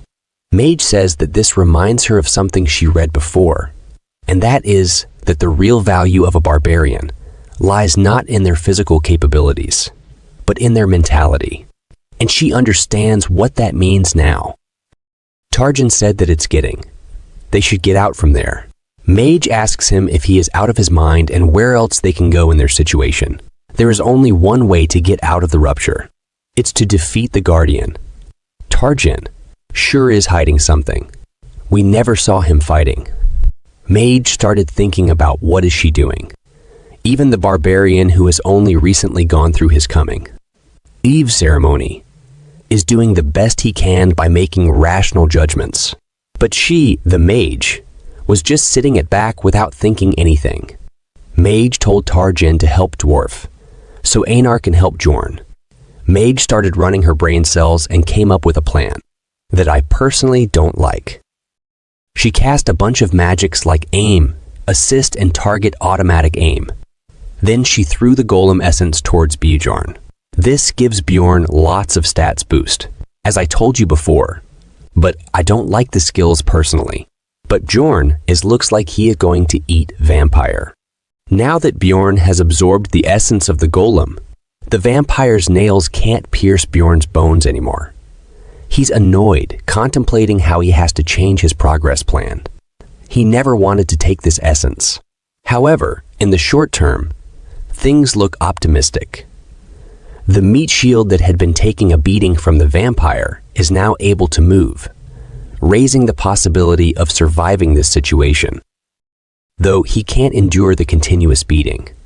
If this persists, he'll still die. Suddenly, a potion bottle flies towards his back, breaking and triggering an advanced heal that mends his injuries. It's all thanks to someone who started using their expansive potions on Bjorn. Thinking that if he keeps healing like this, he might be able to hold the vampire down, Bjorn jumps directly towards the vampire and hugs him tightly, entering what he calls immortal barbarian mode. Regardless of his flesh and muscles being torn, any damage heals in seconds thanks to the essence and the potions. The acidic blood of Bjorn gets in the vampire's eyes, hurting him. This infuriates the vampire, and he attacks Bjorn with full power, throwing him away. Einar comes running to help Bjorn. She swings her sword at the vampire, but he turns into smoke and escapes. As he flees, Bjorn jumps to punch the vampire's face, but the vampire dodges it at the last moment. Then, the vampire punches Bjorn in the guts with full power, causing immense pain. Einar tries to save Bjorn again, but the vampire dodges her attack, throws her away, and resumes attacking Bjorn. It seems the vampire has developed a personal grudge against Bjorn. Then Mage told Bjorn that the sunspot sphere magic is ready. Bjorn was taking the beating like a dead body, but after hearing the mage's words, he gathered his strength and grabbed the vampire once again. His face turned red as he gathered all his strength and threw the vampire on the ground. Then he asked the dwarf to attack him. The dwarf used lightning and expulsion skills to gather thunder in his hammer and formed an electric ball. It looked like Thor's soul had entered his body as he swung his hammer and threw the electric ball towards the vampire. After the vampire got hit, he fell into an unconscious state. Then, Bjorn took out the item he was hiding in his shoes. He had been saving the goddess's tears for this moment, even after going through all the dangerous situations. Bjorn then stuffed the bottle into the vampire's mouth and gave him an uppercut while cursing him. This broke the bottle in the vampire's mouth. After the bottle broke, the vampire became the target of the blessing. The blessing heals normal targets, but seals all kinds of defensive skills or tolerance for an evil, natured creature. Due to the great shock, the vampire became paralyzed. The mage asked Bjorn to get out of the way because she had cast the magic spell. She didn't have the strength left to hold the spell for long, so she threw the magic towards the vampire. It was already too late for Bjorn to move away. The spell landed and caused a huge explosion. Bjorn was also caught in the sunspot sphere's explosion, and he fell into an unconscious state. The vampire used pain, sharing, and because of this, everyone fell into an unconscious state. Sometime later, Bjorn woke up first because he fell into the state first. He was confused because everything was quiet. He tried to find if the vampire was dead, attempting to get a grasp of the situation, but his body was not moving due to the earlier attack. Then he saw the vampire. The vampire's body was in complete mesh, but he was alive. Thanks to the active skill Immortal and the passive skill Source of Darkness, the vampire's injuries were healing at a very fast rate. The passive skill, in particular, makes the user immortal as long as their heart is okay. Vampire injuries are all healing at a very fast rate thanks to his active skill. It's just an active skill in name, working like a passive skill. Bjorn doesn't completely understand the situation, but he knows that everyone else was unconscious, and the vampire is recovering at a very fast pace. So there is only one thing for him to do. He has to kill the vampire before he wakes up. Bjorn walks near the vampire. The vampire was still standing up even after that attack. His whole body is tatters, except his heart and his face. I think he protected his heart and face from the sunspot sphere using his arms, like how a boxer does. Looks like he cares more about his face than life. Bjorn knocked him down on the ground and climbed on his chest. Then Bjorn raised both hands up high and started bashing them on the vampire's chest with his full power. This didn't work much. So Bjorn placed both hands on the vampire's chest and used the flesh explosion skill. This hurts Bjorn more than the vampire, but to go out alive from there, he has no choice but to use it. He used it continuously, reaching his limit. Soon, Bjorn's health reached below 1%, but he kept doing it. He was at the doorstep of death, knocking on the door with his full power. So what result do you expect? Bjorn's health reached 0. After Bjorn HP reached 0%, a countdown started, consuming 3 points of mentality. So this is what we call surviving by pure willpower. But Bjorn only has 46 points in mentality, and they are depleting very fast. Bjorn knows that he will end up dead at this rate. But he cannot stop. He ends up dying even if he stopped. Soon after using this brutal skill so many times, Bjorn doesn't have hands anymore, but the vampire is still alive, even if he is looking overcooked. Then, Bjorn lies down on the vampire to use his body. Hey, don't overthink. Bjorn is using his body for flesh explosion. As Bjorn blows up with his entire body, a big explosion happens, and the vampire is finally defeated. The vampire gives 5 experience points because he is a rank 5 monster. And don't forget, the ranks are in reverse order. He also got 4 bonus experience points. 1 point bonus because the vampire is a high-ranking mutant variety, and 3 are for guardian defeat bonus. Bjorn leveled up after absorbing all of this experience.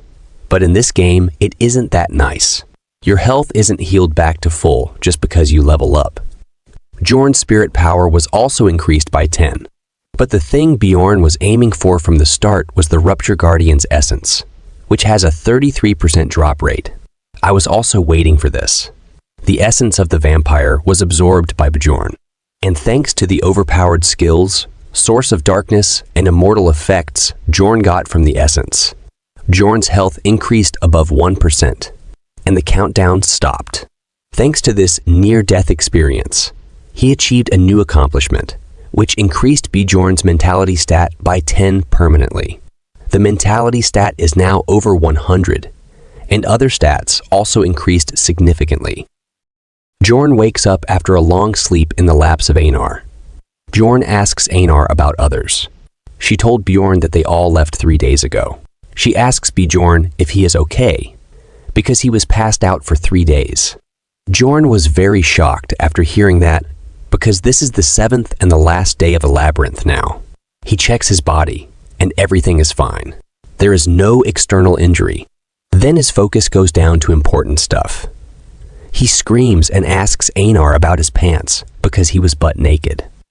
Einar tells that they were already in shreds, and they were bothering her, so she just tore them up.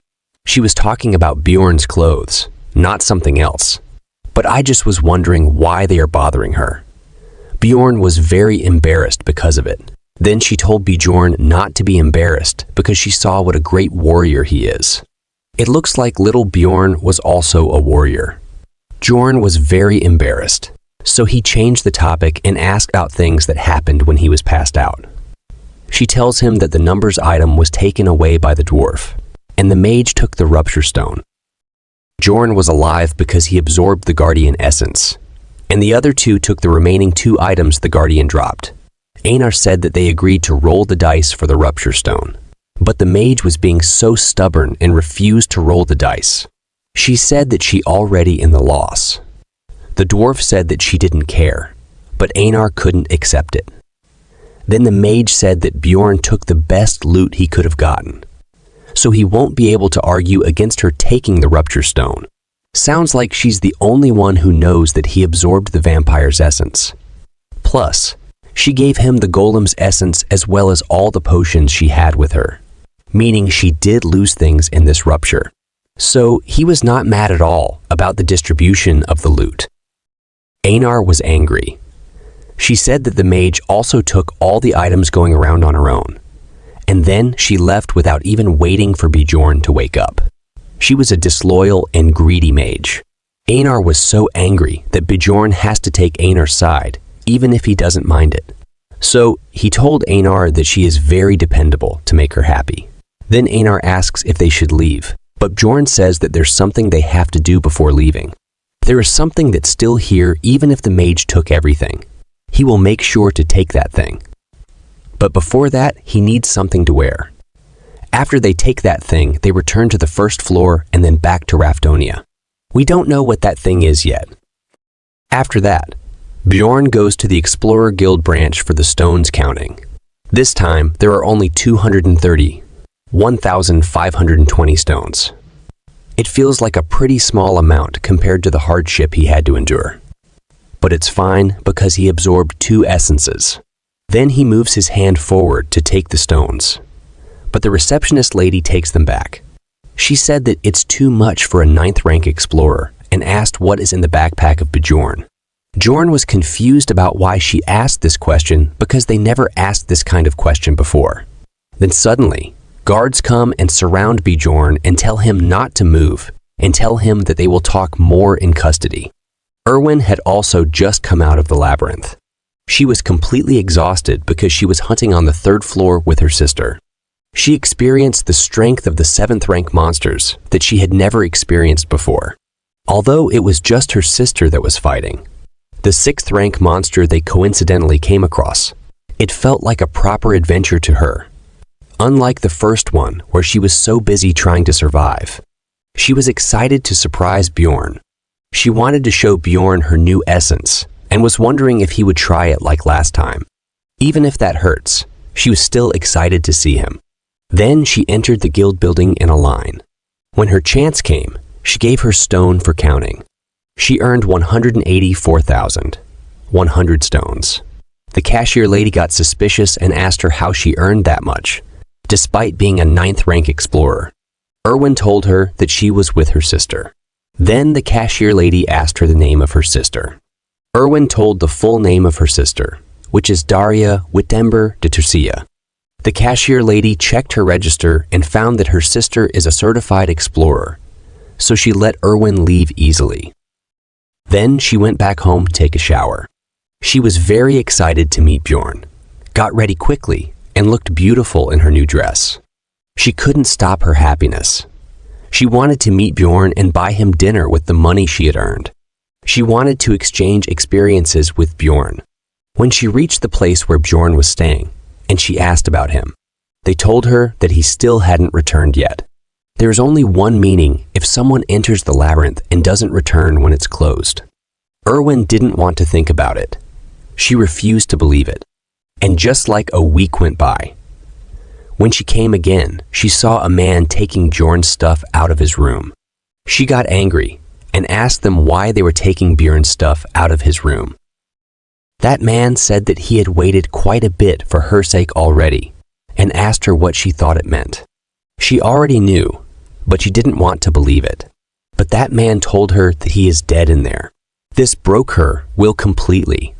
She was crying alone outside when her sister approached her. She said that she heard about him and asked Erwin to get up. She told her that she couldn't stay here like this. Erwin grabbed her sister's hand and told her that she wanted to become stronger so that she could protect the people she loved. This look could give anyone goosebumps. On the other hand, it was already a week since Bjorn was put in prison. He was charged with being a plunderer. On the first day of interrogation, the investigating officer asked him about the bow.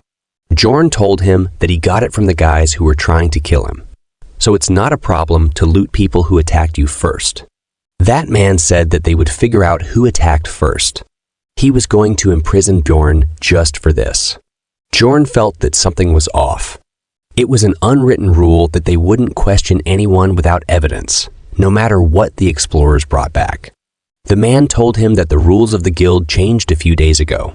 They decided to thoroughly investigate, starting with 9th rank explorers, in order to minimize plundering. Life is hard wherever you go if you're a lower rank. They brought in guys with no connections, but who had a lot of loot like Bjorn. That man asked again where he got the crossbow from. Bjorn told him again about the incident where he was ambushed by a group of plunderers. Of course, he left the woman out of the story. People might think he was possessed if he broke the promise. Then that man asked if he was stabbed in the neck and survived, then saw the mark. Bjorn said that it's right here, but the mark is gone because of the vampire essence. After that, he ended up talking about the rupture, despite not wanting to. But instead of believing him, he started laughing, saying that he was bad at lying, maybe because he was a barbarian. He says, why would a vampire be in the first floor rupture? Bjorn got angry and asked him to call a mage so he could verify his statements using memory magic. That man said that they couldn't call a mage for a mere 9th rank explorer. Only 7th rank and up can request verification. Then, Bjorn said that he would pay for it. He said that they would take all the money anyways when he dies. So why would they waste the money on something so pointless? And he would think about it if he finds a guild-affiliated mage. This is how his first day went. Then, 2 days later, a 9th rank guild-affiliated mage came and tried mental magic, but due to Bjorn's high mentality stat, the mentality magic failed. After failing, the mage said that they would have to call a mage from the magic tower. But that man refused, saying that he couldn't call such important people for such a trivial matter. Bjorn even mentioned Raven and the dwarf, but he refused to listen to Bjorn. If you've forgotten, Raven is the mage he met in the rupture. He asked Bjorn to give up and confess. He kept pushing Bjorn to confess until the 7th day of interrogation. On the 7th day of interrogation, he came very happily and said that he finally got solid evidence while showing the communication stone Bjorn got from the Crystal Union guy when he met with Erwin. He said that it looked like this was not the first time Bjorn was plundering people. He looked up the number on the message stone and found out it belonged to a dead explorer. He also got statements from the Crystal Union about what he had done. Then he told Bjorn that he would be executed in 3 hours. Bjorn was already past the point where it can be resolved by words alone. But even if he were to break out of this place, he would just be marked as an escapee plunderer. Then there's only one way to get out of here alive. He has to prove that he is innocent, but he can't do that with words alone. So, he decided to get out of the prison first. He grabbed the prison bars and used flesh explosion. The power of the explosion was terrifying. It melted the bars like nothing. After the smoke settles down, Bjorn comes out of the prison. The guard outside was terrified and shocked by the explosion of this magnitude. He tried to warn others, but Bjorn kicked his face and knocked him out. Bjorn's hand was healing quickly after the flesh explosion. This essence at least came in handy this time, so I will hate it less, but it still hurts, for sure. After Bjorn's hand healed completely, he takes the keys from the guard. The other prisoners started calling for Bjorn. They started asking for help from him, asking him to free them. Bjorn knows that some of them are real criminals who have committed many crimes, but an innocent barbarian who was blamed for no reason doesn't give a damn about that. So he started opening others' gates. After Bjorn opened everyone's gates and they came out, they started celebrating the barbarian of freedom. They are in the underground prison of the Explorer Guild branch.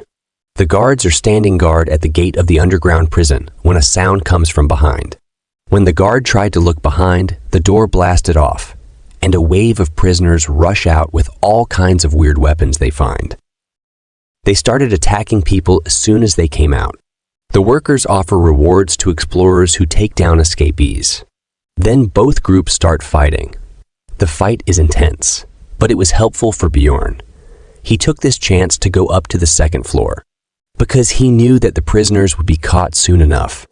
Unlike the explorers, the prisoners don't have weapons, except for some clubs they stole. Bjorn just wants them to stall for at least 5 minutes. He was running with all his power, but what he wants isn't just to escape. When he reached up, there's a group of guards guarding the way up. They say that they can't let him up because the branch manager was upstairs. Then, Bjorn extended his hand outward of stairs railing and used flesh explosion. The explosion exploded Bjorn's hand and scattered his blood all over. After the blood touched countless prisoners and explorers. The blood is acidic, which hurts them like hell. But that's not the main use of it. If you guys remember, it's used for sacrificial seal used by the vampire. Another overpowered skill he got from vampire essence. It increases physical stats proportionally to the number of sacrifices within a 100-meter radius. By the sheer amount of people in the fight, you can imagine the amount of physical stat boost he gained from them. He looked like he was going to eat the guards. He started attacking them with bare hands while the guards have shields and swords, but they are still afraid. Bjorn slammed the guard to the ground. I don't think this man is getting up anytime soon, even with the help of elixirs. Then another guard came to take revenge. He swung his sword to attack Bjorn. Bjorn used his hand to stop the sword attack. Bjorn's hand healed instantly, which surprised guards about how he healed instantly without using potions. But Bjorn didn't give a damn about that. He punched the guard's face with full force. Bjorn is feeling power boiling within him. He is high in power. The guards are too afraid to move after seeing the other guard flying with a single punch. Bjorn was really enjoying the power boost. Guards were thinking, how can a 9th rank barbarian be so strong? This branch only locks up low-ranking explorers, so they didn't expect Bjorn to be this strong. If you guys are thinking that the guild is so weak, it's not that the guild is weak, but there are different branches for different ranking explorers. So, Bjorn is the one who is too strong for his rank. After that starts the fight. Here comes the right uppercut, then a left jab, again a punch from the right with the seasoning of flesh explosion from your favorite, Bjorn Jandal. This reminds me of, now that every guard is down, he finally arrived at the branch manager's office on the 3rd floor of the Explorer Guild. Bjorn opened the door wide, trying to enter the room. However, there was a man in a red jacket hiding near the gate, waiting to ambush Bjorn as soon as he entered. Bjorn noticed the ambush, but it was too late now. The man swung his sword and cut Bjorn, causing him to fall to the ground. The man in red smirked and said that he had finally got the barbarian, but his attitude didn't last long. As soon as Bjorn's acidic blood got on his face, he started screaming in pain. He was too weak, yet he was acting like that. This whole acidic blood thing reminds me of a manga called Dungeon Seeker, but I advise you to read this manga only if you have a strong mind, because it's quite dark. The good thing is that it's completed. Back to the story. Bjorn looked very proud about this. Then a scream came. It was the scream of a girl hiding behind the table. She regretted screaming instantly, covering her mouth with her own hands. But it was too late, as Bjorn had already noticed her. Again, this girl reminds me of another story. I know many of you guys don't like my opinion in the middle of the story, but it's a habit of mine. She reminds me of the Duke's daughter in the manhwa called I Became a City Lord in Another World, or something like that. If you guys like Kingdom, building stories with a big harem, you can try this one. Let's get back to the story. The man in red, who is also the branch manager, told them not to touch this girl because she is the daughter of the district manager. And if he did anything to her, he wouldn't be able to live. But Bjorn was thinking the opposite. He thought he hit the jackpot. Then he hit the head of the branch manager and knocked him out. Bjorn changed his original plan. He wasn't planning to do this. But now the district manager's daughter is here. Things will either end up really easy for him, or they'll end up going terribly. Then the daughter of the district manager started talking, saying that Bjorn already knew she would be here, and he planned all of this a long time ago. Then Bjorn grabbed her and shut her mouth up with his hand. Bjorn told the guards to bring the inspector in charge of him, the Crystal Union's leader, and also a mage from the Magic Tower. He warned them that if they failed, he would kill the daughter of the district manager. The guards were confused about what to do, but in the end, they decided to leave the branch manager behind and go to do the things Bjorn told them to do. Poor branch manager. Bjorn was holding the lady very tightly. Then he took a long breath and shouted with all his power. His head looked like it was about to burst from his own scream. He started telling them about himself and the things the guild had done to him. He told them that the guild was framing him, and even swore that he was innocent. He was doing all of this to make a big scene like this, so they wouldn't be able to just cover it up. Bjorn's demand reached the Magic Tower. An old man claiming to be from the branch manager informed them that a psycho was causing havoc. The person he was talking to was Raven. She looked even more beautiful without her hat. The old man then told her the story of what that maniac had done with the other prisoners, and that he had taken the daughter of the district manager as a hostage to request a mage. Raven said that he must be really stupid to do such a thing. Then she instantly got ready with just a snap of her fingers. That's how women should be, ready instantly. Raven stated that she would go because there was someone she needed to look for anyway, and she was also curious to see what this person looks like, how she will react after seeing the stupid face of Bjorn. Thanks for watching. If you haven't liked or subscribe, what are you waiting for? Raven was shocked after seeing Bjorn there, but I am more surprised to see that she can fly. She looks like Supergirl, the cousin of Superman. Then she asks about what he is thinking or if he has multiple lives or something. Bjorn told her that she will know that later and asked her to use memory magic on him. He told her to hurry because there isn't much time. Raven says that she will do it, but he has to promise to do a favor for her in the future. Bjorn says that he will do it if it's something he can do. Then she landed inside and used her magic on Bjorn. Is he not afraid that his secret will be revealed if she sees the memory of his life on Earth? But thankfully, the magic didn't work on him. Then the mage asks Bjorn if he has some kind of equipment or artifact that can block psychological spells. Bjorn asks her if it looks like he can have anything on him.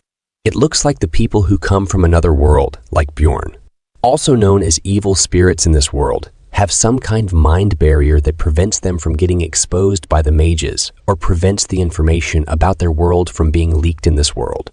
Whatever the reason is, Bjorn asks Raven to use something else. Then suddenly, a scream comes from behind. It's from the investigating officer who screamed after seeing the branch manager on the ground. He feeds the branch manager the potion to heal him and asks the branch manager about what happened. The branch manager stated that he took care of most of the prisoners on the first floor. He asks the branch manager if someone got up here. Then he sees Bjorn. The officer who looks like a quack doctor says that it was him who started all of this. The branch manager says that he already knows that.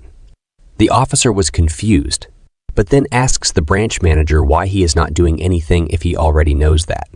The branch manager says that this barbarian is saying that he's been framed and that he is the one who inspected him. He asks the officer about the proof he has that Bjorn is a plunderer.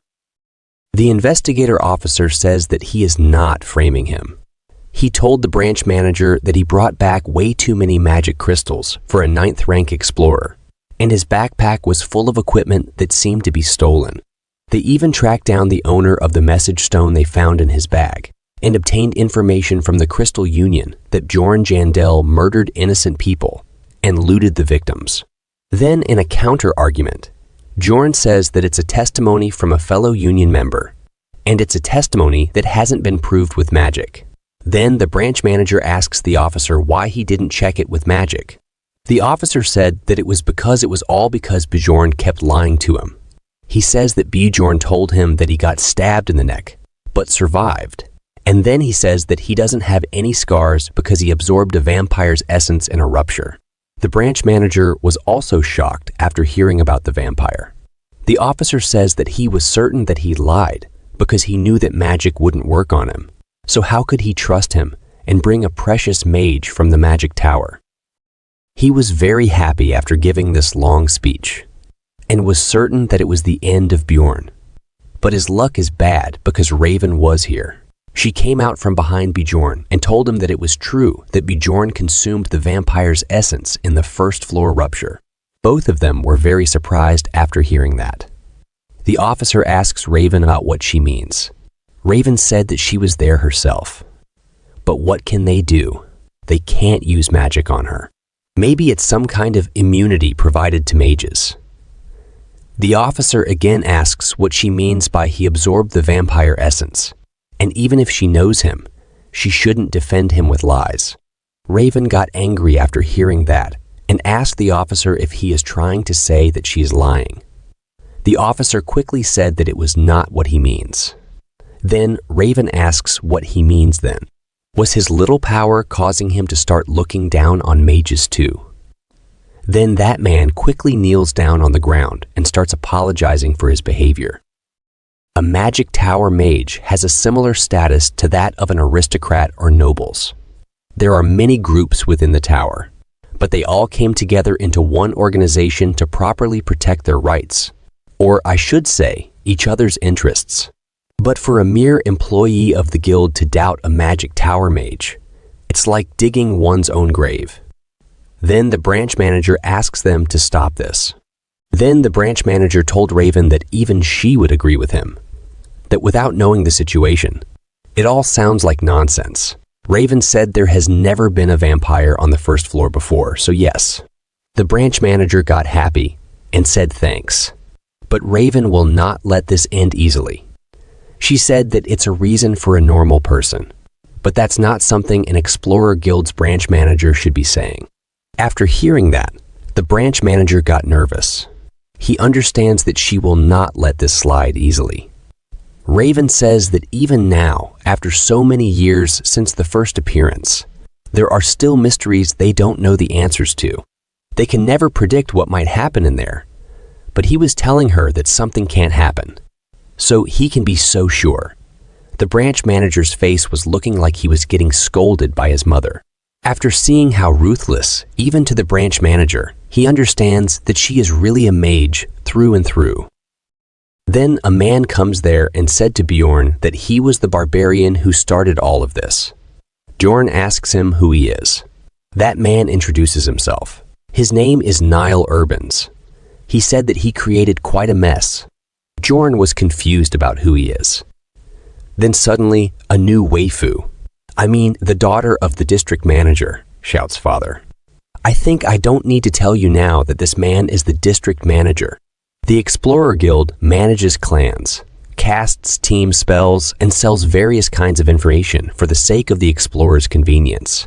At least on paper, like every organization, who knows what is really happening? The management system of the guild is simple. Every one of its hundreds of branches has its own branch manager with 13 district managers above them. And above them all is the guild master. So, the 13 district managers are basically second in command. But there are things even they do not dare to do. They throw the Crystal Union guy on the ground. After seeing the Crystal Union's guy called Hearts Young, who gave his witness statement against Bjorn, the investigation officer got more after seeing him.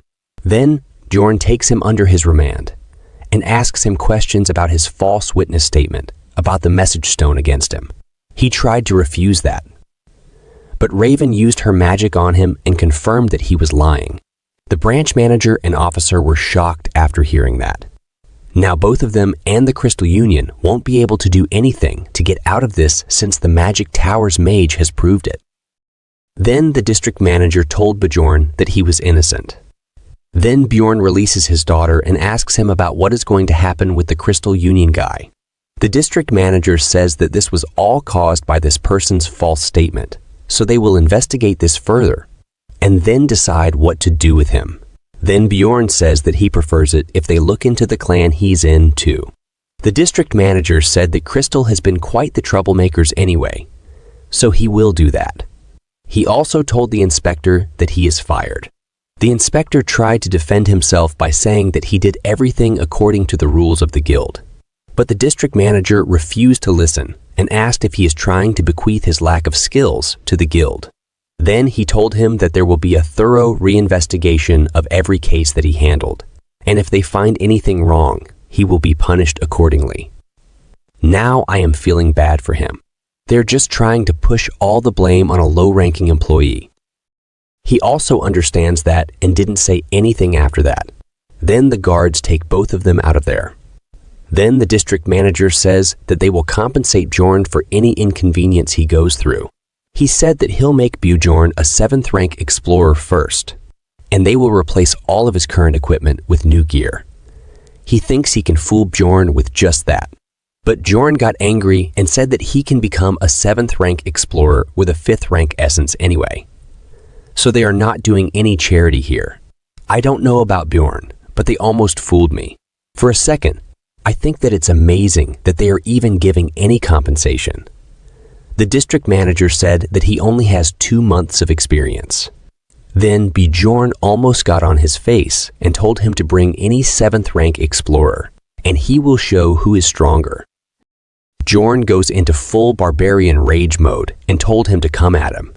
The district manager was shocked, confused and scared at the same time.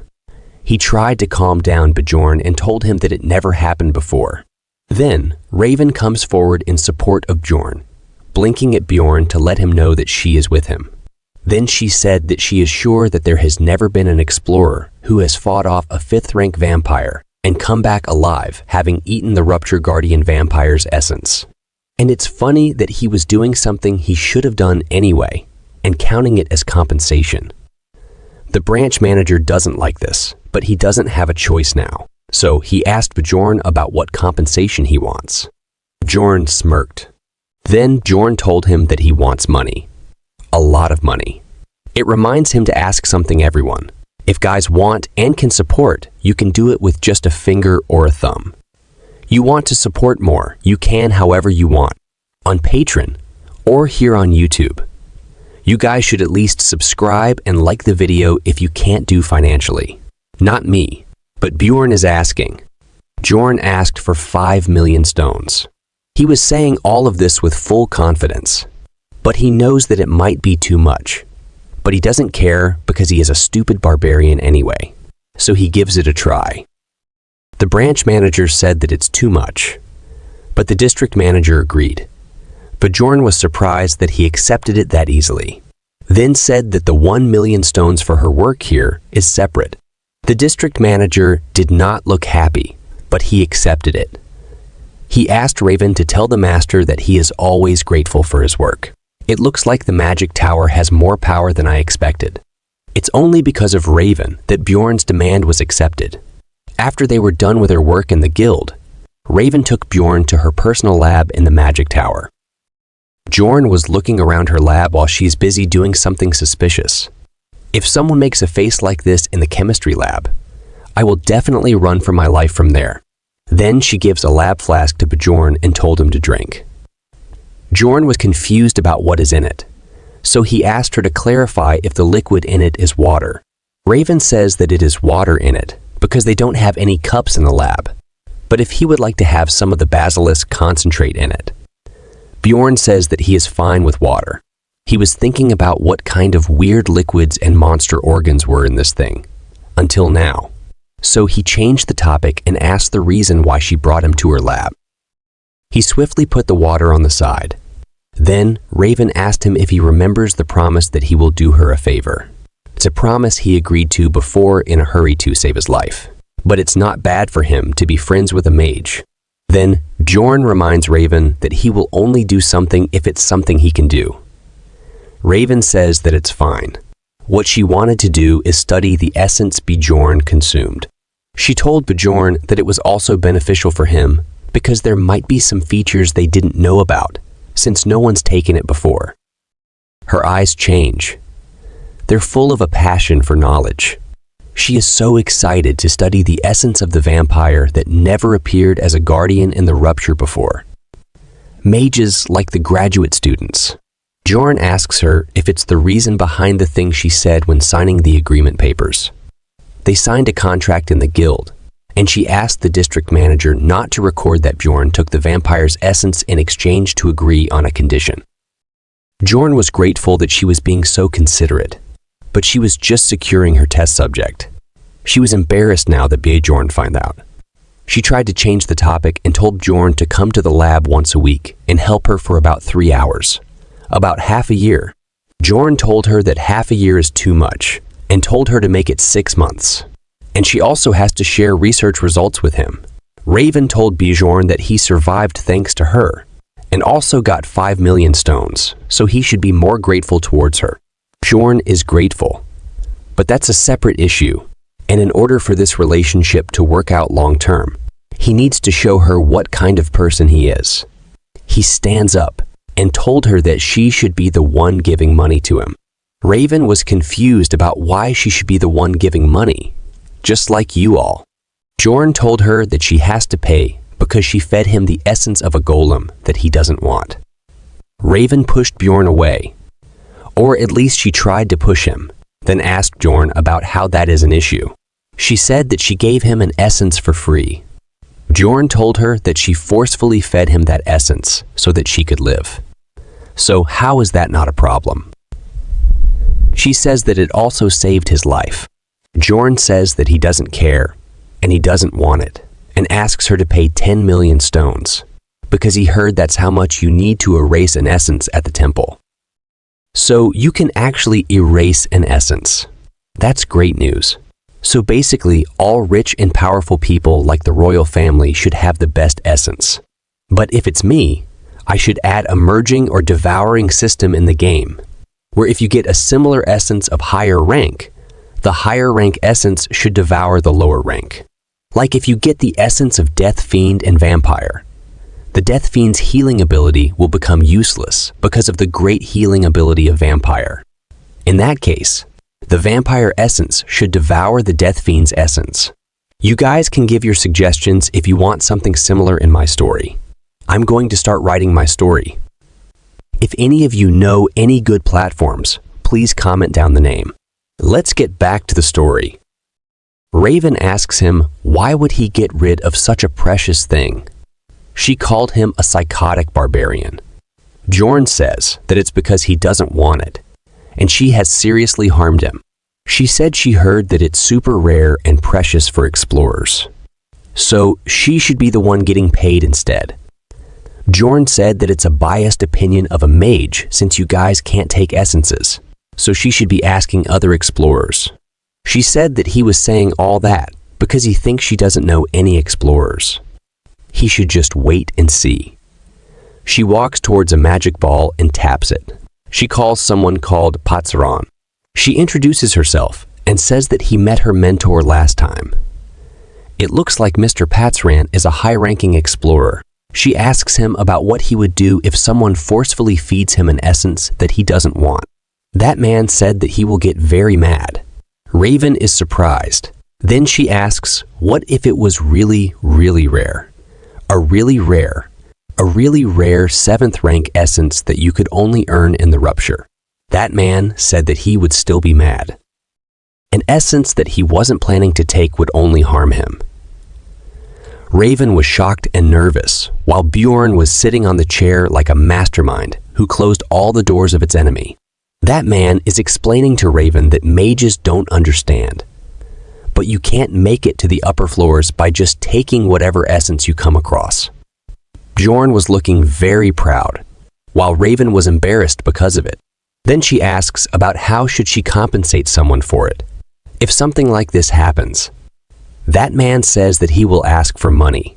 He told her that a minimum of 15 million stones would be good. Raven was very shocked after hearing the amount. That man said that erasing an essence takes a lot of money. The fee only gets higher the more you erase too. To him, it looks like they worship money, not God. Then she asks everyone's favorite question. She asks, what if money is not an option? Wait. This is not FUB, and Bjorn is joining, bro. That man said that he is not sure. But if something like this happened to him, and the person responsible was in front of him, he would snap their neck in half. Bjorn was thinking that this man lacks imagination. I think Bjorn's imagination is running wild, because he was also sitting at a good place with a great look. Raven was in shock and fear.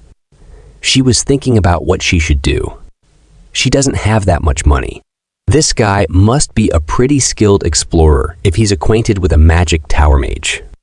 Someone like that would definitely know the importance of balance between essences. If she had asked a 9th rank explorer who barely made a living, they would have said that they would take whatever essence they get. That's why she loses now. Will she admit her mistakes? Then suddenly, an old man comes there laughing, saying that it's really amazing to see a barbarian win against a mage in a verbal argument. Then he introduces himself. His name is Dayan Tivhilian. He is the mentor of Raven. That must mean that he's Altimion School's master. the very one that used up 5 whole floors of the magic tower. If you're confused about what this school is, magic has many schools of thought. One famous example is necromancy. This old man is much more powerful than the district manager. This old man said that he had fun listening to their conversation. Raven was shocked and said that she casted a soundproof spell. Well, teacher is a teacher. He said she has many holes in her formula. She needs to make it perfect. He says that he couldn't contain his curiosity after seeing that his youngest mentee had brought over a man, a live barbarian at that. Jorn asks him what he means by alive. He said that most come here dead or with only their hearts left. This is really a dark turn in the conversation. After that, the old man started laughing. He said that he was just kidding. Is this mage humor? Well, Bjorn happens to be a barbarian who knows how to read the room, so he cracked a barbarian joke in response. Jorn told him that he would crack open that skull of his. Then Bjorn said that he was joking. So the old white-haired geezer loosened up and laughed. Jorn was laughing weirdly when saying all that. The old man was surprised after hearing him say, "Old geezer." Raven was shocked and afraid. She asked him if he lost his mind, if he had any to begin with. Jorn was thinking if he had crossed the line now, and if he did, how he was going to resolve it. But the old man started laughing again. He said that he is different from those sensitive little worms who can't take jokes. He looks really mad to me. Jorn said that he would take back the old geezer thing because he took his jokes so well. Jorn asked the old man if he is from barbarian blood. Jorn is really taking this too far. Telling a mage that he is a barbarian is really too much. But the old man took it calmly and said that he sure has a bold side to him. Then the old man changed the topic before he started beating Bjorn. He put his hand in his pocket and asked Bjorn if he would be satisfied with something else instead of 10 million stones. He takes out a ring. This ring is a numbered item, and its number is 9,425, and the name of the ring is Forest Spirit Ring. You might have already guessed it, but the lower the number, the better the item. The number of this ring is a bit high, but it's still a numbered item. A numbered item is something you can only obtain from Guardians of Ruptures, with each one of them being rare and possessing their own exclusive abilities.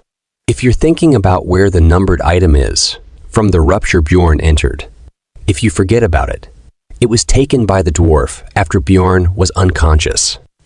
They already decided about that at the start. The thing is that this old man was giving away the Forest Spirit Ring this easily.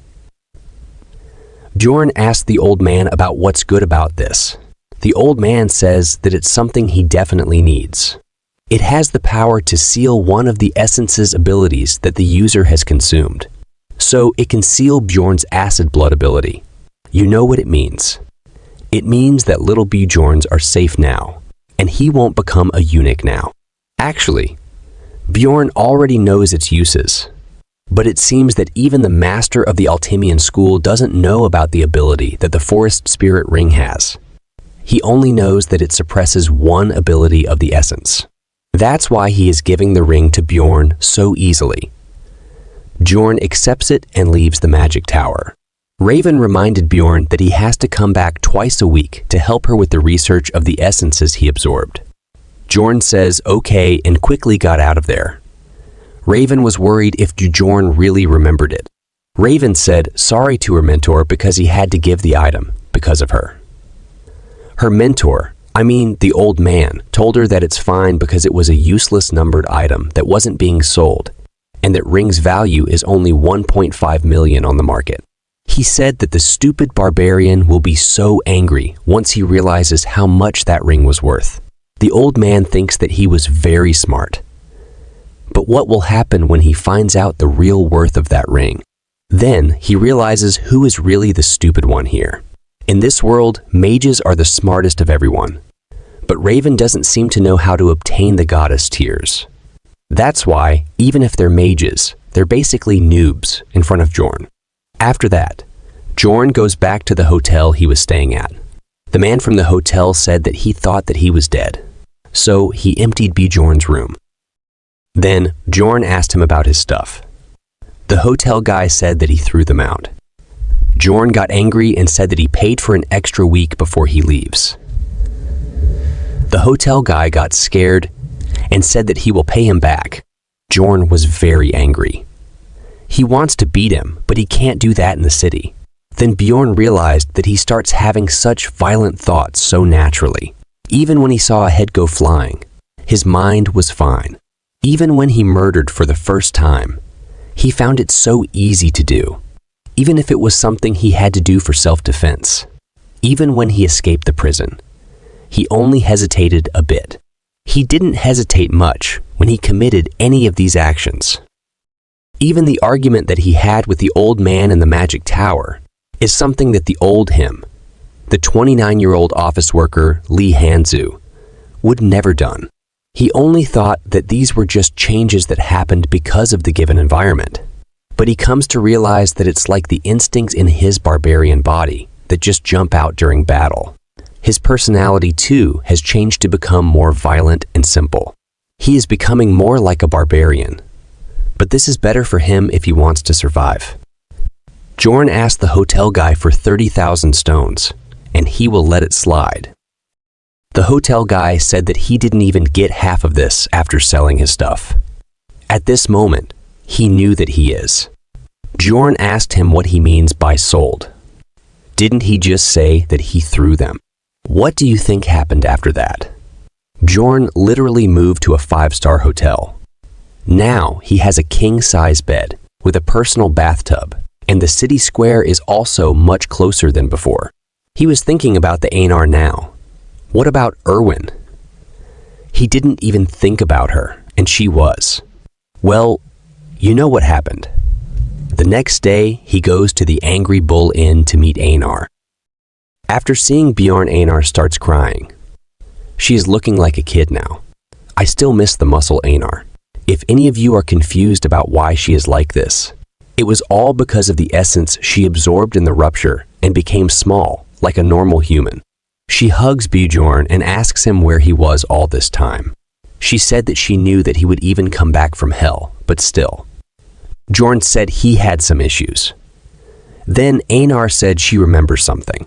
She asks him if he heard about the news. Bjorn was confused about what news. Then suddenly, other barbarians came there with excitement. The barbarian guy with cuts on his face asked Einar if she is talking about the Barbarian of Freedom. They were very excited when talking about the Barbarian of Freedom. They told Bjorn that the entire city is in an uproar because of him. After hearing that, Bjorn understands that they are talking about him. If you guys forgot, the prisoners Bjorn freed from prison call him the Barbarian of Freedom. Bjorn was worried about exposing his identity. He was afraid that if he got too much limelight, he would get into endless troubles. So he asked them the name of the Barbarian of Freedom. The barbarian with the scar on his face and others are dumbfounded after hearing that. Scar Guy scratched his head and said that it's strange. But his name is the only thing people are not talking about, so he also doesn't know about it. It seems like the guild took action and at least kept Bjorn's identity anonymous. Everyone said that they don't know the name, but they are very proud of him. They are proud that such a person is one of them. He is a great barbarian who beat up hundreds of people on his own, cleared himself of a false accusation, and led everyone out of jail to freedom. All barbarians start shouting, "Great barbarian! The best warrior! The best barbarian!" Bjorn didn't expect that it would become such big news. He was just hoping that nothing bad comes out of this. After that, Bjorn and Einar go to Commonleby. Commonleby refers to districts 2 to 5 that form a circle around the first district, Karnan. It's where the middle class of Rafdonia resides, and many people call it the free market. After that, they sell all the equipment they took from the plunderers and the old equipment of Bjorn that became useless now. They get 800,000 stones from all that. If we estimate the price of the equipment he earned right before coming out of the rupture to be about 500,000 stones. Well, that thing is a little special, so it's priceless. But still, Everything needs to be priced for a fair share. After all the calculations, Bjorn gives 300,000 stones to Einar. Einar was surprised after getting that much money. Bjorn told her that she earned it. Well, it's not even 20% of the total. Bjorn sure takes all the benefits. Still, Einar thanks him. She is looking so innocent. Then she saw cotton candy and started drooling. She's looking like a kid, so she brought one. She says that humans are all geniuses. How can they even think of making something like this? And she can buy so many of these with the stones she earned this time. Now she's thinking about cotton candies as currency. She thanks Bjorn again for treating her like he used to. Bjorn was confused about what she is talking about. She told Bjorn that because her looks changed a lot, the other barbarians are avoiding her. She thinks that it was because they don't see her as a warrior anymore. Well, it's also the fault of Bjorn. And these days, the humans also keep hitting on her wherever she goes. They all are using cliché lines. Einar was very annoyed by it. She said that this never happened to her before. She asks Bjorn if she became that ugly. Bjorn got confused about what she is talking about.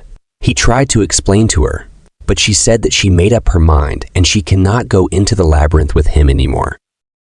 Someone commented last time that he wants a Dungeon Seeker manga recap video. I will make recap videos for that manga if there is at least 10 people asking for it. Just like that, Einar left Bjorn's party. Of course, it wasn't because of her changed appearance. That's not the reason. The main reason for Einar to leave the party is that one of the shrine's elders, known for being an expert swordsman, apparently noticed Einar. And today, Einar chose to start learning swordsmanship with the elder as her mentor. Bjorn asked her if she can't just leave one day open for them to go into the labyrinth together. Einar said that she'd like to do that too, but there's a special method that won't let her leave the shrine for 6 months. Bjorn understands what method she is referring to. That makes sense to him now, why she can't go with him. And this is a great opportunity for Einar. Einar said that she won't ask him to wait for her. She also won't ask Bjorn to let her rejoin his party again after she left. But she promises that she will train hard and come back as a great enough warrior to be a burden to him. After that, she left, and Bjorn was left alone. But he can't hold her back. In her second adventure, Einar had to submit to a plunderer and force herself to swear on her honor, which is a great shame for a warrior like Einar. Even during the rupture, all she could do was watch when Bjorn is fighting. I mean, when he is getting beaten up by the vampire. That was the final nail in the coffin that led her to this decision. Now, Bjorn has to find a new party member again. Of course, he could just go alone too, since he is much stronger now than 2 months ago. He absorbed 2 essences after that, especially the vampire's essence. A guardian vampire too, at that. His basic stats have increased exponentially, and if he considers the regenerative skills he now has, there are basically no enemies that would be a match for him on the 2nd floor. But even then, the 3rd floor and onwards will be hard for him to do alone. Dungeon and Stone is a game that forces the player to move in parties. No matter how strong your character is, you can't clear levels alone. The higher the floor level you reach, the more critical the lack of a certain role becomes. It's necessary to have various party members. So it's a good idea to find similarly leveled party members to hunt monsters on higher floors. That's why he goes to the mage tower this time. If he is with Raven, a 6th rank mage, he will get closer to his goals. Raven was happy to see him. But Bjorn was also happy to see her, but the reason behind both smiles was different. Bjorn was happy because he wants her to join his party, while Raven was happy because she wants to do experiments on him. I just want to ask whose bloodstains are on this chair, and what she did to them. After Bjorn somehow survived her torture, experiment, he asked her to join his party, but she said a big no. And not just no, she also embarrassed him and said, what kind of mage would enter a party with just 2 stupid barbarians? Bjorn was thinking about what she would say if she knew that there is only one now. She told him that if he wants her to join his party, His members need to be at the very least at the 6th rank. And he also needs to have a priest in the party. Only then she would consider it. Bjorn just said okay and started going from there. What he was feeling was like when you want to confess to someone, and your friend told you that the most she can say is no. But when you say, she starts embarrassing you. After that, she gave him the analysis report of the vampire's essence. The report just says high, mid, or low. That's not very detailed. Well, it doesn't matter. Bjorn knows the exact stats you get from a vampire's essence. They are all great, especially the natural regeneration, demon tolerance, and soul power, which are rare stats. Sorry about this, but from now on this voice is going to be used because there are some problems with the old one. I hope you guys can understand this. Let's start.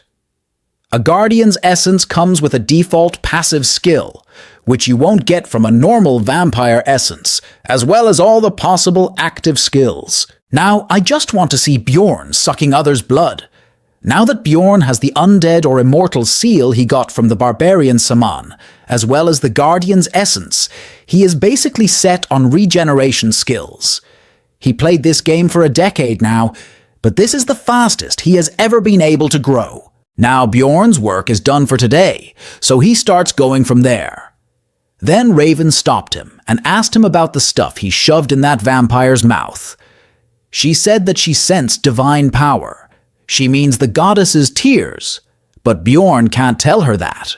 So he puts his finger in his nose to look stupid and says that she must have imagined it because it was rather chaotic. She says that she saw that with her own 2 eyes. Bjorn says that he is hungry. He has to go. Then Bjorn activated Barbarian Run mode and ran away from there. Raven just left screaming. She got very angry when he ran away. She understands that he is hiding something from her, and she decided that she will find out. She goes to the library and finds a book there. This is an ancient book or text with an unknown author. It contains precious information about the ruptures. She was really lucky to come across it when she was younger. This is just my theory, but what if this book was written by Bjorn when he used to play the game? She starts searching the blood-tinted castle in the book. She finds the blood-tinted castle page, but there is some text she can't read because of the stain. But she finds about the goddess tears along with a golden mask. Then she took another book with information about the goddess tears. In the book, the goddess tears are mentioned as a consumable relic with an unknown source. It spreads a very strong blessing around it when broken. 150 years ago, during the dimensional break, Cardinal Androne used all 3 in order to save the Pope, and that was the last time they were ever seen. Raven was very surprised after reading the book. She thought about how could a barbarian that just reached adult age know the hidden location of the goddess tears, and how he was able to use it. She got suspicious about Bjorn. The golden mask is an item you can obtain if you fulfill several conditions after defeating the boss of the blood-tinted castle. It lets you change the user's face however you want for a month. It has 5 uses total. Well, Bjorn might have survived the extinction because he will only die if his heart is damaged. Then that means even if his head is chopped, he might grow it back. I just want to see how. Then he can hide his face with the mask. But I think it was also taken by them.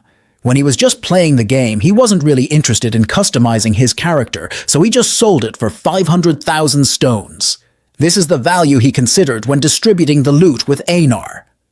Now that this is reality, and he was imprisoned before too for something he didn't do, so if he ever has to turn back on the city, he will keep it for now. In some bar, Erwin's sister was eating while others are talking about the crystal union that has broken up. Everyone was in shock that a perfectly fine clan ended up in ashes overnight. Crystal Union is an explorer clan that grew explosively in the last 10 years.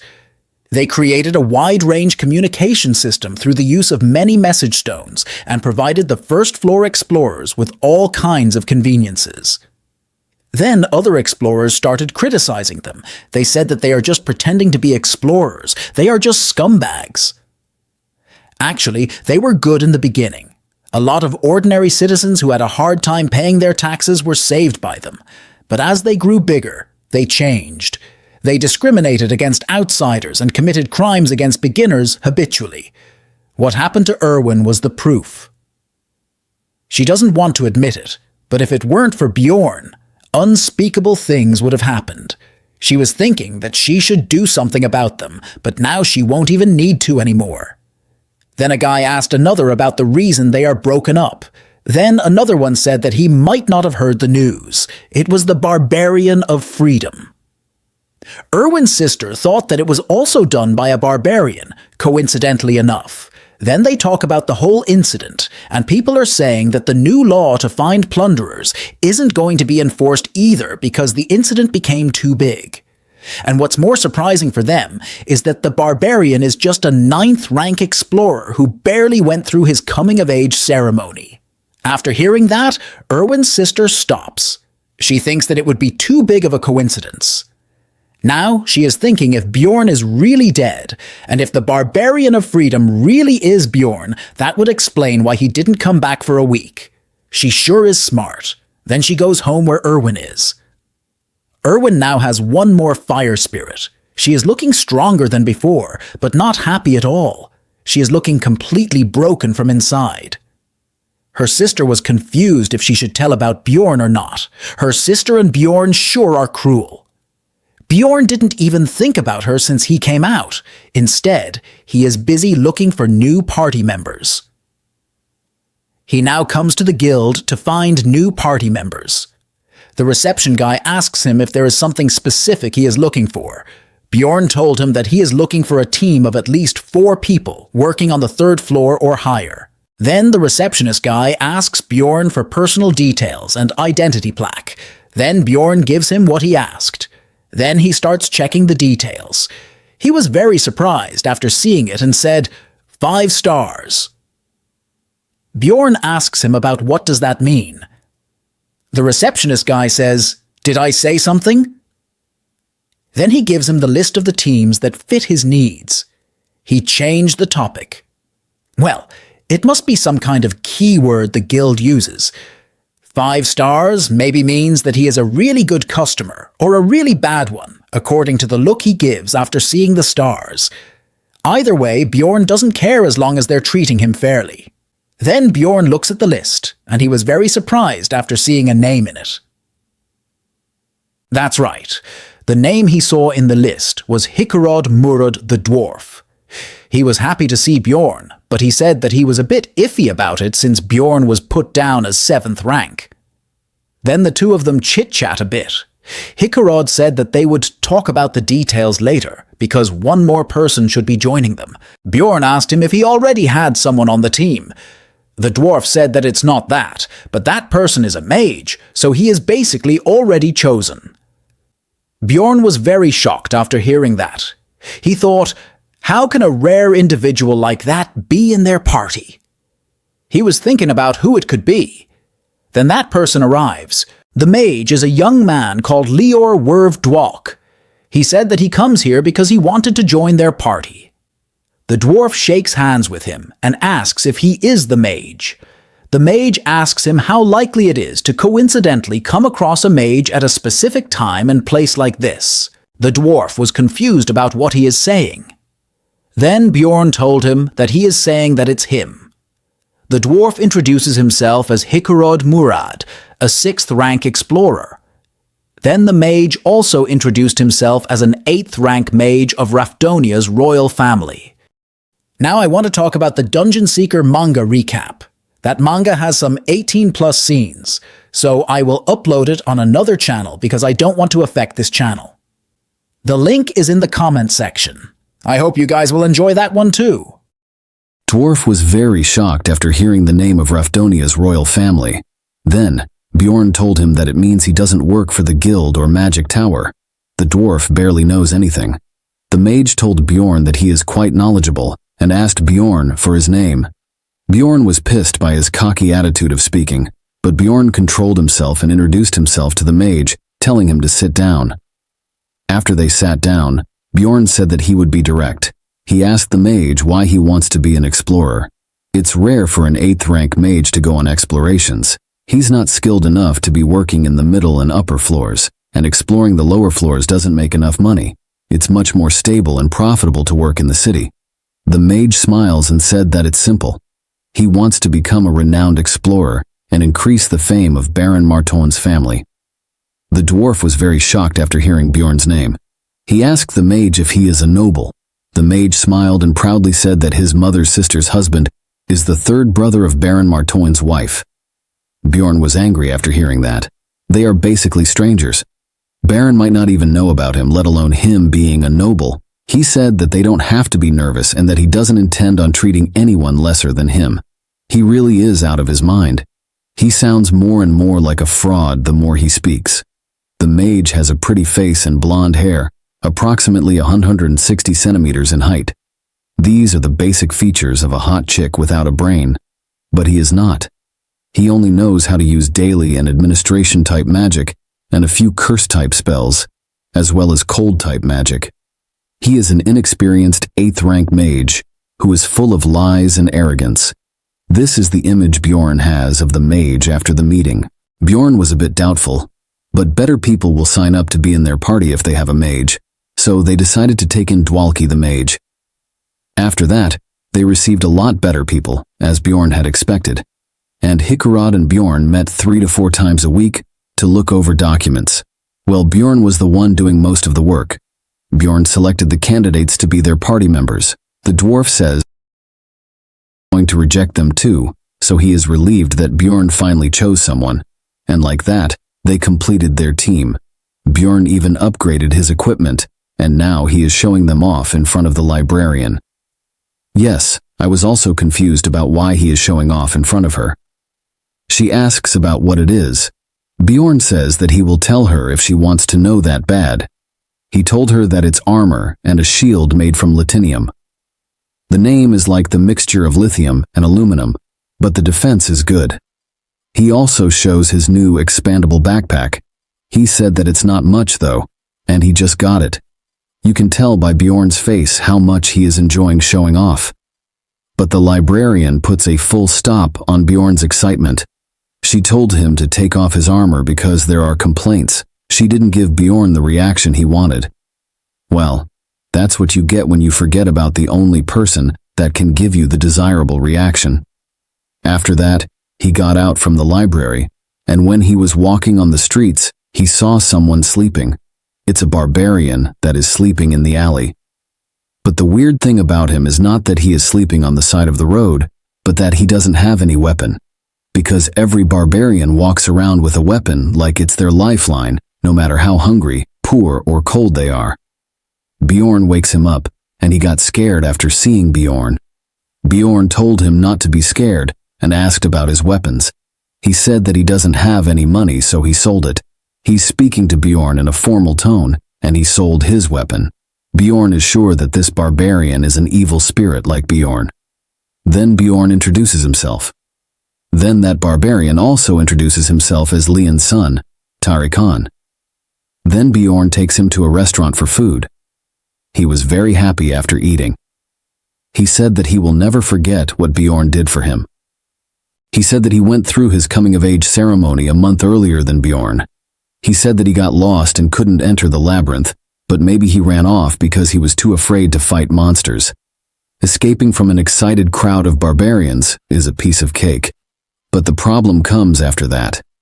Maybe he even tried to find work in the city, but no one would take a barbarian. That's the biggest negative about being a barbarian.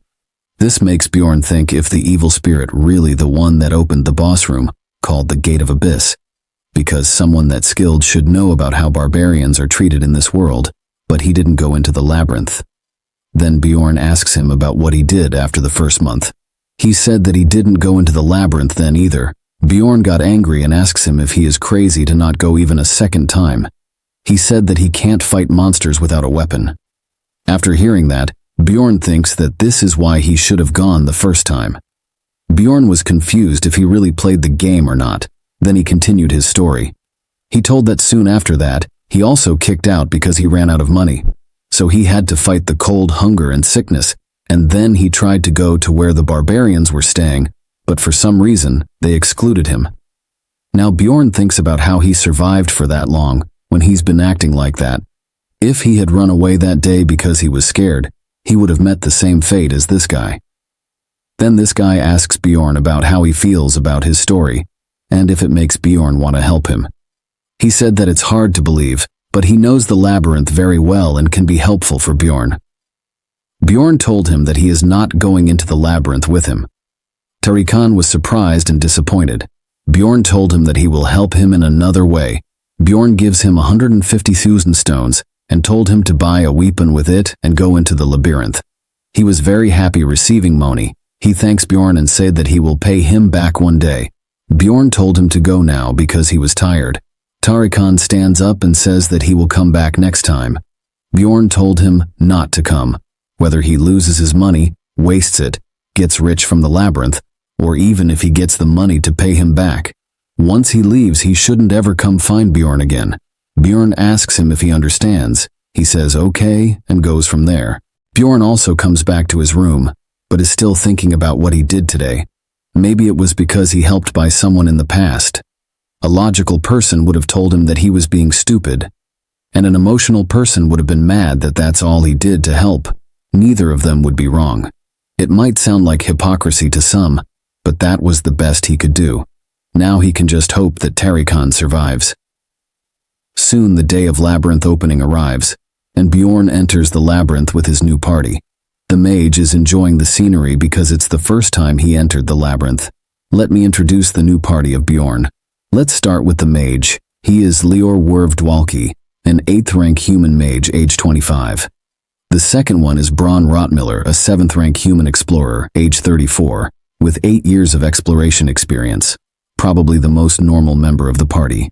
Next is Hikurad Murad, the dwarf, a 6th rank explorer, tanker, and also the team leader. Yes, Bjorn is not the team leader. No one will listen to the orders of a barbarian. And, of course, our 7th rank explorer, barbarian tanker, Bjorn Jandel. And lastly, the most important new member according to our horny community, Misha Karlstein, a 7th rank beast human explorer, age 25, with 5 years of exploration experience. She has a strange habit of saying, "nya," at the end of everything. She says it's because of the way she's born, but Bjorn didn't see someone like her. The author might have thought that it sounds cool, but in reality, it's destroying the image of the story. I was also disappointed by her character. I was expecting a strong-minded lady here. That matches Bjorn's mindset. Well, I might start liking her in the future. She said to go and start chopping some monsters' heads. The dwarf says that he can't disobey the princess's orders. She got flustered and said that she told him not to say that.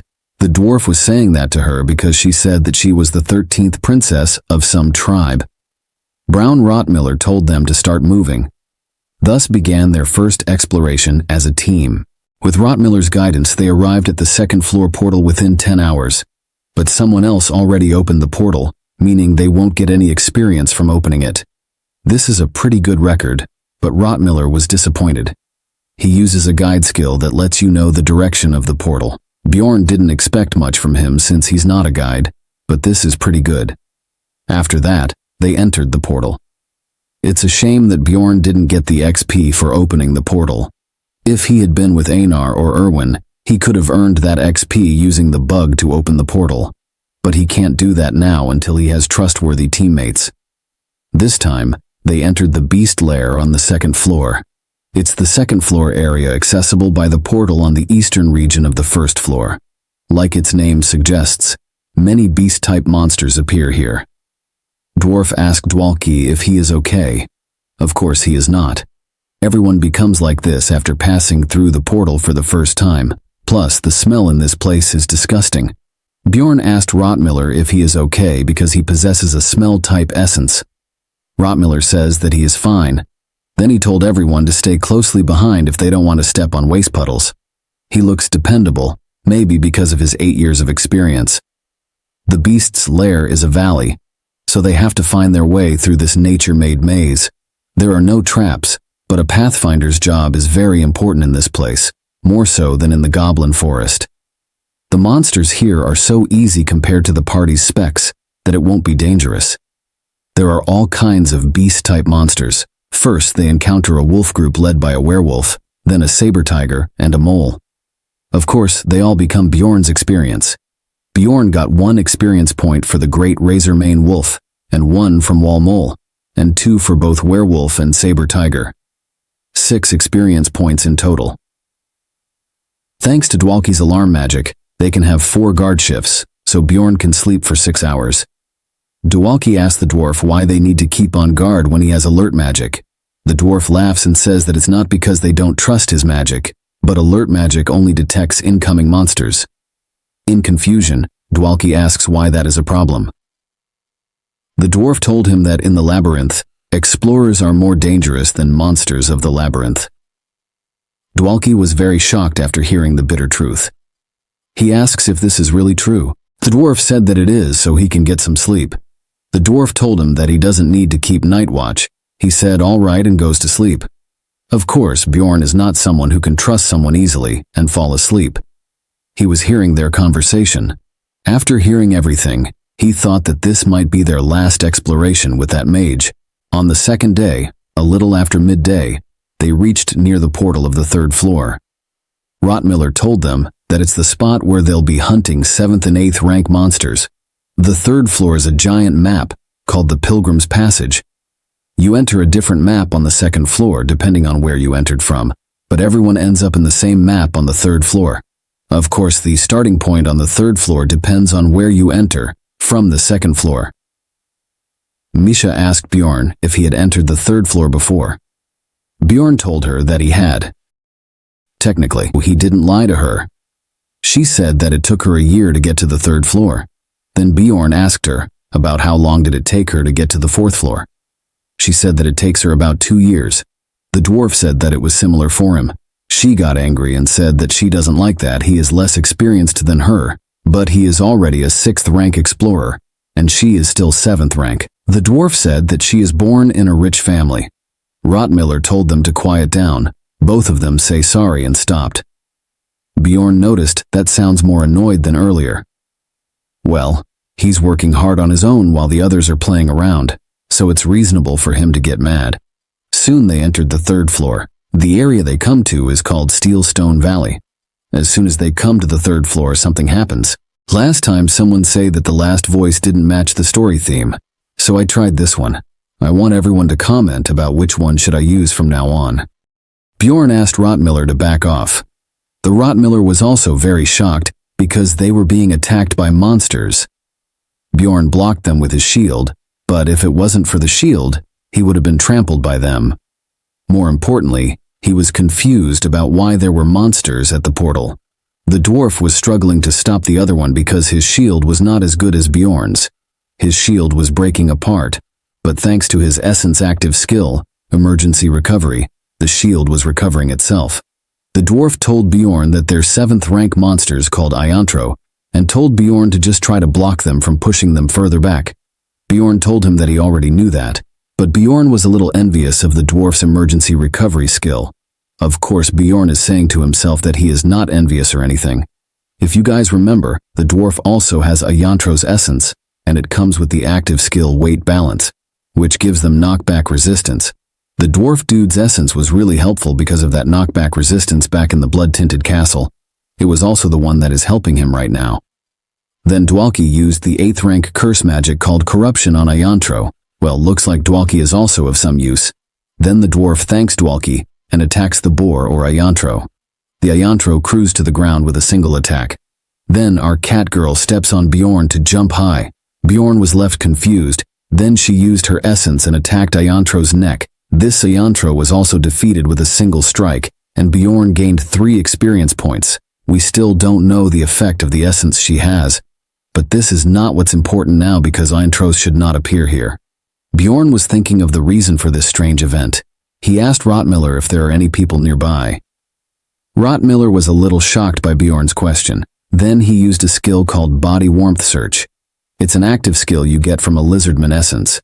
As the name suggests, it detects body heat nearby to find living beings. But Rottmiller found no living beings nearby, but he says that considering the smell, there must have been people until just now, and they're got to be within at least just 2 minutes distance from them.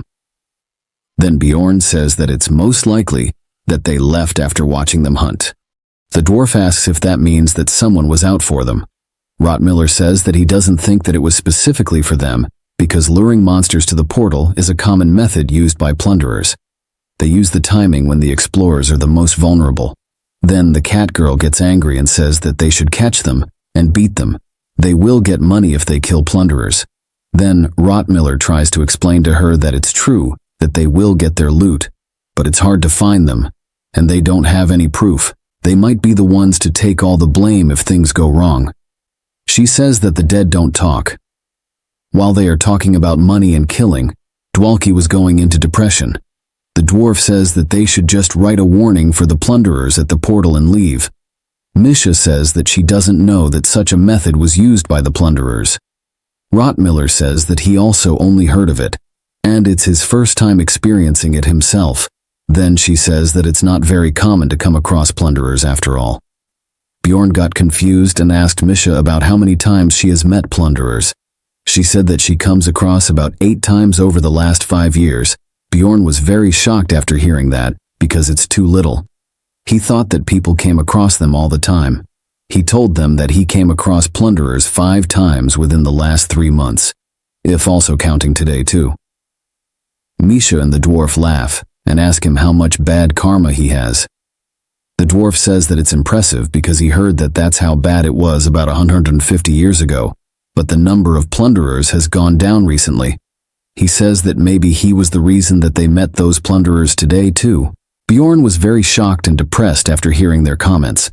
Rottmiller told them to stop making fun of Bjorn, and it's just that Miss Karlstein is lucky. Bjorn got happy thinking that he can't be the only one that unlucky. Rottmiller said that he comes across them about once every 3 months. Bjorn got depressed again because it's not even near his record. Now the party has 2 depressed people. After that, they defeated a few more monsters along their way to another region.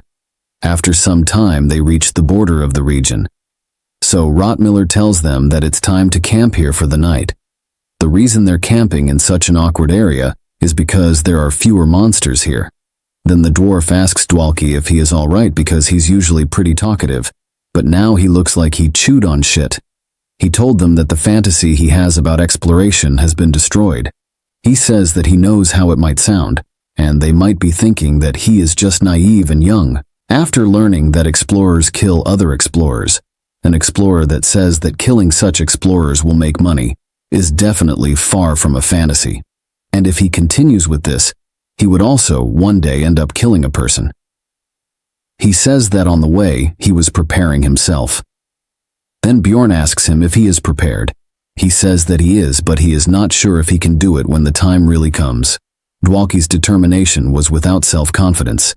He is much better than the kind of guys that lie and then whine and cry when they're actually faced with danger. But still, he is useless. Rottmiller says that it's important not to be arrogant, and he thinks that it's much more dependable than if he were to say that he could do it. Then he asks everyone to come with him, because there's something he'd like to show them. Then Rottmiller takes them to a place, and after seeing that place, everyone left mesmerized. That place is a beautiful landscape with beautiful natural light. Everyone is enjoying this scenery. Rottmiller asks them if they like it. He tells them that they can only see this view around this time of the day, and no one knows why this only happens on the 3rd floor. But the reason is insignificant when you look at this view. He asks Dwalki if he has a bit of courage to keep exploring now. Soon the light disappears, and a familiar darkness embraces the labyrinth. Everyone, other than Bjorn, who was on night watch duty, went to sleep. However, Dwalki is too excited to sleep. Bjorn could only hear the consistent breathing from Dwalki after a long while. If I calculate the amount of experience Bjorn earned until now, it's a little over 50. He needs 150 XP to reach level 4, so he has a long way to go. He is level 3 now, so he can eat 3 essences. So far, he has eaten 2. So he still has room for 1 more, so he is in no rush to level up. But he would like to consume a good essence. I am excited to see what kind of essence he get this time. After walking for some time, They reach the boundary of the orc's habitat. Everyone, I don't want to, but I have to ask for support because the views are dying down. So I want your support. I hope you guys also try other series on the channel. I will continue the series you guys will like, and please also tell me if there are any series you guys would like a recap of. All links are in the comment section. For everyone who wants to support financially, you guys can join Patreon or join the channel. Channel or Patreon members can also enjoy 1 or 2 extra chapters before anyone else from now on. The orc habitat has the highest number of monsters out of all the regions on the 3rd floor. Its special feature is that only monsters that are 8th rank or above appear. It's ranked 2nd in difficulty, but if they're not going to the 4th floor immediately, this is the best hunting spot. The dwarf told them that for now they will work together here, and then they will decide the next steps of the plan depending on how well they perform. Soon, a group of orcs approached them. The dwarf tells everyone to do as they have practiced. The orcs also have a leader and an orc witch doctor. The fight starts, and the first one to attack is Dwalki. Dwalki uses ice spear magic and takes down one orc with a headshot. Dwalki and Rottmiller focus on ranged dealing, while the dwarf and Bjorn act as tanks, stopping the orcs. Misha takes care of the closest enemies first. The orc witch doctor used berserk on orcs, which increased their physical attack tolerance 3-fold for 10 seconds. The orc now looked like the gym bros. After that, the orcs that stopped by Bjorn and the dwarf managed to get through the shields. The orc is directly headed toward the mage, the weakest member of the party. Of course, they already planned for this situation, and that plan is Rottmiller. He is in the back to protect Dwalki. He managed to stop the orc. After that, the 10-second berserk time is up, and Misha comes to attack the orc. She kills the remaining orcs. Now only the orc witch doctor is left, but a mage without someone protecting them is nothing. After wiping out the orc group, they relaxed a bit, but Bjorn was busy calculating the time it takes for them to defeat the orc group. It takes them about 8 minutes in total. It's actually a long time. Well, it makes sense since they have 2 shields and 1 pathfinder. So their attack is definitely lacking, but even so they are just slowing. Safety is still great. This pretty okay, and Bjorn likes it. Dwalki is enjoying his first orc, and others are also encouraging him. After that, they keep fighting and made their way to the center of the orc's habitat, fighting the orcs on the way. As they got closer to the center, the numbers of orcs in each group increased. Once, they even came across a great orc warrior, a 7th rank monster. Of course, they were able to defeat it easily. But bad things always tend to happen when things are going smoothly. Someone attacked near them with a strong explosion spell. They are very shocked by it. Then a mage comes there and tells them that this orc habitat is the Jarwi clan's territory, and they should go elsewhere. He isn't just simply asking them, he is giving them an order. Let's talk about the clans a bit. It might be useful in the future. Dungeon and Stone is a single-player game, but surprisingly enough, there are ways to restrict content. At first, it appears as a way to block transportation between maps, but if you form a clan later on, you can also restrict hunting locations as a player. You know what that means. It means we might see Bjorn forming a clan. Of course, this requires tremendous effort, so it's a waste unless it's a boss mob habitat or a rare mob habitat. So it's also suspicious for them to restrict an area on the 3rd floor. Bjorn might turn this unlucky event into luck for him, like what happens in the blood-tinted castle. The dwarf knows about the Jarwi clan. He asks them why they are on the 3rd floor because he thought that the Jarwi clan was active on the 6th floor. The old man says that they have no obligation to explain that to them. But instead of backing down, the dwarf says that he did hear that a few clans with achievements are allowed to take authority over parts of the labyrinth. But he never heard that this place is the Jarwi clan's territory, and they even don't know if these guys are really part of that clan in the first place. The old man gets angry, but the dwarf is also not going to back down, and the situation becomes tense. Because of the sense of responsibility the dwarf feels as the team leader, he's acting rather rashly, unlike his usual self. On the other hand, Misha is hiding behind Bjorn. Then someone calls her while calling her halfling. She got scared and says yes, brother Talon. But Tylon Guy says that he told her not to call him brother in public. She says sorry. The old man asks Talon if she is his sister. He says that she is. The old man calls Talon sir and says that he has a debt with him, so if she's his he can. Then Talon stops him and said that there is no need. He cannot tell him the reason as it is regarding family matters, but even his father wouldn't care either.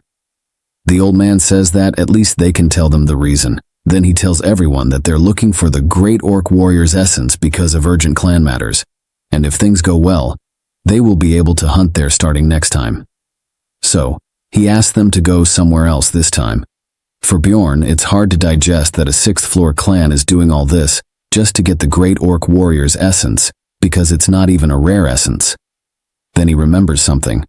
Then, in an attitude, the old man says that since they're here, there won't be any monsters left for Bjorn's party to hunt anyway.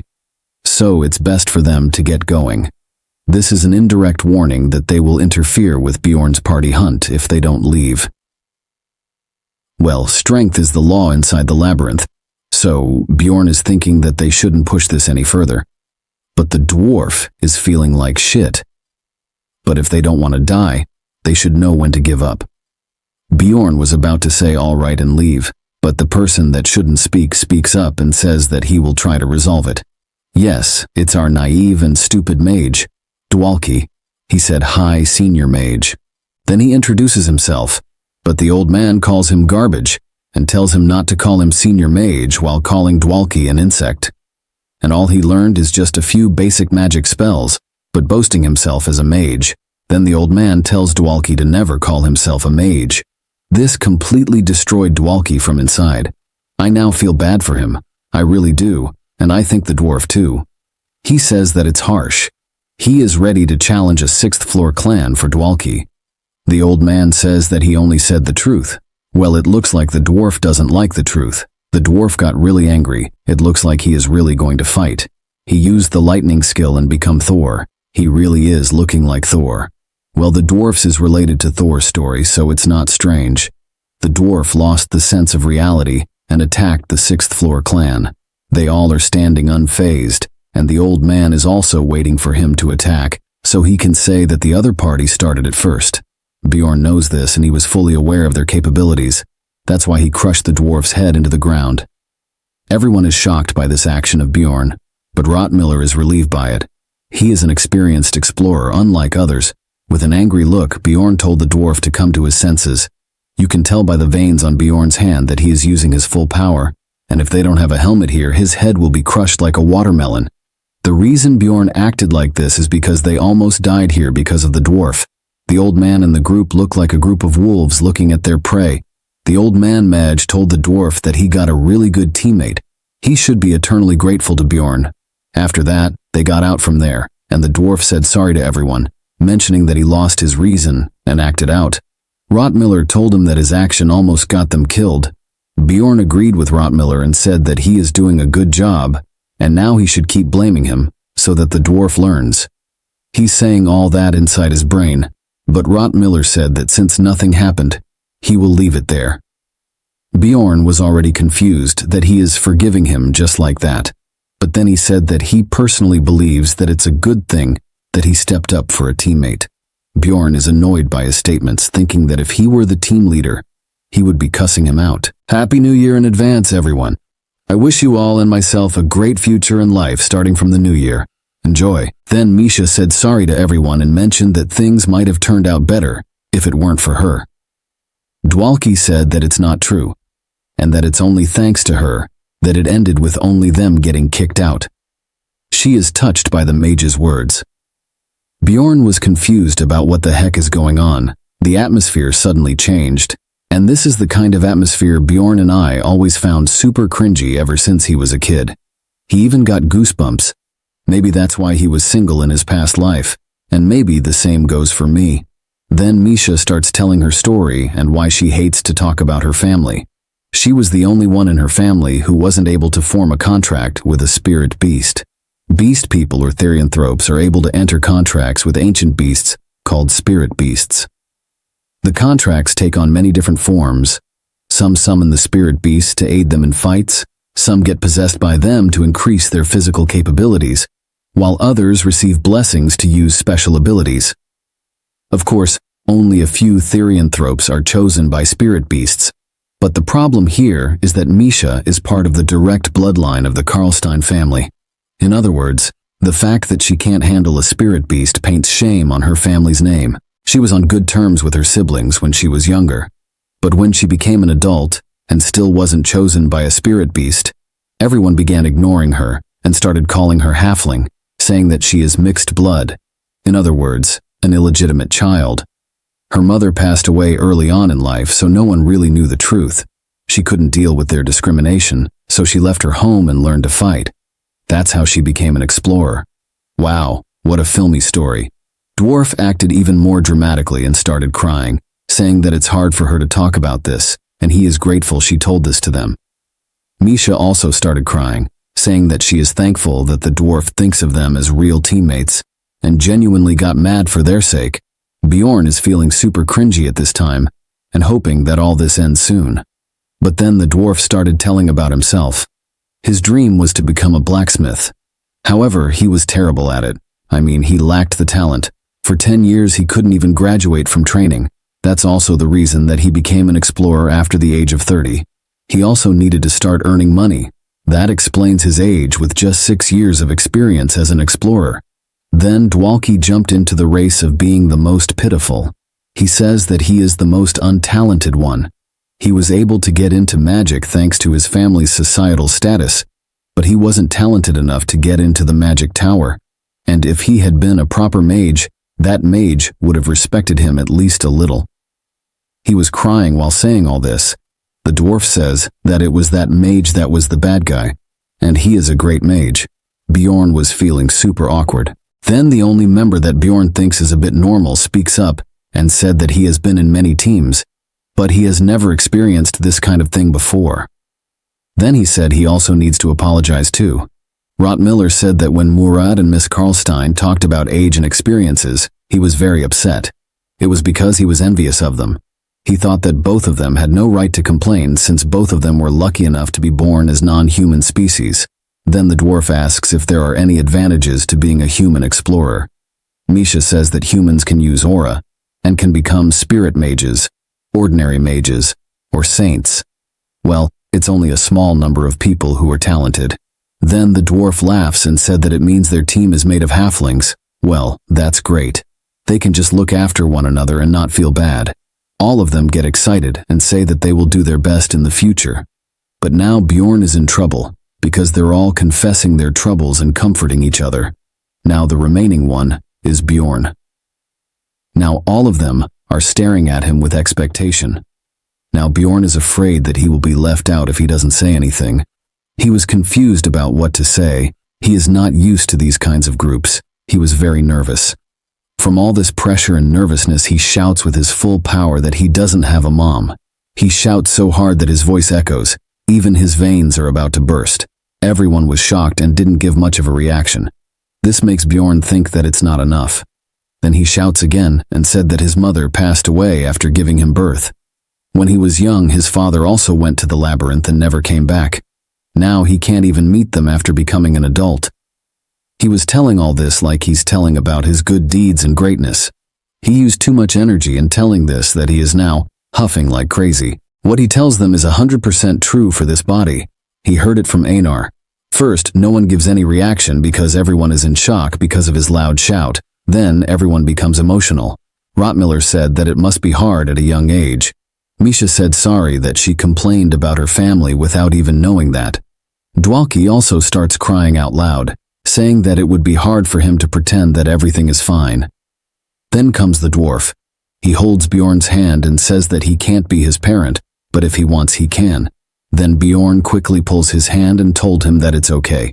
In reality, he just wants him to screw off. And that's how Bjorn becomes the most pitiful guy in this team. But Bjorn is not feeling sad because he had a mom on Earth. Plus, he's a barbarian who's become a 7th rank explorer in just 3 months. Then he remembers that he got dragged into a game realm and risked life multiple times. He suddenly started feeling pitiful towards himself. This reminds me of the Pick Me Up Infinite Gacha manhwa. This manhwa has a similar plot. The MC transferred to the game he used to play and is also very good at it. He also has the same cool mindset as Bjorn. So, if you guys want a recap of that story, I can continue it again. And don't worry about the Dungeon Seeker recap. I will start it from the new year. Everyone was shocked at what happened to him now. Misha asks him if he remembered his mom. She also said some words no one likes to hear from a girl. She said to Bjorn if he misses his family, he can think of her as his sister. Of course, Bjorn is not in the mood to say anything. Then Rottmiller asks the dwarf about where they should go next. The dwarf says that he was thinking of going to the witch's forest. Of course, this is the conversation that triggers Bjorn. Everyone gives their suggestions. Misha suggests that they should go to the green tail swamps, but Rottmiller rejected her idea, saying that it takes 6 days to get there from their current position. Then Dwalki suggests that they should head up to the 4th floor because he heard that the witch's forest isn't that great for warriors. Then the dwarf says that it's too early for the 4th floor right now. He said that he's seen many teams go there underestimating the difficulty and get killed. And it won't be too late for them to move on to the 4th floor after working together a bit more. The witch's forest is thought of as an area that you go to only when absolutely necessary. It's not a great place for hunting. The reason the dwarf is adamant anyway is because the 4th floor is just that dangerous. On the 4th floor, there are 7th and 8th rank monsters just like on the 3rd floor, but there are also sometimes 6th rank monsters. It's a rare enough chance that you have to walk around all day for 4 days to come across one. But that just means that they would come across one no matter what, once they are there. Bjorn actually died many times on the 4th floor because he wasn't prepared enough. So he can understand the dwarf's worries, but he told the dwarf that they should go to the 4th floor. Bjorn said that he thinks advancing to the 4th floor would be fine for them. Then he started explaining the reason. He told everyone that Haikurad and he are pretty sturdy tankers. Even if we do come across a 6th rank monster, they can create an opening for them to escape. He didn't tell others, but considering that he now has the vampire's essence, he should be able to tank fine against 6th rank monsters, although their damage is a bit lacking. But they still have a mage, and the other 2 are also veterans. It might be a bit slow, but they should be able to manage on the 4th floor. Misha and Dwalki start talking slowly. Misha said that Bjorn is right, but she is a bit anxious since he's a barbarian. Dwalki said that she is right. Then Misha said that even a broken clock is right twice a day. So, should they listen to him this time? Meg said that he thinks it should be okay. Bjorn can hear them talking badly about him. Then the dwarf said that he still thinks it's dangerous. So, they will vote about their next hunting location. The result is in favor of Bjorn, and they decide to go to the 4th floor. On the 3rd day after entering the labyrinth, Rottmiller decided to camp for the rest. But the dwarf suggests that since they all are pretty energetic, they should go a bit further. But Rottmiller refused by saying that it will take another 3 hours to find a better place than this one. So the dwarf agrees with him, and they decide to camp there. Looks like Misha and Dwalki have become friends, and Bjorn is busy looking at the time they camped. It's the same time they camped on the 1st and 2nd day. Rottmiller must have thought of the camping spot ahead of time, by taking into account the distance and their speed. It doesn't seem like much, but that's pretty impressive in a labyrinth where there is no night and day. So Bjorn asks Rottmiller about the plan for the next day. He told him that they would arrive at the witch's forest before noon tomorrow. He also told them that they should rest now, because once they enter the witch's forest, it's going to be very tiring. If you are confused about why they are talking about the witch's forest when they are going to the 4th floor, it's because the witch's forest is on the way to the 4th floor. Soon after they fall asleep, Rottmiller wakes Bjorn up. Bjorn was confused if it's already his turn. Rottmiller told him that it's not that. Then Bjorn stands up and asks him if it's a monster. But it's worse than that. Rottmiller told him that it's both. He means both monsters and explorers. Then they hear explorers screaming for help. Bjorn asks Rottmiller if this group of explorers is chased by the monsters. Rottmiller says that it's not what's important right now. He asks Bjorn if he remembers coming across the antihero a couple of days ago by the portal. Bjorn seems to understand what he is saying. Rottmiller told him that the smells he is tracking right now are the exact same as he smelled back then. The dwarf asks him if he means that they're the plunderers from before. Rottmiller says that he's right. He doesn't know who they are, but they're targeting them specifically, and he thinks that they would try to infiltrate them by pretending to be in distress and need help. Misha asks what should they do because they are already close. Bjorn gears up and tells them to do nothing if they are not confident in their acting. Bjorn goes at the front to confront them. He stopped them and told them that he will crush their skulls if they come even one step closer. A guy with a spear from that group asks Bjorn to help them. He says that they will reward them if they help them. Bjorn asks them to put down their weapons. The guy with the spear said that there are monsters right behind them.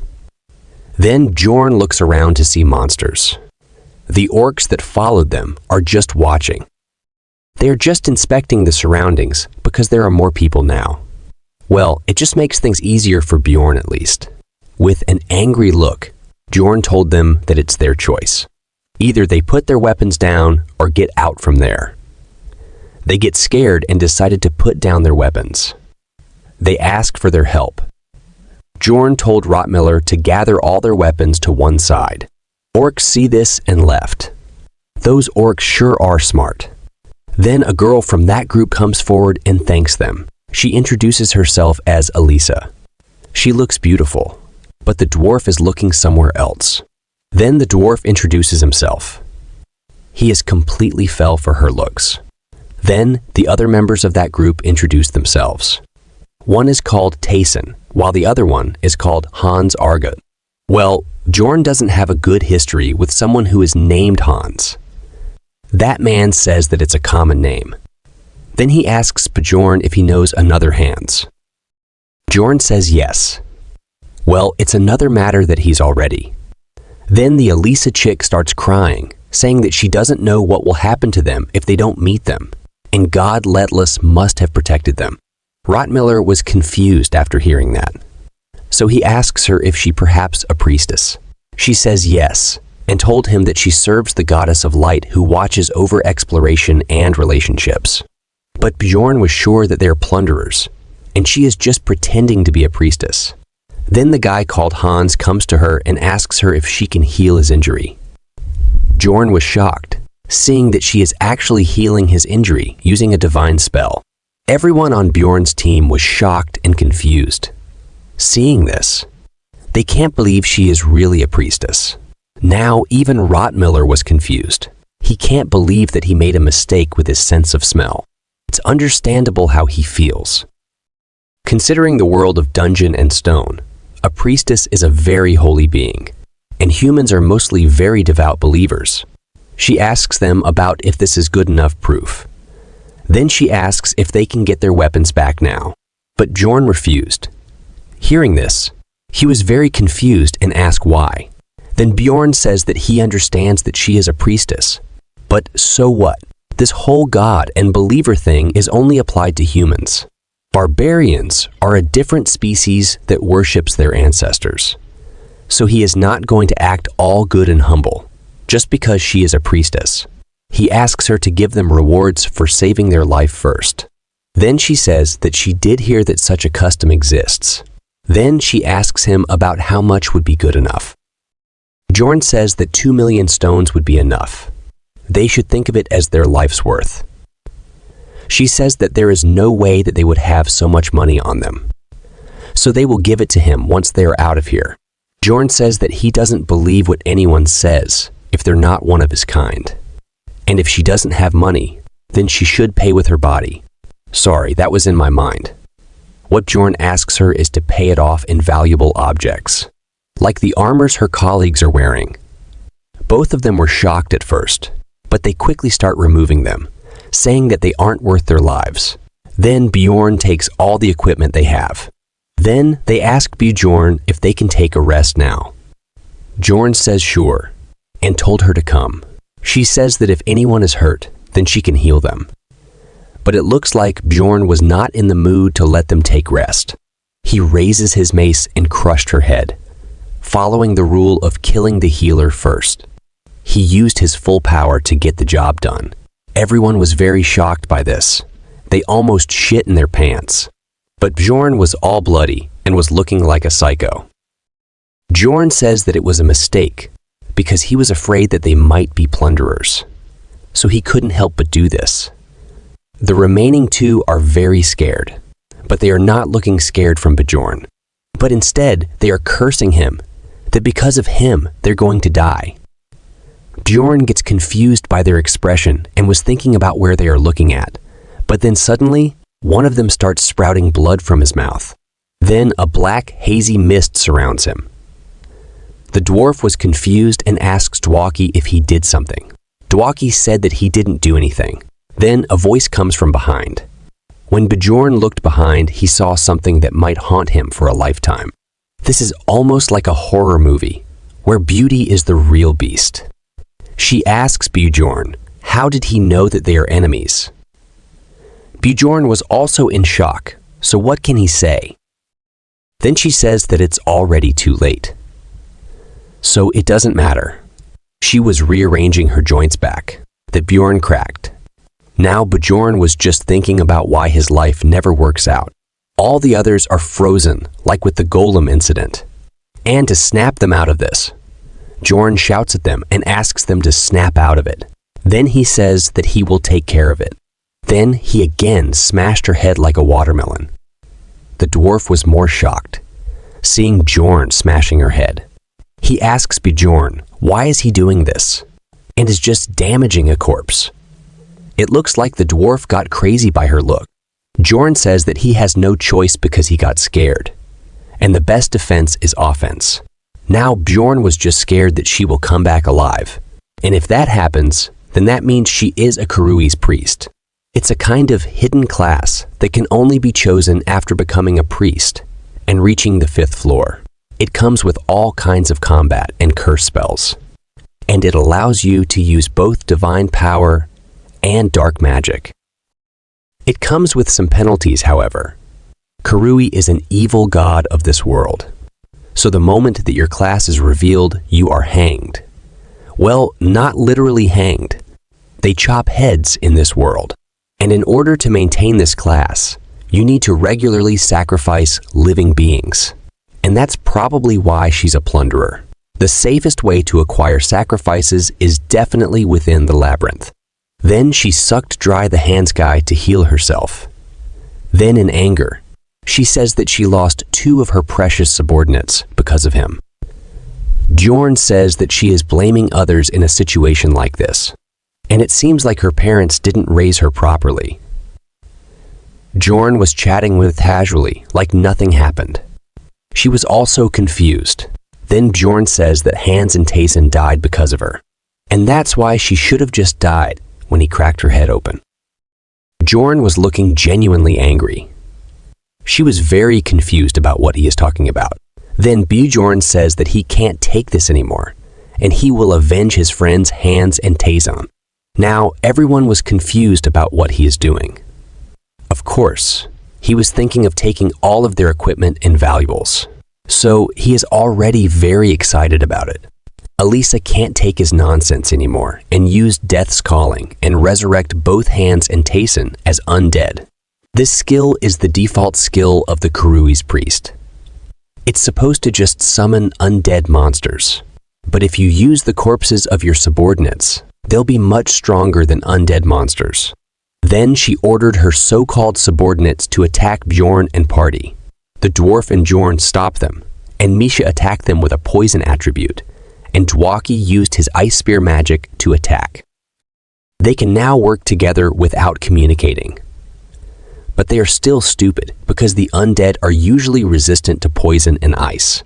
So both of the dealer's attacks aren't doing much. So, Bjorn asks Rottmiller to do the work. Rottmiller prepared fire bombs or Molotovs, whatever they are called, and threw them towards the undead. Bjorn pushed him away and got away from him. The bottle hit him, and he caught the fire immediately. After all, fire is the best against the undead. Elisa says that it's useless and used the skill fire of the dead. This skill is absorbing all the fire in the region. The one attack that they have that could have worked against the undead isn't an option anymore. They don't have someone who can use divine power. So, Bjorn told everyone to attack the priestess, and he and the dwarf will block these two.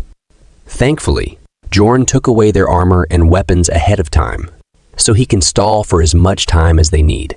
Then others started running towards Elisa, but she can't let them approach her that easily.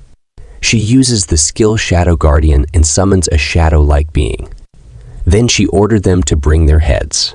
Bjorn's team tried to attack them, but their attack passes through them like they are attacking smoke.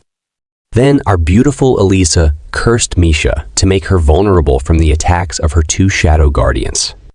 But thankfully, the dwarf came in time to protect her. He says that Bjorn sent him to help them. Then Misha asks him if that means that Bjorn is fighting alone. Of course, this is Bjorn, and even if his whole body got torn apart, he can still heal. So he can use his body to stop the other one. But Elisa is not so happy with it. She told Tayson and Hans to protect her, but Bjorn told him that they are kind of busy at a time. He is grabbing both of them down with ease. She got more angry with Bjorn and said that she will not forget this shame. Then she levitates in the air and used spiritification.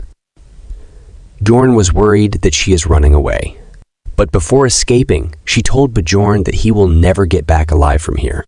They left staring in the sky while she escaped with a bunch of resentment towards them.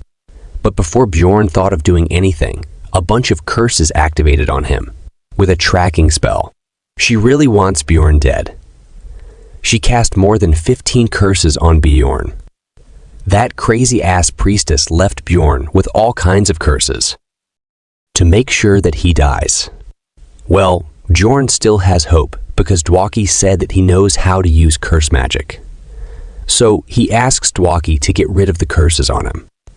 He even said, "Please, let's play a guess game. What do you think what is going to happen?" Dwaki was confused about what he is saying. Bjorn asks him that he could use curse magic. Dwaki says that he can use curse magic, not that he can eliminate them. Now he is acting all good and cute. But Bjorn is screwed now. And if the curses are not cured, then his physical stats may be permanently lowered. Now they are running for saving their life. Bjorn is in the worst condition among them. The dwarf asks Bjorn if he is okay. Bjorn told him that he can make it so he doesn't have to worry about him. But actually, he is feeling like he is going to die, because he has been running with these big curses for over 5 hours. If it weren't for the vampire essence's mana resistance and darkness defense or resistance stats, he would have collapsed from exhaustion ages ago. Of course, others were cursed too. But unlike Bjorn, they only got 2 or 3 of them, and she unleashed over 15 curses on Bjorn. And one of them is a crappy energy decrease skill that lowers your stamina recovery.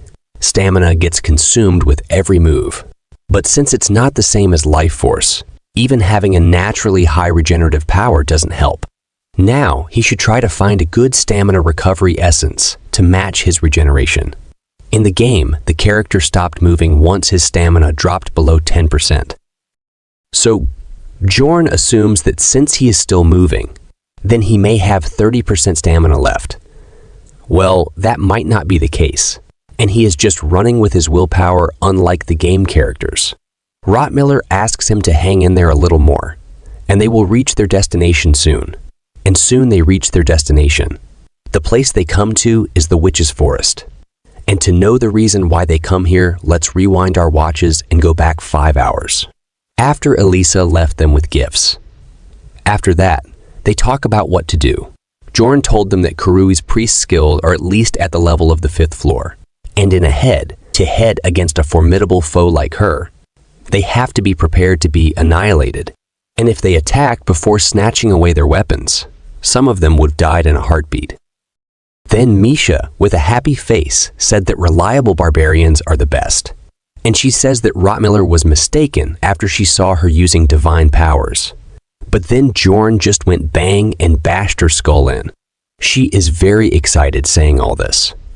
And Bjorn was also enjoying it. Then he asks Rottmiller if there is a way to track that woman down. Rottmiller says that he can't find a single crumb. Bjorn says that since her identity is exposed, then she will surely come find them before they leave the labyrinth. Then Dwaki laughs and says that in that case, can't they handle her the way he did just now? And he also thinks that he's done a good enough job. After hearing that from him, Bjorn got angry and asks him what will happen if they are ambushed from behind while fighting with monsters. I think Bjorn is barely controlling himself from cracking his head too. Then, Bjorn suggests them that they should go into the Witch's Forest right now. Witch's Forest, as a forest that surrounds the portal that connects to the 4th floor. 7th and 8th rank monsters often appear here. And a lot of monsters have spirit bodies immune to physical attacks. So it's not the best fit for their party with 2 warriors in it. But right now, this is their best bet.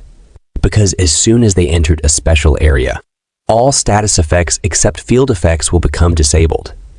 This means their curses will be lifted here. Misha got very excited after she is free from the curses. Rottmiller was also very surprised that curses are lifted. Then he asks Bjorn about how he knows about it. Bjorn just says that he studied about it in the library. Rottmiller didn't say much about it. Misha says that he should stop lying, a barbarian reading a book. Then Dwaki starts laughing, saying that he never heard of anything like that. They're insulting Bjorn. The last time someone said that they never heard something like this, it cost them more than 5 million. In any case, the curse cast by Karui's priest is gone now, but the field effect has been applied, and they start hearing voices insulting them.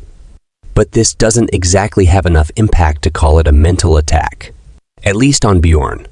But that's not the case for others though. Misha asks Bjorn about how can he hear all this abuse and still be fine. She is almost crying like a baby. Bjorn simply said that it's bearable. At least the 3 who said that they've been to the Witch's Forest before are in relatively good shape. But our useless little Dwaki, he is vomiting non-stop. He is too weak-hearted. Because of these hallucinations and directional dyslexia effects, it's like they are seeing the world through a convex mirror. Bjorn asks Dwaki if he can use magic in that condition. Dwaki told him that he can use magic just fine.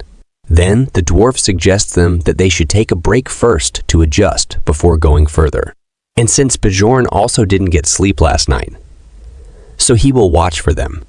As soon as he told them to sleep, Bjorn falls to the ground. He is too exhausted after going through all this. Then the dwarf comes near him and said that he wants to talk something about Lady Elisa. Bjorn told that it's not Lady Elisa. The dwarf still calls her Lady Elisa. This whole incident is actually Dwarf's fault. When he went to the Explorer Guild to announce the team member recruitment, someone kept asking him questions. That someone is actually Elisa. Then he told him that in the blood-tinted castle rupture he entered with Bjorn, he got a numbered item called the Guardian's Wrist Guards as a reward. He boosted his Explorer rank with it, but she overheard. These wrist guards number is 3,112. Originally only found in ruptures above level 4. A numbered item in the 3000 series. Let's talk about its effect later. But this angered Bjorn, who was slaving away to get the essence, while this dude who barely moved a finger just gulped down a numbered item, worth 50 million stones. Then Bjorn asks him why he didn't recognize her before. In embarrassment, the dwarf says that it's because she was dressed completely differently compared to in the city. She was wearing a priest's dress and her clothes got quite dirty too. They were even ripped and torn apart here and there. In other words, he was too busy looking somewhere other than her face to be able to recognize her. They also had the team meeting in the bar, so she must have overheard the whole thing and set up the trap. The dwarf laughs and says the treasures beget anger. Bjorn told him not to put blame elsewhere, and this is all his fault for not being careful. The dwarf says that he didn't know that this would happen, but Bjorn thinks that he is just pathetic, and wondered if this party is really okay. The dwarf quietly gets away from him. After that, Bjorn falls asleep. Then others wake him up, saying that he slept really well. And no matter how strong-minded the barbarian is, they still have a hard time on their first trip. And he is sleeping through all that noise like nothing. Bjorn told him to stop this nonsense and ask them about the monster location. Then Rottmiller shows him the monsters. This time, the monsters are fairies. They are 9th rank monsters. It was one of non-combatant mobs whose only skill was to spew a stimulant potion mixed with poisonous dust. Then Bjorn says that since there are a bunch of fairies gathered here, then that means that Guy must be somewhere nearby too, and asks Dwarf if he wants to fight him. The dwarf says that he's not someone to take lightly, but since Dwaki is feeling a little better now, they can do it easily. Then he casts lightning and unleashes it on fairies, and fried them all. Well, it looks like I forgot who is the real monsters in this series. Seeing these fairies got fried, a monster got very angry. This monster is a 7th rank monster, half-troll. It's a monster that only appears in the witch's forest and has a habit of stalking a group of fairies. In other words, he is a pervert of the monster world. But he is angry now. He attacks the dwarf first, and the dwarf barely able to defend against it. After a single hit, his body starts shaking. This dwarf didn't have as high of a pain tolerance as Bjorn. This is one of the biggest reasons why the witch's forest is shunned by the warrior class. Warriors are used to being beaten up front, but here pain is multiplied many times over, thanks to field effect pain enhancement.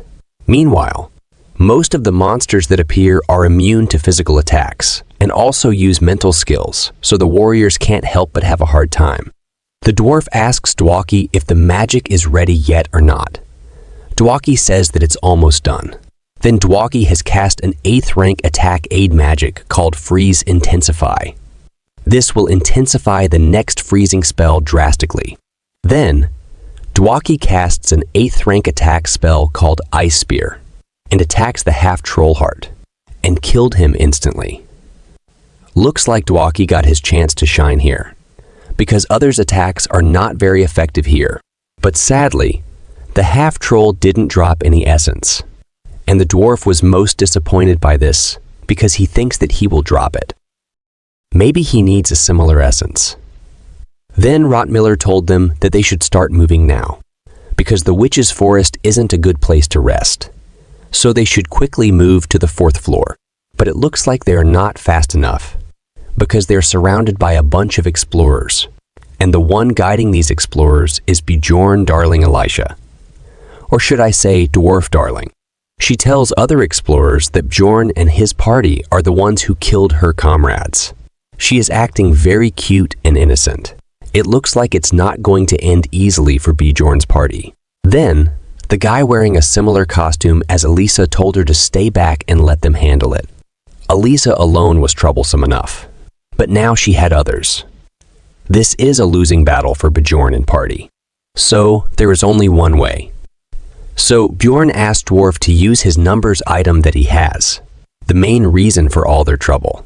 That item is called Guardian's Wrist Guards, and Dwarf used it instantly, and its effects are also amazing. It drives enemies away and temporarily grants allies immunity to any harm. The abnormal status effect was also disabled, thanks to that. Then, Bjorn told everyone that now is their chance to run. Then Misha asked Bjorn about how that woman followed them here, because Bjorn said that the witch's forest was safe. Well, Bjorn can only make guesses now, and according to him, he thinks that after they entered the witch's forest, it would have gotten hard for Elisa to track them down. So, she must have found some explorers who'd be of use to her, and acted like a pitiful priest who had lost her comrades to ruthless plunderers, which is Bjorn and his party. And after throwing them into a fight with these enraged guys, she must have planned on devouring all of them. So, Bjorn just told Misha to stop rambling and run, because the Guardian's Wrist Guard's effect lasts for only 5 minutes, and it is about time for the effect to wear off. And soon, the duration of the effect has ended, and the field effect of the witch's forest was reapplied on them. And now, in their current situation, the most useful person is a scout. The first work of the scout is to detect the enemy movement and guide their teammates toward the best path. They use data from prior knowledge and experiences within the labyrinth to find the way. But that's only possible until the third floor. And a scout's true skills are tested in the Witch's Forest, the last gateway before the fourth floor.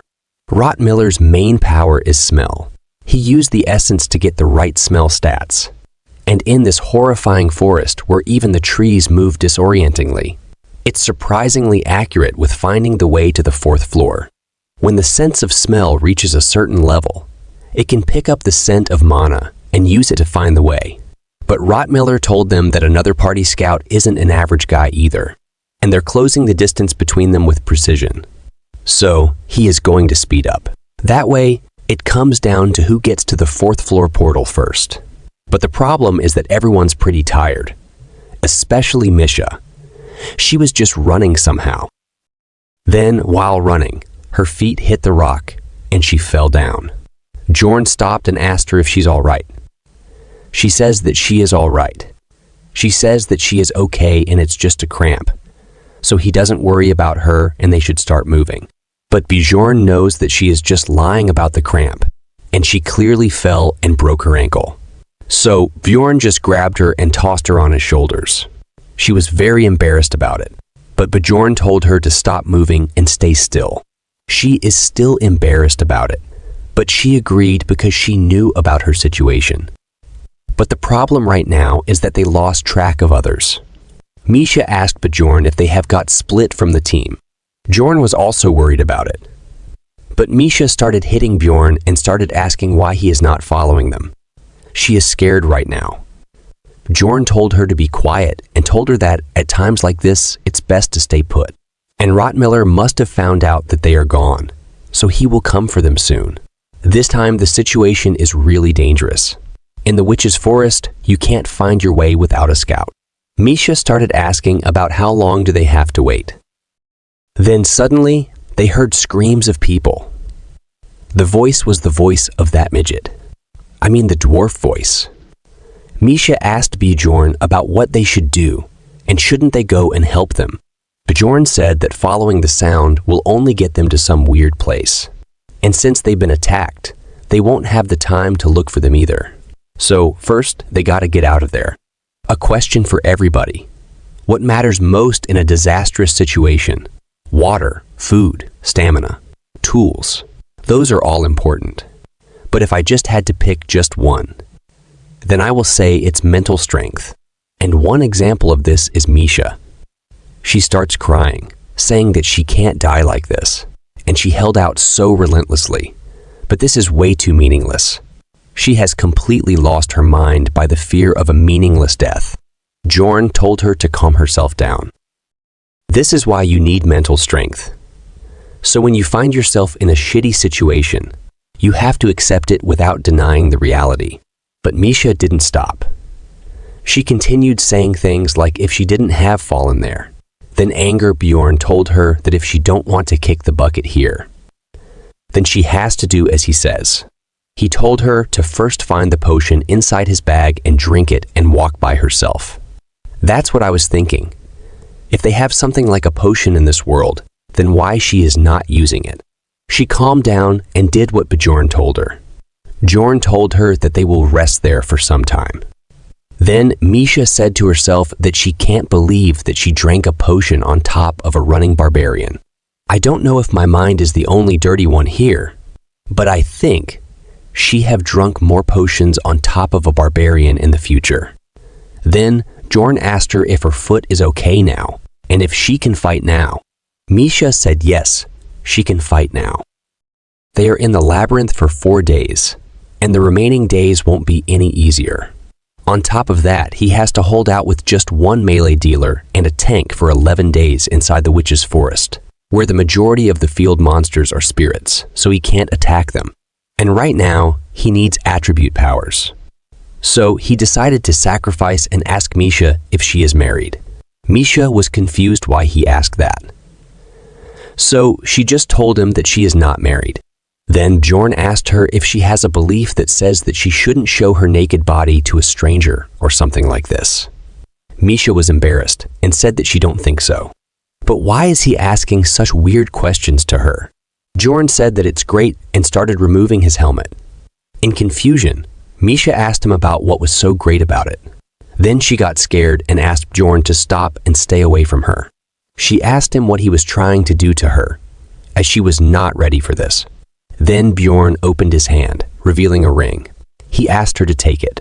Bjorn grabbed Misha's hand and directly fit the ring on her finger, saying that he had been saving this ring until he found someone worth giving it to. Misha was confused and asked him why he was giving it to her.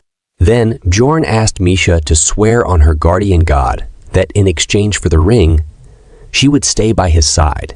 Misha was too embarrassed and shocked. Then she asked Bjorn if he had gone crazy or something. Then Bjorn threw another line towards her, telling her that the moment she accepted this ring, he, with his honor as a warrior at stake, would stand by her side and support her, hoping that she would do the same. Well, what can a single man like I say in a situation like this? But I like these lines, and maybe if I get the chance, I will use them. Misha asked him if he was serious about this, and though it was sudden, it was also the first time she received such a proposal, so it's not that she was not happy. Bjorn said that he was glad to hear that. Then Misha apologized to Bjorn and told him that she never once thought of him that way. She said that she was not saying that she didn't like him, it's just that he was. Bjorn got confused about what she was trying to say. Then, with embarrassment, she blurted out that she liked skinny guys. Bjorn got scared by that and asked about what she was suddenly talking about.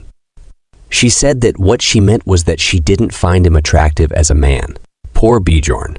He got rejected even without making any confession. Yes, you guessed it right. All of this is a misunderstanding created by Bjorn's way of talking. Bjorn clarified to her that it's a misunderstanding, and that's not what he meant. What he really meant was for her to take the pledge to be comrades in exchange for the ring. Misha calmed down after hearing that and started laughing in embarrassment, saying that he almost got her there.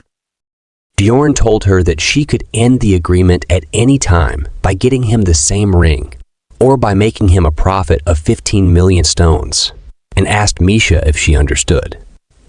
Misha got angry and said as if, and asked him about what the hell the ring was for it to be worth 15 million stones. Bjorn grabbed her hand, saying that 15 million stones is a bargain. This ring can fulfill a long-held desire of hers. Bjorn couldn't have made this choice if he hadn't been playing Dungeons & Stone for nearly a decade. Misha was confused about what he meant by that. Bjorn was actually going to awaken Misha. If you guys still remember, this ring is the No. 9,425 Frost Spirit Ring. It's a numbered item that Bjorn got from Raven Master, who is the master of the Altimian school. If you guys still don't remember, she is the blonde mage. Altimian school is the magic school, like a branch of magic. Let's talk a little about this ring. At first glance, it's easy to dismiss this item as worthless. But when this item is destroyed, an unusual effect occurs. It may seem like a practically pointless option that doesn't even deal damage.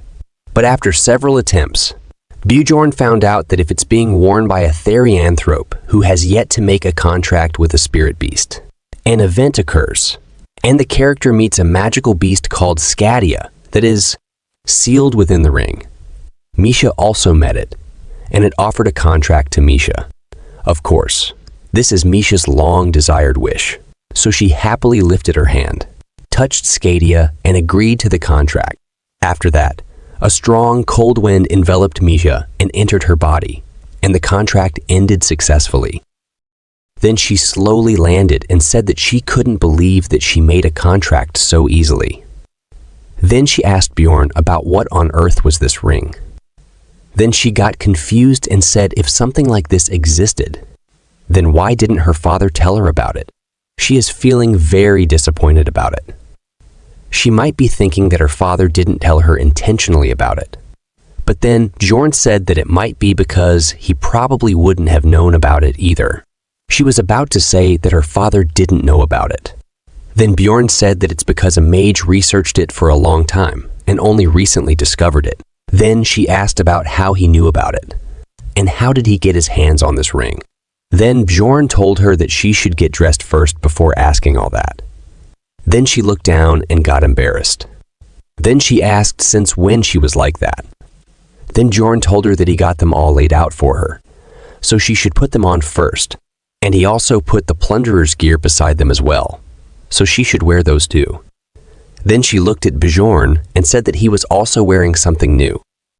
Bjorn is wearing the new boots with the spikes. Then she asked Bjorn about why she was naked.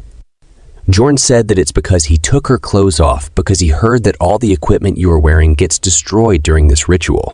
Then, in embarrassment, Misha asked Bjorn why he asked her about the marriage then. In confusion, Bjorn said that it's because if she had a spouse, then he probably would feel offended by this. Then Misha shouted and said that he thought all that, yet he didn't think to tell her beforehand. Bjorn said that he was in a hurry. Then he said that it's enough. And rather than that, didn't she have something to say to him? Misha said, "You," Bjorn said. "What?" And told her to say it. Then she blushed and said thank you to Bjorn. Bjorn asked her if that's it. Misha said, "Thank you very much." Bjorn told her to not try to brush past it. Then Misha asked him if she really had to say it out loud. Then she smiled and called Bjorn and said that once in the past, she tried to die, and it was her father who found her and saved her life. Then Bjorn told her that she should be thankful to him then. Misha said that she is not so sure because it isn't that beautiful of a story. Because when she woke up, the first thing her father said to her was that if she wanted to die so badly, then she should go die inside the labyrinth, and how much more shame she must bring to the family name before she is satisfied. After hearing that, Bjorn thought that this family is even crazier than he expected. So she came to the labyrinth, but she didn't come to die like her father told her to. She simply wanted to run away from that house. She also thought that if she became a great explorer even without a spirit beast and got acknowledged, then her father would forgive her. She still doesn't know if this will make her father acknowledge her, but now she feels that that's probably a good thing. Then she bows down and sincerely thanks Bjorn for it, and says that she will not forget this favor until the day she dies and have this imprinted deep within her heart. Then he asks her if she swears to the guardian gods. Then Misha happily puts her hand on her chest and says that she swears to the guardian gods. Now let's talk about the powers that you got after the contract with a spirit beast. The first type of power you can get is summoning. As its name suggests, it summons the beast. The second one is strengthening. Same here, you can understand by the name itself. The next one is powers. Well, the powers depend on the type of beast that you sign the contract with. Therianthropes who sign contracts with spirit beasts usually gain one of these three types of abilities. And in Misha's case, her body is permanently imbued with Scadia, the ice magical beast, so it was the strengthening type. And she tested her new powers on the monsters called wraiths and killed them with one punch. Well, they are just 9th rank monsters. But the main thing is that they can finally have a way of making the attribute attacks that they wanted so badly in the Witch's Forest. And both of them are very happy about it. And from now on, they will be able to take out the spirit monsters like wraiths. With the attribute attack, Misha could fight on her own. But just as there are levels to a barbarian spirit seal, Therianthrope's spirit beasts also advance in stages. And Misha is still on stage 1, so she can't imbue her weapon with her attribute. She was a fighter before too, so fighting right away shouldn't be a problem for her. But the Witch's Forest is not an easy place to fight all alone. Then Misha said there are more coming. Then Bjorn told her that they should get away from there. So both of them start running. The real survival begins right now. Around 11 hours have passed since they're separated. During that time, they fought the monsters that had fewer numbers and avoided the ones that had more.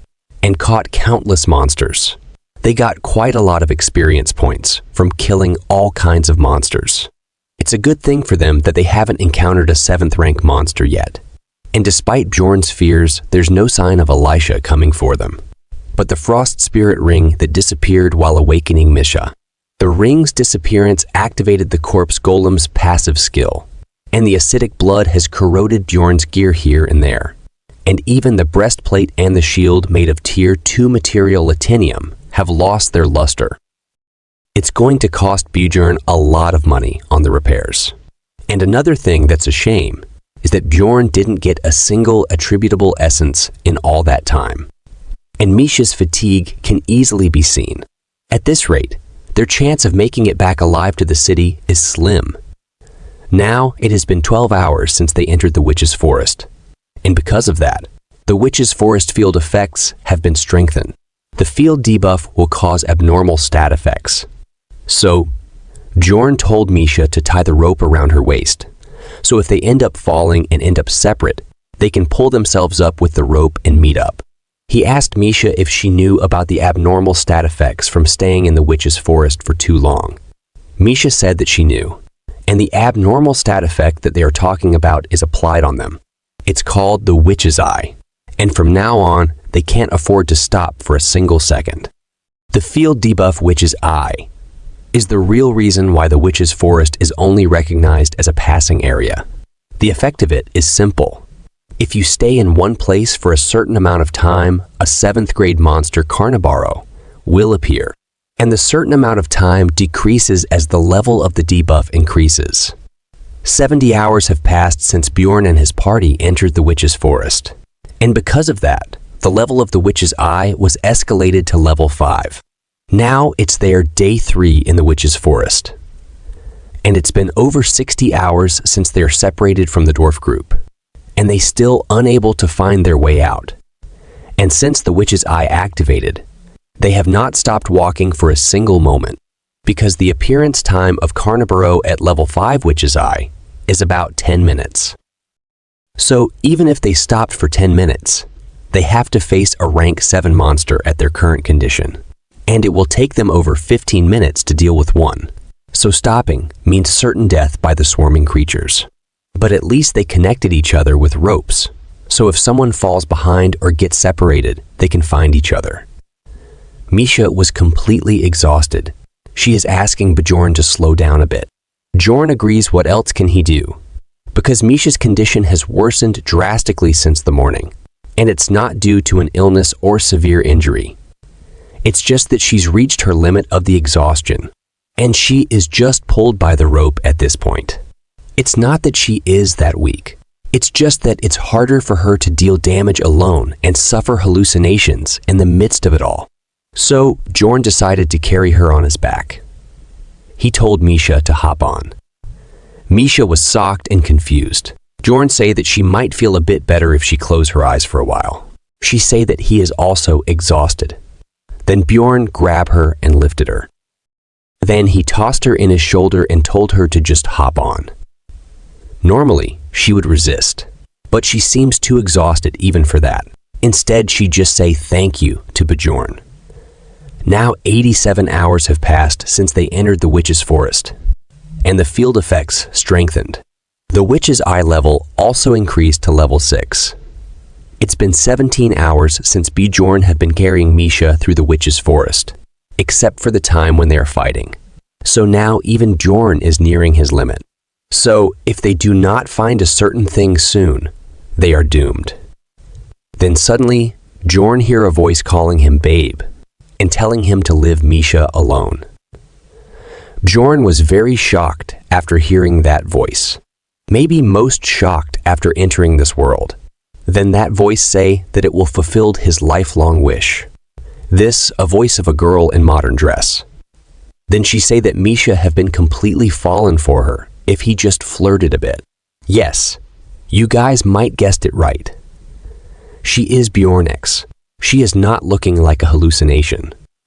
Then she say that maybe Misha is scared of being abandoned again. Bjorn feels that if he touch her, he could feel her body temperature. Now I think it should stop calling Bjorn a loser, after seeing that he, have such a hot ex. Bjorn was thinking that she is even acting the same. Then she say that this is his problem, that he always tried to know everything, and he never tried to tell anything about himself. Bjorn was thinking that she is the same. She also did not say thing about herself. She puff her face and say what he don't know about her. He knows every nook and cranny her body, and he know it better than she do. Then she touched Bjorn's face, and Bjorn got flustered. She say that her stockings have changed, and his tastes remain the same. If you guys don't understand what just happened, her stockings changed after she touched Bjorn, because she is created by Bjorn desire, and Bjorn taste is rather unique. Bjorn start thinking about if this is what is he really is. At such a movement, his first thought is sexual desire when seeing his ex-girlfriend. She hugged Bjorn and asked to live that wildcat and come to her, and he should be with her. And other girls won't understand him. Bjorn say, is that so? Then she put her finger in his lips and say, yes, my love, and she will make him feel good. And before something good happens, Misha told Bjorn to snap out of it and give Bjorn X a uppercut to wake him up. Bjorn was completely fall for it this time, but Misha is not looking very happy about it. She is beating Bjorn's ex very hard and just punching and kicking her face. Then she say that it's okay, and she took care of the dryad, so he should come to his senses. She is very happy about it. Does she have something against her, or she now have some feeling for Bjorn? How cute. I think now Bjorn was feeling embarrassed to fall for a dryad. Then the dryad state abnormality ambush is released, and her true form are shown, which is of a tree girl. Well, I think druids are famous enough if you have read few mangas or watched anime before. In this world, Dryad is a rare 8th grade monster in the witch's forest that uses the enchantment skill. They gained 2x per defeating it. Bjorn give himself some face by saying that it wasn't because of a field effect, but because of a skill. Then he say thank you to Misha and say that he would be in big trouble without her. Misha is very proud and say that it's nothing. Then she saw a team of explorers. They are the first explorers they met since getting lost. They asked Bjorn if they lost their way. Witch's Forest is not the main hunting ground, so there are very few people, and it's not easy to meet other explorers here. It's already the 8th day on the 3rd floor, so teams heading upwards would have passed by long ago. They ask Bjorn if both of them are separated from their team. Bjorn says yes, but Bjorn is not the one to easily trust people, even in a dire situation. Misha got exited and asked Bjorn if they are saved now. Bjorn told her to stay calm. The lady from that group say that they are not bad peoples, so they don't have to be so wary of them, and she have children like him in the city, so he don't have to worry, and asked Bjorn to come with them. But Bjorn refused, because if she have children, then it's even more dangerous. Having children to feed means a more definite motive to earn money. Misha asked Bjorn about why is he doing that, and they might help them. Bjorn told her to be keep quit. Bjorn think a lot about what to do after meeting other explorers. He pondered this a lot, but the conclusion was always to first seek help. And if they promise some reward and ask them to lead them out of the forest, then it should be a reasonable deal for them too. But to make a deal, they first need to know who they are. Then Bjorn take a defensive position and introduces himself. Then a man with orange hair from the other group say that he is quite a cautious man.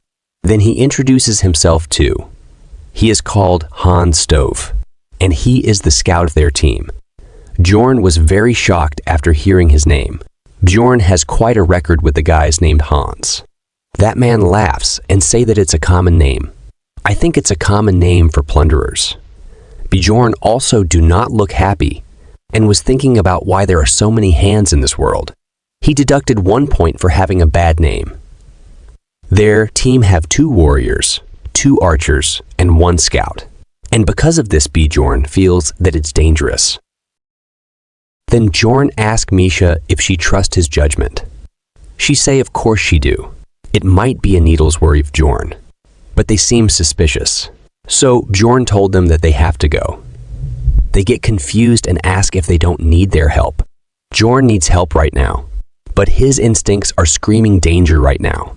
So, Bjorn told them that they can take care of themselves and don't need others' help. Then he told Misha to start moving. Then suddenly, a arrow come towards Bjorn, but Bjorn blocked it with his shield. Bjorn already knew it, that it not going to be easy. Then the other archer from their group asked the lady about why she did that. She asked him if he is just an idiot, or he didn't see his equipment. It is made from latinium. She asked how much she could sell it for, but that archers say that they're fellow explorers. Then the orange hair guy told him to back off if he can't do this. Then he say if he recognized the backpack that Bjorn is carrying. He told him that it's an expandable backpack, and it's so expensive that they wouldn't be able to buy it even if they worked their asses off for an entire year. It's look like they already start claiming the things on Bjorn as their own, as if they already got them. That man say that he still can't do it. Then the archer lady told him to back off. One off there, warriors say that he is in it, and he is not rich enough to be nice to others. Misha asked Bjorn about why they are not running. Bjorn was analyzing the situation they are in right now. It's 5 versus 2, and they are also very exhausted right now. And other party have a pathfinder, so if they try to run away, then the other party will easily catch them. So there's only one way to get out of this situation. Then Bjorn told Misha that they need to stall for a bit of time. Then Bjorn asked them to negotiate. He told them that if he give them his expandable backpack as well as his shield, and they just have to spare their lives. Bjorn didn't finish talking, but then suddenly Misha come forward while crying and told them to just kill this barbarian, and she is a princess of the Therianthropes, and she will reward them all the money they want if they let her live. Even Bjorn got confused and was not sure if she really meant it or just saying this to stall for some time. After hearing that she is a princess of the Therianthropes, the orange hair guy got confused and the lady what to do. She say what is there to ask? They have killed both of them. Or do he think that they won't go outside and report them? Then the warriors of their team say that it's even badder, and he bet that the princess would have something valuable, and the finders will be the keepers. It's like they also get their share of the loot. They start running towards Bjorn and Misha like crazy. But it is too late now. The 6th or 7th rank monster Canabaro has appeared. I am not so sure about its rank. They are shocked after seeing Canabaro and ask about how long are these idiots are been lost in the witch's forest. Bjorn say 5 days, you bastards, but in his mind. Then Bjorn told Misha to hang on to him. Canabaros tend to follow their prey to the ends of hell, so it's impossible to run from them once you've come across them. So, Bjorn decided to run towards the other party. They got very confused by it. Using this moment, Bjorn attacked the orange hair guy head. Bjorn decided to use these guys as baits. Now that the aggro of the Canabaro shifted towards them, it's now their problem. To stop them from running, Canabaro used the skill mana mines. The orange hair guy told everyone to not move, because now there are mana mines everywhere. Then the archer lady say what to about those bastards. She is still thinking about Bjorn. The orange hair guy told her to focus on killing the Canabaro first, and they won't go that far. Bjorn also know about the mana mines, and he can't dodge them, so he planned to step on them as he run. Misha was worried about his foot. Then Canabaro used his skill summoned hound to summon hounds. The orange hair guy wasn't able to do much in front of them and got killed, and they can't dodge them because of the mines. The archer lady start crying, saying that she don't wants to die. The hounds also reached Bjorn and bite his leg, but Bjorn didn't stop, instead used flesh explosion. But because of that, he can't fell below his ankle. Well, how can he feel it? If his foot is completely gone, now he won't be able to run. So he changed the plan and told Misha that he is leaving everything to her. Then she say all right and told him to throw her towards the cannibaro. Misha, I chose you. It's feel good sometimes using references like this. Misha equipped her blade in the midair and attacked Cannibaro with her full strength. Then she looked for others. Only the archer lady was alive. She say, please to Misha, and asked for her help while crying. She asked for a potion. She say that she will give her money when they are out. Well, Misha is not that soft-hearted and stupid to save the person who just tried killing them. Then she asked Bjorn if he is okay, and she told him that a potion won't help if he is that badly hurt. He told her not to worry about that. An injury like this is nothing in front of his skill, and will be healed in an instant. Misha was very shocked after seeing the foot appearing. She say that he is not even using a top-grade potion. With the vampire's essence and the immortal seal's natural regenerative power. In the context of the game, his natural regenerative power will be above 150. That would be enough to regenerate an entire limb with some time even without a potion. Now I am exited about what will happen when his immortal or undead seal got to another level. What will happen to him?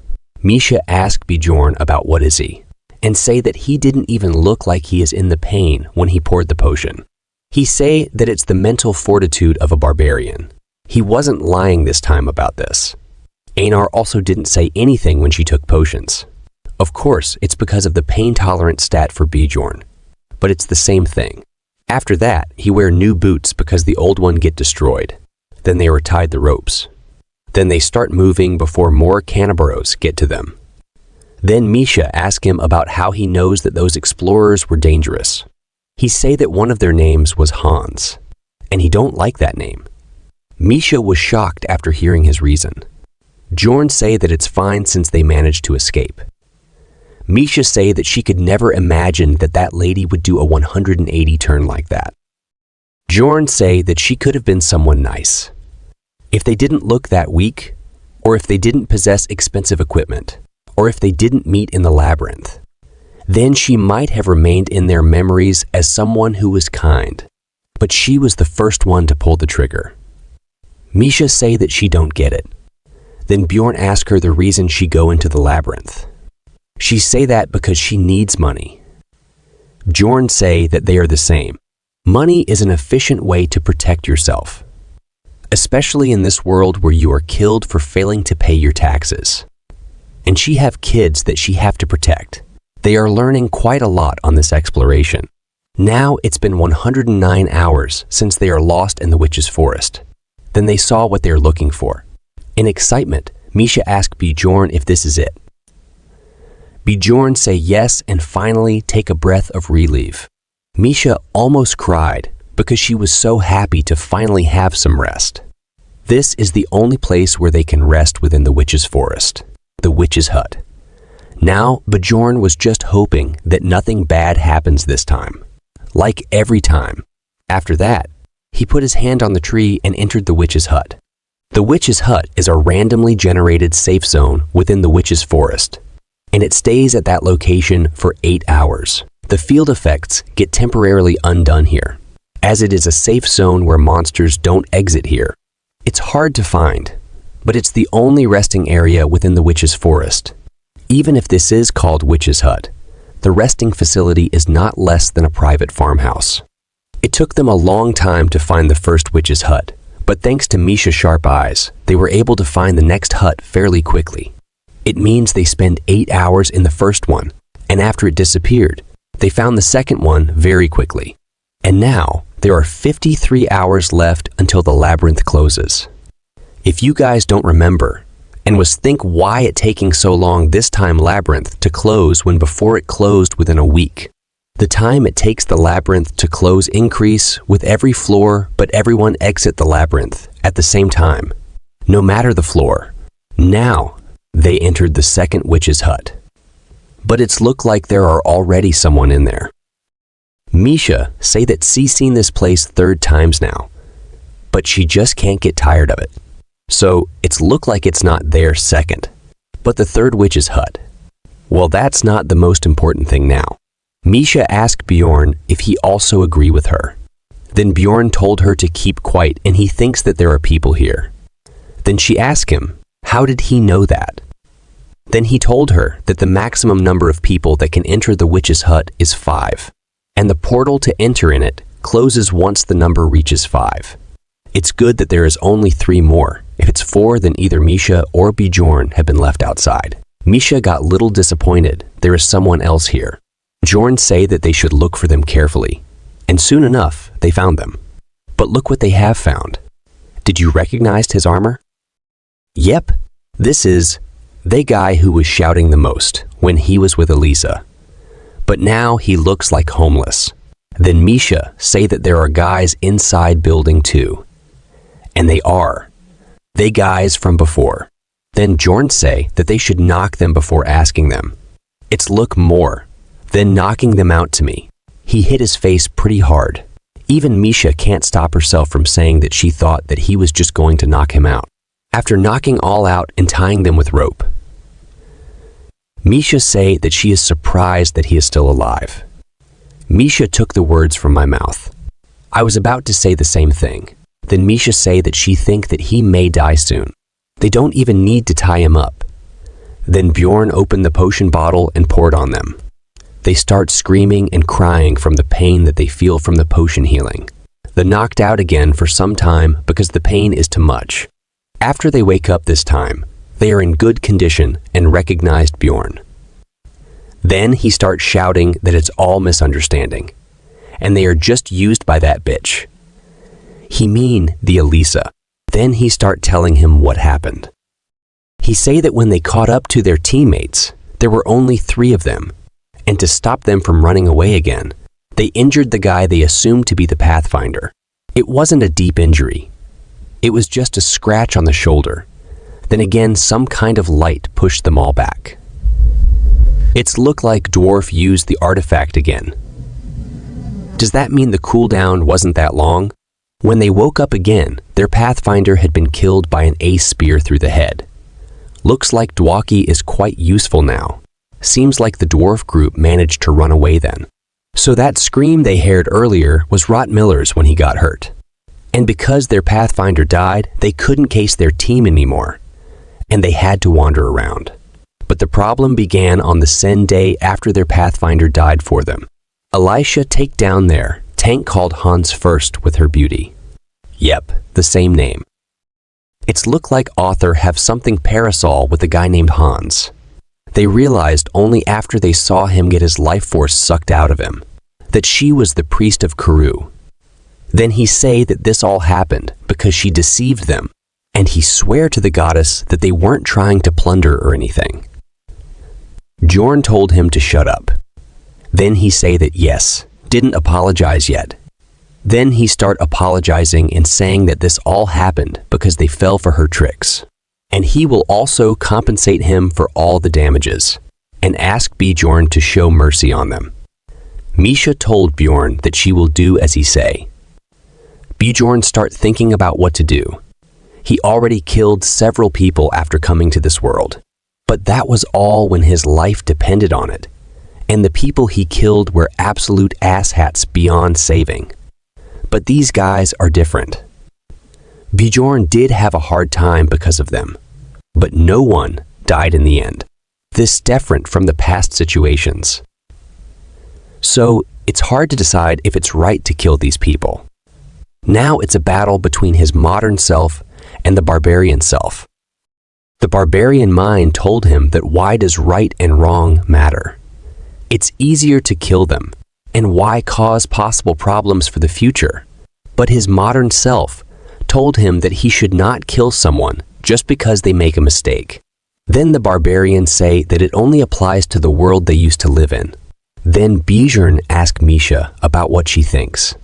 She say that she can't trust these guys, and whether it was a mistake or not, they tried to kill them once. And she learned that that's not something you can ever forgive. Bjorn's mind become clear, like all fog is clearing away. And there is a saying that goes like this, which is same as when in Rome do as Romans do. Otherwise, you might end up dead. So that's what Bjorn decided to do. He decided that this might be a mistake this time, but they might end up repeating it. So he got rid of them. Well, he got achievement for killing 10 people, which increased his mentality stat permanently by 1. Bjorn knew from the day he opened his eyes here that Bjorn Jandel is the name that he have to live with from then on. And not just in name only, but he have to live like a barbarian. That's the only way to survive in this place. Misha asked him if he is okay because his hand is shaking. He told her that he is fine and she should take their equipment. Then Bjorn start throwing them in the fireplace. Misha asked him what is he doing. Bjorn say that he is doing what he needs to do. Because of it, the time of the witch's hut increased by 8 hours. Bjorn confirmed it that it's like the game too. So there are 2 more left. So they will be able to rest at least 24 hours here. But Misha was worried after seeing him doing this. She asked him if he is really okay. Then Bjorn asked her what is she doing and why she is not resting. But she was looking a little scared. Then Bjorn told her that he will rest on the bed first. Now, Bjorn was thinking that this not ironic anymore. And the more he accepts the barbarian way of life, the more he can live like a human. Then he start dreaming about his past life. Sweet moments he lived. Looks like some moments of his life is enough to make people jealous of him. Then suddenly, he woke up and realized that it all was a dream. Misha was also sleeping like a cat near him. Then he realized that he is currently living in a monstrous strong body fighting real monsters. Then he looked at the fireplace and by seeing the bones he realized that he sleep for nearly 8 hours. Then he looked at Misha and thought that the chair might be uncomfortable. It's looked like she is dreaming about eating good food. Then Bjorn asked her to wake up. She say 5 more minutes. Bjorn got angry by it and woke up, who knows how. Now 24 hours have left before the labyrinth closes and 1 hour before the witch's hut. Now they are eating and getting ready to survive the last day. And now if they just survive 1 more day, they will be out of this shitty forest and go back to the city. Misha say that she is gonna take bath as soon as she is back and ask Bjorn what he is gonna do. Bjorn say that he don't know. Then the witch's hut closed and they moved to the forest. But the forest has completely changed and become ominous than before. Misha asked Bjorn what has happened. But Bjorn is no condition to say anything because he knew what they have done. Because he sacrificed 3 people and 4 are sacrificed by someone else. And because of that, a special condition has met. And because of that, the overload of the 3rd floor, the Lord of the Chaos Ryakis, begun to roam the floor. The Floor Lord is a monster that acts as the field boss.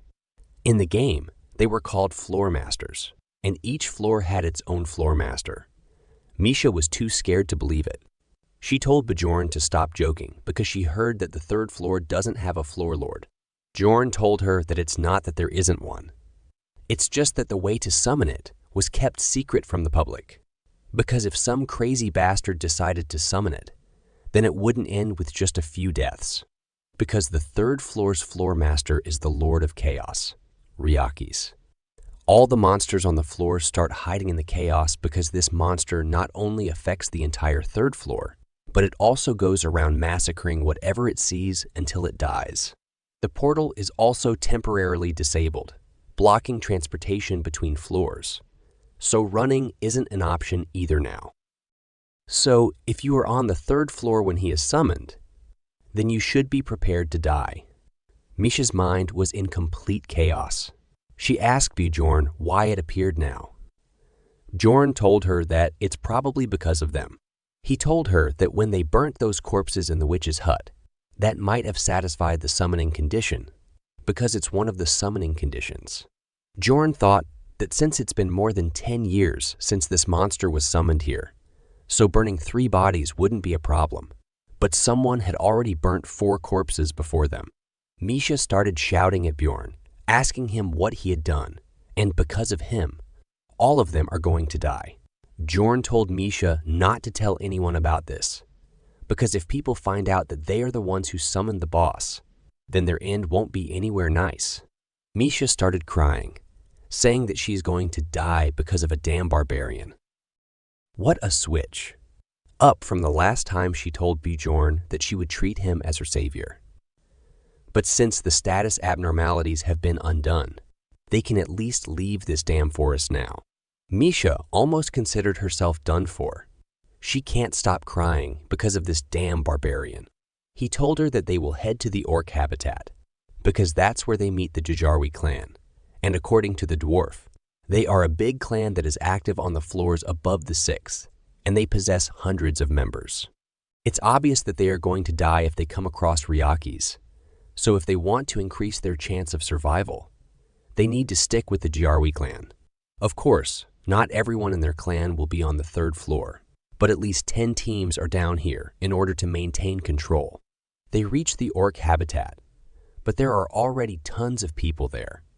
The Jajarwi clan was trying to maintain the situation, but people are going crazy. Some are saying that they might be the ones who summoned the floor master. Some are asking to see their high-ranking mage so he can use a dimensional portal spell. Some are afraid that because they are large, they might be kicked out. It's complete chaos here. Then their priest cast a spell to calm them down. Then their leader told everyone to calm down and that they are safe now because their priest has just activated the proclamation. Destruction of evil spell. Their searchers are also keeping watch, and the 3rd floor labyrinth will close if they just hold out for one day. And until then, the Jajarwi clan, as outlined in their contract with the royal family, will do their best to make sure to return with as many people as possible.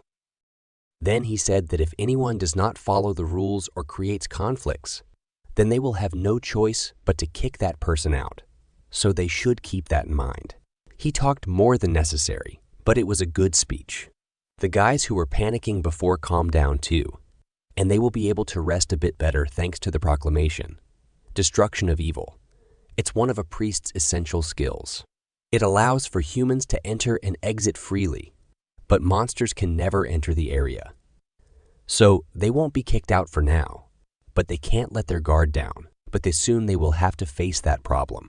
Then he asked Misha if she is confident in her ears. Misha got excited and said that she doesn't know that, but she does get compliments on them sometimes. Jorn got confused about what she is talking about. Then he explained to her that he meant if her hearing is good. She got embarrassed and said that yes, she has good hearing. What is wrong with the girls in this world? She and Erwin were the same. I miss her. When is she going to appear again? Well, let's forget about that for now. Bjorn asked Misha to listen to the conversations nearby and tell him if there's any useful information. They all are just talking about who did such a thing of summoning the floor lord, and they are lucky that a 6th floor clan was on the 3rd floor. They've never seen such a wide-range proclamation. Destruction of evil and how the large clans are different. The clan is here for something, and Bjorn has a pretty good idea of what that thing is. But Misha fell asleep on Bjorn's arm while listening to the boring conversation. But as soon as Bjorn noticed, he moved his hand and Misha fell to the ground. He can't even let such a cute thing sleep properly. Misha asked him what the problem is. Bjorn just said soon. Misha got confused and asked him what it is. Then Bjorn told her to look around and told her that there are way too many people, and there must be at least 500 people already. Then Misha asked what will happen to them. Bjorn said that there are at most 50 people from the Jajarwi clan, so they just have to wait and watch how they control this big crowd. Soon enough, the leader of the Jajarwi clan that is on the 3rd floor came forward and reminded everyone that thanks to the proclamation, destruction of evil spell, this is the only safe zone on the 3rd floor. However, their priest would like them all to express their respect towards God.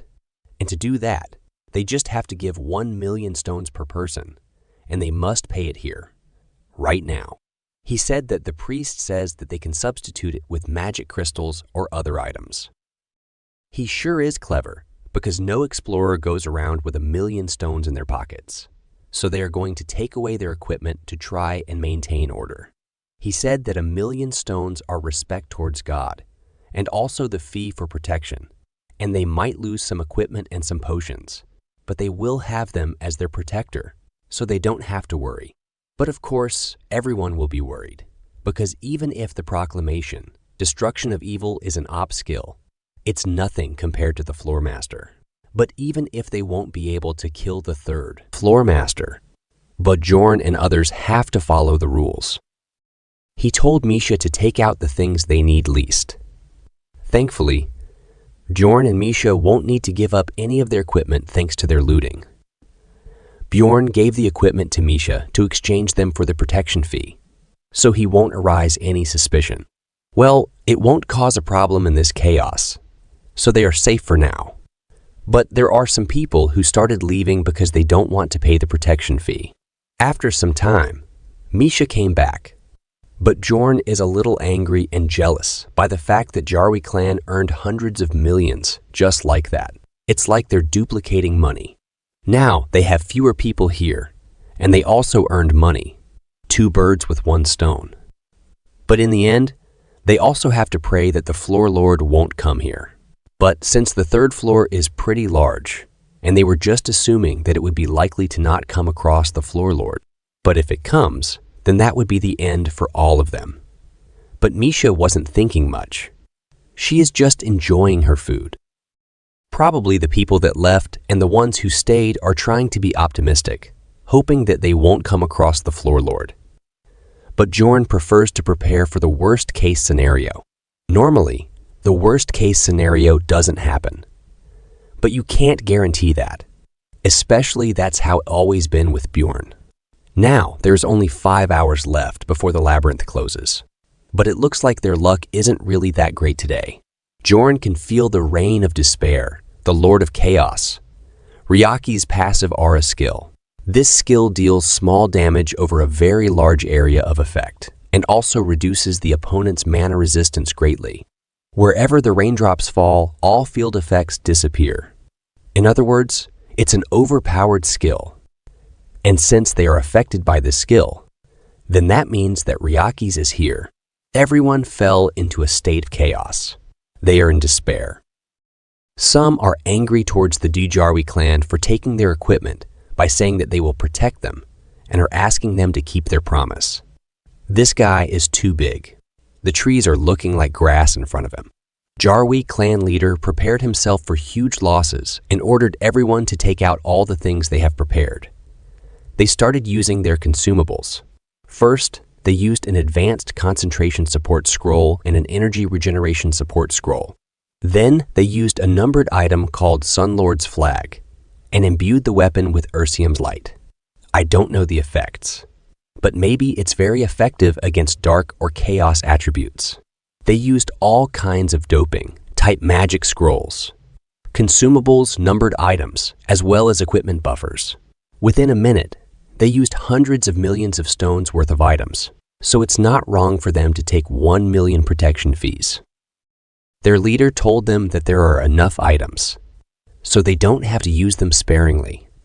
They can earn the items back, but if they are dead, they are gone. Bjorn was also excited by seeing them fighting against someone like Ryaki's, and he is happy that he is not the only one who prepared for the worst. This is his first time that this fact made him happy. These people have risked their lives countless times to get to this point. That couldn't have been through with just pure luck. They started their fight with Ryaki's to stop him. Everyone was terrified and wanted to believe that it's just a bad dream, and they will wake up soon. But this guy is also shooting random beams from his mouth like Godzilla and cursing the warriors under his feet. The curiosity that I had for a long time about how they will fight this monster was resolved very simply. Close-range dealers, as well as tanks, will avoid fighting head-on, and they only barely block the lighter attacks. The warriors go right back to fighting as soon as they're healed, even if they're a wreck. Of course, I don't mean to speak for everyone. Not everyone is that lucky and cold-hearted to continue fighting at a moment like this. Of course, there is their leader to keep them motivated to fight. The current situation is that one warrior was instantly killed by being crushed. 3 long-range dealers died to Ryaki's breath attack. So in total, 4 people are already dead. And because of that, people start panicking, starting to talk poorly about the Dajarwi clan. These people don't know what they're talking about. These people are doing the best they can. The warriors are maintaining their positions on the front line, and the mages are holding Ryaki's back.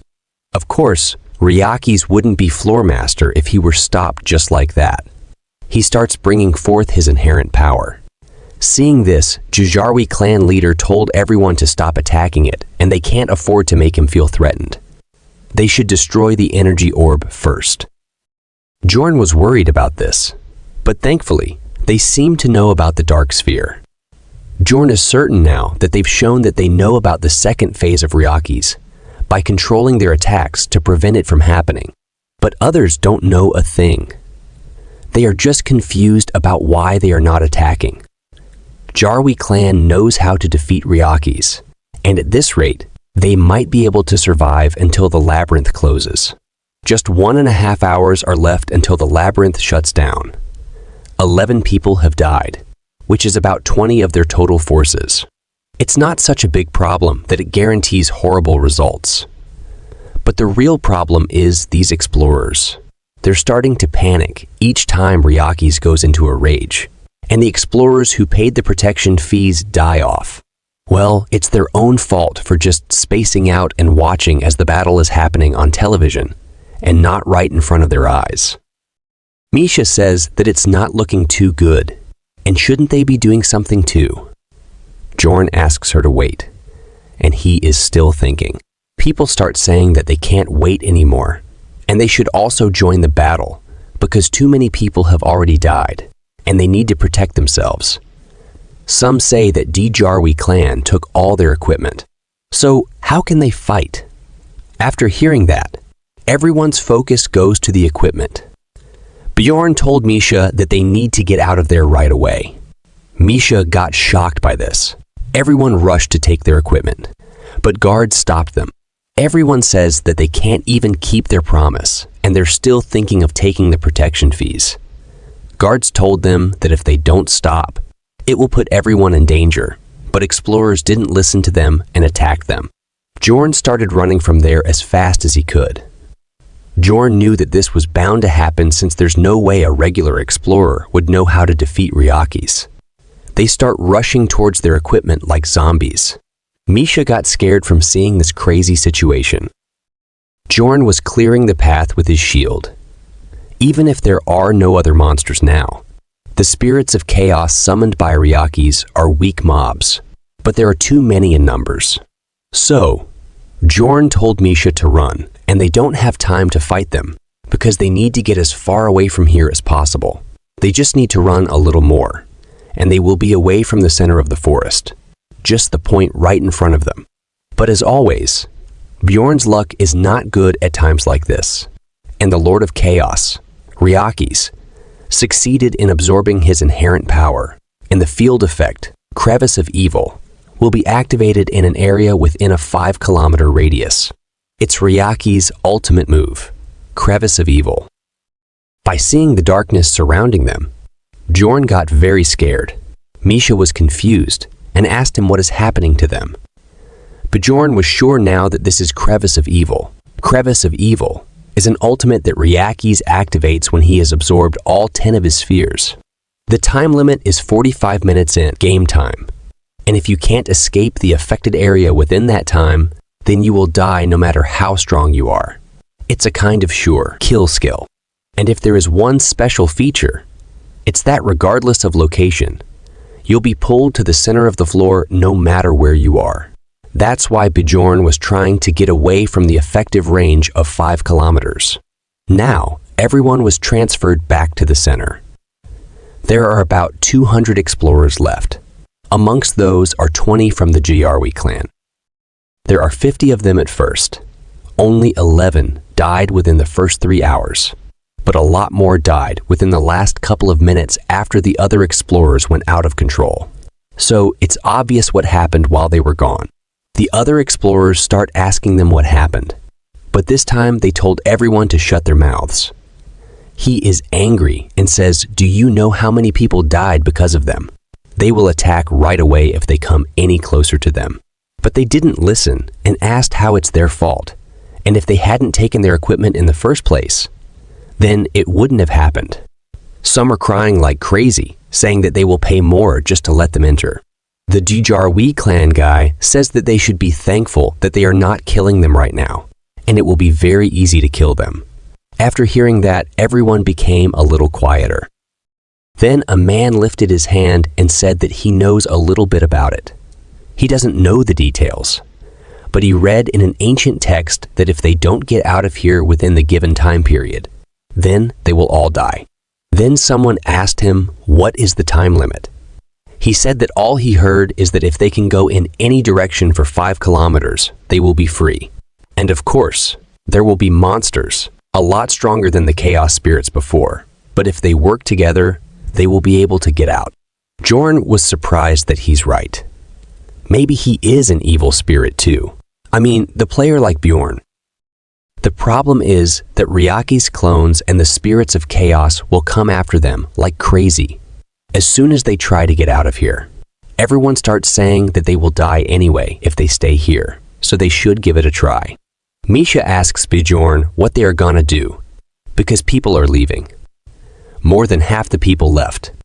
Of course, Bjorn is not going to gamble on such a low possibility. He will gamble on something with a higher chance of succeeding, and that is with the Djari clan. But he was stopped by Misha's half-brother. Then he recognized them and asked Misha what she is doing here. Of course, Misha was hiding behind Bjorn's back, but Bjorn said, "Long time, no see." Misha's brother said, "What long time, no see?" And he didn't remember them being that close though. Then Bjorn asked him if they got the orc hero's essence. "In the flow," Misha's brother said. Luckily enough. But then he realized and pointed his sword towards Bjorn and asked him how he knew about that. But Bjorn smiled because his first gamble is a success. On the other side, Jarwi clan's current leader, who is actually Djarwi clan's vice captain, was assessing their current power. They have 23 people alive right now from the Djarwi clan, in which 3 are priests and 6 are mages, and 12 are long-range dealers, and only 2 are close. Range dealers, because when the uprising happened, too many warriors died. They managed to stall for some time by letting Ryakis absorb the spheres. Then an old mage from before asked him what will he do now and said that if he studied enough about Ryakis, then he should know that they are running out of time. Of course, their current leader knows that, but the lack of warriors is too pressuring for him to make a decision. They won't even be able to clear a path with just 2 close range dealers. Plus, the 2 left are a swordsman and a spearman.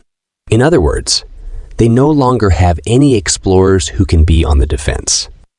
Now he was thinking that if they had just one person who could act as defense, and guess what? Our Bjorn is perfect for just that. His clan members also start panicking. They say that the explorers have left, and he has to give them an order because they have no time, and they have to act while their attention is on other explorers. Their vice captain is under heavy pressure. Then Jorn shouts, saying that he will open the path. Jarwi clan's vice captain heard it. He asked, "Who is that?" On the other side, Jorn was verbally fighting with Misha's brother. Then someone told him that he listened in, and he seems to be the teammate of Karlstein's younger sister, and he doesn't need to mind him. He said that he will be the judge of that. Just answer his question. Then he told him that they don't know how he knew that, but he's requesting the orc hero's essence. He told them that he will open up the path if he gets that. Then their vice captain used his skill survival instinct. This skill lights up any target, which raises its user likelihood of survival, and Bjorn was shining like a light bulb in his eyes. Even he had never seen such a strong light from someone. His skill, which has saved him from countless dangerous situations, tells him that this man is the key to this situation. So he comes forward and asks Bjorn his name. Bjorn smiles because his second gamble is a success. he tells him his full name, Jandel's son, Bjorn, in case you guys might have forgotten. Then their vice captain introduced himself. He is called Iraz McGlane. Then he asked Bjorn how he knew that they were after the orc hero essence. Bjorn said that it was his own assumption. Iraz asked him how he could assume something like that. Bjorn said that he thought about why such a large-scale clan would come down to the 3rd floor to take over the orc habitat, and they wouldn't have come with all those supplies if they were just here for the great orc warrior, which means that they must have had another goal, and that goal is the 5th rank monster orc hero, a kind of hidden boss that is summoned when you offer 777 magic crystals of the great orc warrior at that altar in the middle of the orc habitat. And the reason they had so many supplies was probably to prepare for the rare chance that an orc lord would appear. And since they have all those supplies, that means they didn't come across the orc lord. Iraz smiled and said that he figured that out. It's amazing. Then he asked Bjorn why they would need him. Bjorn said that he is a barbarian with the immortal seal, and he also possesses a vampire essence, a rupture guardian vampire at that, as well as a golem's essence, which has the feature of pain tolerance. Then Iraz said that there is no need to go into details. Does that mean that he can fight while taking potions? Bjorn said yes, that's all. Then Iraz said that it's not bad for a 3rd floor explorer. No, in fact, compared to the 2 remaining warriors, he is quite amazing. Iraz was very happy. It was like all his previous worries were gone in an instant. He said that he will invest in him. Then Misha's brother said that the essence was requested by a noble. But Iraz told him that it's enough, and they can just say that the essence didn't drop. Investing in Bjorn is definitely worth it if they can save even one more clan member for just the cost of an essence. Well, it looks like not everyone is happy about this. Then Iraz asked Misha's brother to bring the essence. Bjorn was happy that he was through the first obstacle. There are 3 orc heroes that are summoned with the magic crystal sacrifice. Each one of them is a named monster with unique names. In other words, they're advanced mutants with essence that are a pain to deal with. That is the reason you need an assault squad, even if they're just 5th rank monsters. They are usually called the 3 orc brothers, and each of them drops a different colored essence. Danish drops a red essence imbued with the shout of passion. Velta drops a blue essence imbued with the flag of fighting spirit. And Targus drops a green essence with the skill that Bjorn's shouting is based on. The essence Bjorn got is the green one that he really wants. But since he got lucky in getting this, it makes him feel like something really bad is going to happen soon. He opened the test tube and absorbed the orc hero's essence. The essence increased his stats greatly. Strength increased by 70. Agility increased by 35, fighting spirit increased by 40, physical resistance increased by 20, and bone hardness increased by 30. Bjorn could feel power boiling within him, and because of his heightened fighting spirit, he wanted to use this power right now. Suddenly, I got a thought in my mind. What will happen if you absorb the same type of essence more than once? Will it increase the level of the skill, or will the character not be able to handle it? Well, I don't know about that in this series, but I have a good thought about this in my story. Then Iraz told Bjorn to take off his equipment first and use the scrolls and potions that he provided him. They are giving Bjorn a hefty amount. Bjorn gave his backpack that had his equipment to Misha to watch over. Then he started using scrolls. He used a physical attack defense scroll, 1 advanced concentration support scroll, and 1 energy regeneration support scroll. Then he grabbed a bunch of potion bottles together and drank them all. One of them he used was a strength reinforcement potion, which increased his strength by 10 temporarily. The other one was Spirit's Tears, which increased his elemental attack resistance by 10 temporarily. And the other one was Basilisk's Flask, which temporarily increased his pain tolerance by the same amount. Then their priest used a bunch of their blessings. The first one was Spirit's Protection, which increased his mental fortitude greatly. The second one was Flames of Regeneration, which increased his physical regeneration power greatly. And the last one was Coffin of Sacrifice, which sounded more like a curse than a blessing. It increased Bjorn's taunt value greatly. So now all monsters will be attracted to Bjorn. Now it's time for Bjorn's vampire skill, Owner of Blood, which he is going to use for the first time. Iroz told Misha's brother that no matter what skill Bjorn will absorb, his will be the most helpful. I don't understand what class Iroz is. He clearly doesn't look like a mage or archer. And of course, he is definitely not a priest either. He didn't count himself when he was counting the remaining warriors either. Now, he also didn't let Bjorn absorb his skill, so we can get some idea. Well, whatever. We will know eventually. After that, Misha's brother made a cut in his hand and let Bjorn absorb his blood. Of course, he was not very comfortable with it. Bjorn temporarily absorbed the Talon passive skill, Corrupt One. And yes, Talon is Misha's brother's name. It changed Bjorn's eye color. And after seeing Bjorn's eye color, Iroz understood that he took the Corrupt One. Bjorn looked dangerous with his glowing red eyes and dripping blood from his mouth. Corrupt One is a passive skill that decreases your essence max stats by 1, but in return, it increases the effectiveness of all the active skills by 1.5 times. Oh, Bjorn's eye color changed back. After that, Iroz told him that it's time to get going. After that, Bjorn imagined the skill he earned through the Orc Hero's essence and used it. The skill is called Gigantification, and as its name implies, Bjorn started growing giant. Others were shocked, even though they already knew about it. Bjorn's size also increased his taunt value and bodily stats. And of course, just like the Hulk, his clothes tore apart and everyone was shocked by his size. I just can't imagine it. He is already giant compared to the girls.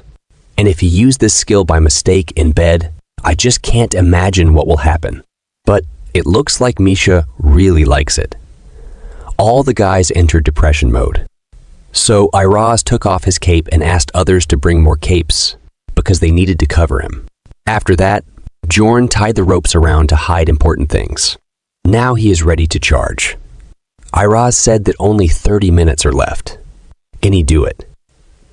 Bjorn smiled and said, of course.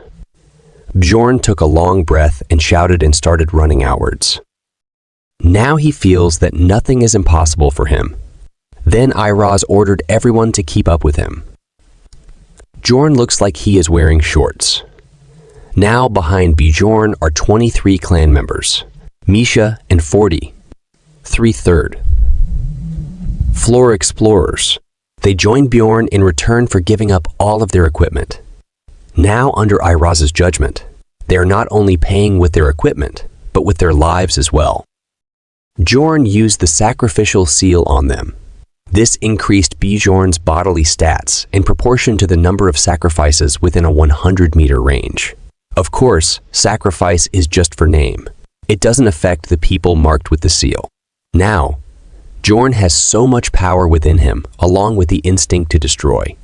Thankfully, he doesn't need to repress this desire because he has countless miniature clones of Ryakis to destroy in front of him right now. Of course, the miniature clones are still over 2 meters tall, but they are small compared to Bjorn right now. He beat the dog shit out of them. This activated Ryaki's hatred, giving Bjorn a large amount of chaos, type damage.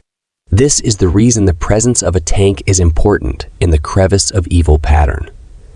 These self-destructive clones deal damage to the opponents that kill them. It's enough damage for Bjorn to feel pain despite all the pain tolerance.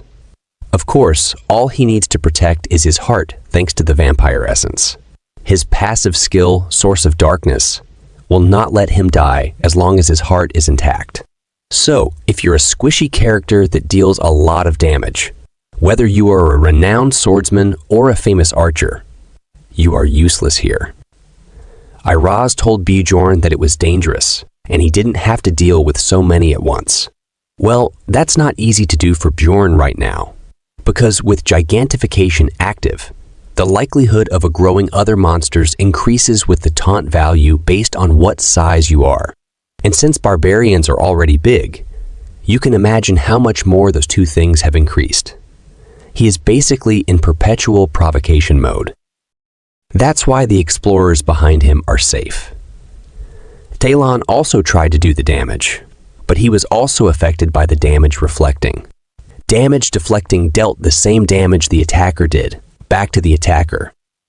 Talon asked the priests what they were doing, and they should heal him. Bjorn got angry at him and told him to stop getting injured for no reason and back off. Of course, Talon was not very happy with him. Bjorn wants to be the only one on the front lines, and the reason for that is his new passive skill that activates when his HP is below 50%. The passive skill is called Hero's Path, and this skill increases its owner's resistance and tolerance stats. This is the skill that Bjorn wanted the Orc hero's essence in the first place. It increases all defense powers when your HP falls below 50%, and when your HP hits 20%, it maximizes its effects.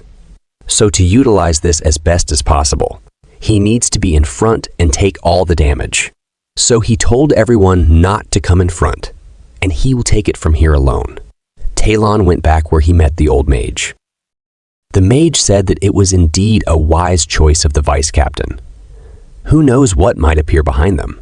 They can't just focus on the front. Talon said that's correct, but in reality, he is feeling terrible because if he attacks once, he is struck with horrible pain. That's why he had to fall back like an idiot. He was in front only for a short while, but he realized that all are the same there. And that is not something a human should be doing. He can't understand who Bjorn is. He just thought that he was just some stupid third-floor explorer who hangs around his halfling sister, and that he was nothing but a regular barbarian warrior who couldn't speak up when they told them to get out of the orc habitat, even despite the fact that he has pain tolerance and is a tank, unlike him. He can't understand how it is that he doesn't hesitate in this situation. They say that it was true that there is no one on par with a barbarian's courage. People started saying that it would be great to have someone like him in the clan. And their vice captain sure has a good eye. And they never expected him to perform so amazingly. They started asking his name and said that he had to be famous. He looked like someone who didn't know death, and they couldn't even imagine what would have happened if it weren't for him. Then they asked Misha who he was. She said that she didn't know. Then the old mage said that if Vulcan, who was called the hero of the barbarians, were to come back, then he thought that that's what he would look like, and there was no need to be curious about that barbarian's name, because everyone would know his name soon. Then they reached the end of the skill range. They could see the end in front of them. They sped up. They were almost there.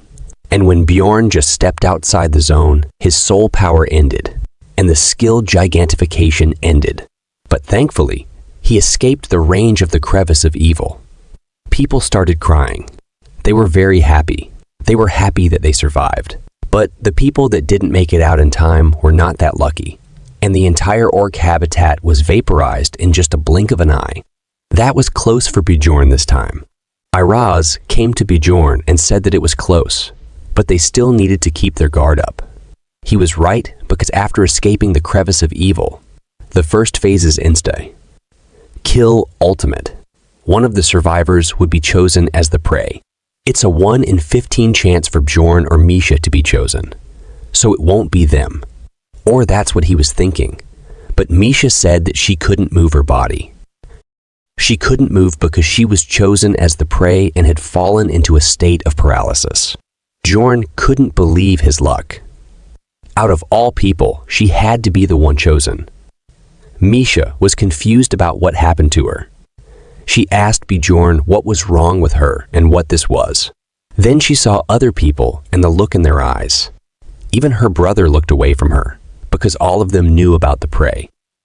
The prey is a kind of debuff, and the person who is hit with this debuff will be incapable of moving and will become the sole target of Ryakis.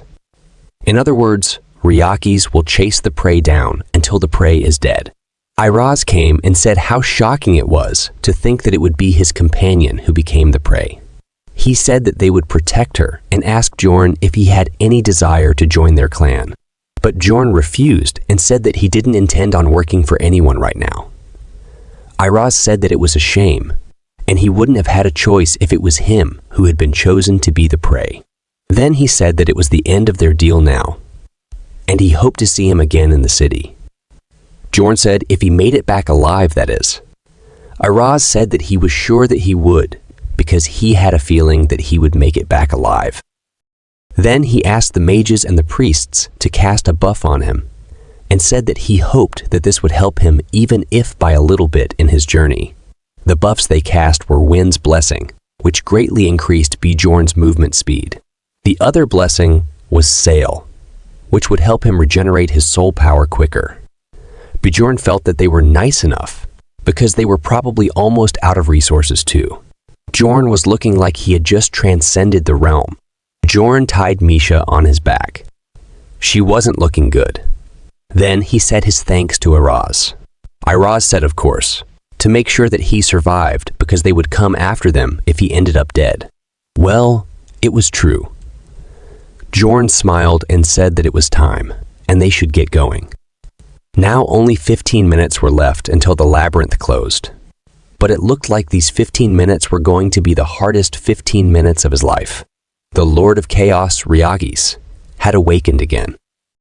Bjorn started running, and Misha was tied behind him.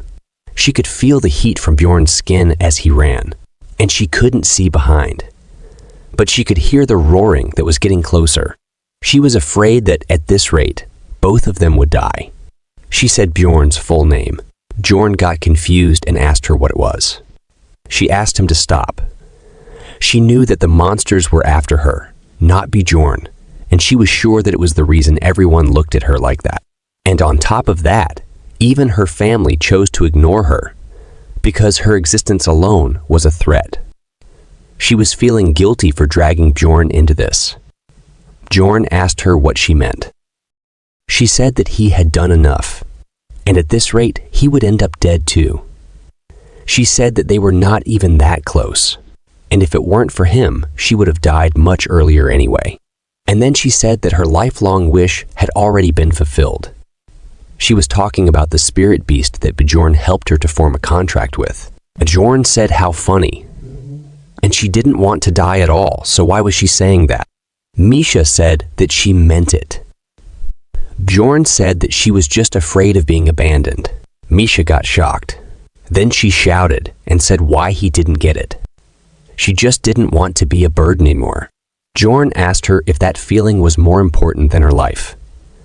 Then he told her to stop testing him by saying things in a roundabout manner. And if she wanted to live, then she just had to ask him to help her. Then at least they would have a chance. Misha was very surprised. She thought that it was what you'd expect to hear from a barbarian, but now she thought that she got what he meant. And from the witch's forest and onward, Bjorn had shown her what they needed to do in order to survive. She thought that she must have seemed like some whiny baby. Giving up and saying all those miserable things to someone who's trying to save her wasn't what she needed to be doing right now. Now, Misha's mind was clear, and she was happy. She completely leaned on Bjorn's back and said that if he saved her, then she would follow him around forever, helping him. Bjorn said that he thought that she had already said that before. Misha said that's true. Then she would give him all her rewards from this exploration once they were back. Well, she was happy, but sad at the same time. Bjorn smiled and said that's better. Bjorn really only knew the language of money. Soon Wind's blessing time ran out, and all the other buffs ran out too. And the rain started. That meant that Ryakis was right behind them. Also, there were a lot more spirits of chaos now too. They started getting in Bjorn's way. He wanted to use his skill a bit later, but now he had no other choice. He used the gigantification skill again. All his stats would increase while using the gigantification skill. But what was most important at the moment was that he could go farther with one step. And with the remaining soul power, he would be able to maintain gigantification for around 2 minutes. He asked Misha to set the time and tell him. Misha said exactly 196 seconds were left. Jorn said she might be bored right now, so she should start counting the time. She said okay and started counting. And Bjorn started fighting the spirits of chaos. Of course, their effect was similar to Ryaki's miniature clone, but the damage was nothing compared to the damage Ryaki's clone caused after being destroyed. Jorn was kicking them like footballs. But it was the end of his playtime because Ryaki's was here, and 90 seconds were still left. The spirits of chaos that were after them have decreased in number, thanks to the breath attack. It's easier to run now, but that also means they are now within range for him to attack. Ryaki's tried to crush them under his feet, but Jorn dodged the attack. The mace in his hand looked like a chopstick. The Lord of Chaos, Ryaki's, is in front of them now. Misha told Bjorn that it's fine now, and he can leave her. Bjorn told her to stop whining, and that he has no intention of leaving her here to die. Misha said that she is not worth saving, and he should save himself, but Bjorn reminded her that he had made a promise. Besides, what about his frost ring money if he left her here? Misha asked if he was going to die here just because of some promise.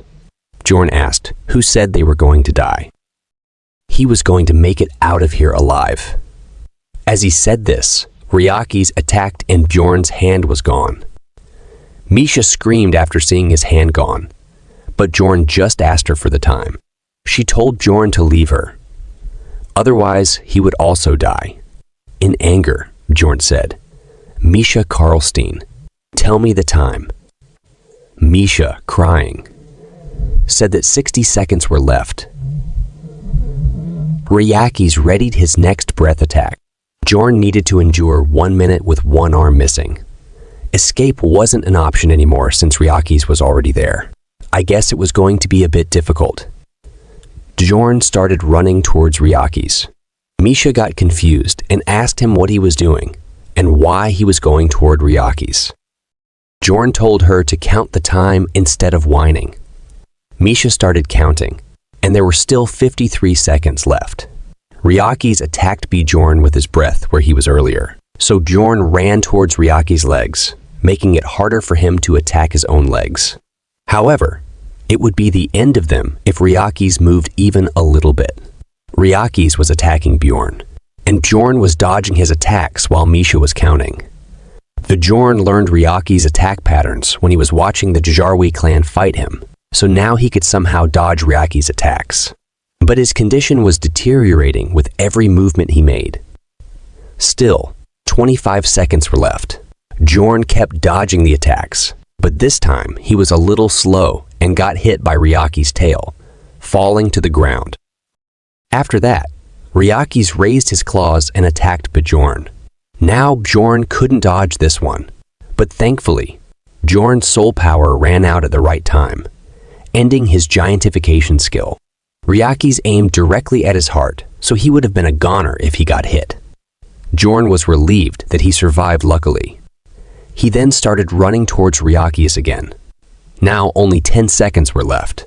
Bjorn ran and grabbed Ryaki's claw, gripping it tightly. To make the grip even stronger, he bit Ryaki's. But Ryaki swung his hand, making Bjorn lose his grip, then grabbed Bjorn in his hand and tried to eat him. But Bjorn smiled at him and said, "It's too late, you piece of shit. The time is up and the labyrinth is closed." He teleported back to Rafdonia. There were people waiting for their loved ones outside the portal. Some were worried. Some were thinking about how much they would earn this time. When the time came, the gate spat out people, and they were all in bad condition. Everyone was confused about what had happened. They were in shock until someone said they should contact the guild. Some people were able to maintain the situation and quickly took action to save them. They moved the injured and set up a temporary shelter for them. Of course, Bjorn was in the worst condition. People pitied him and said that he was going to die soon.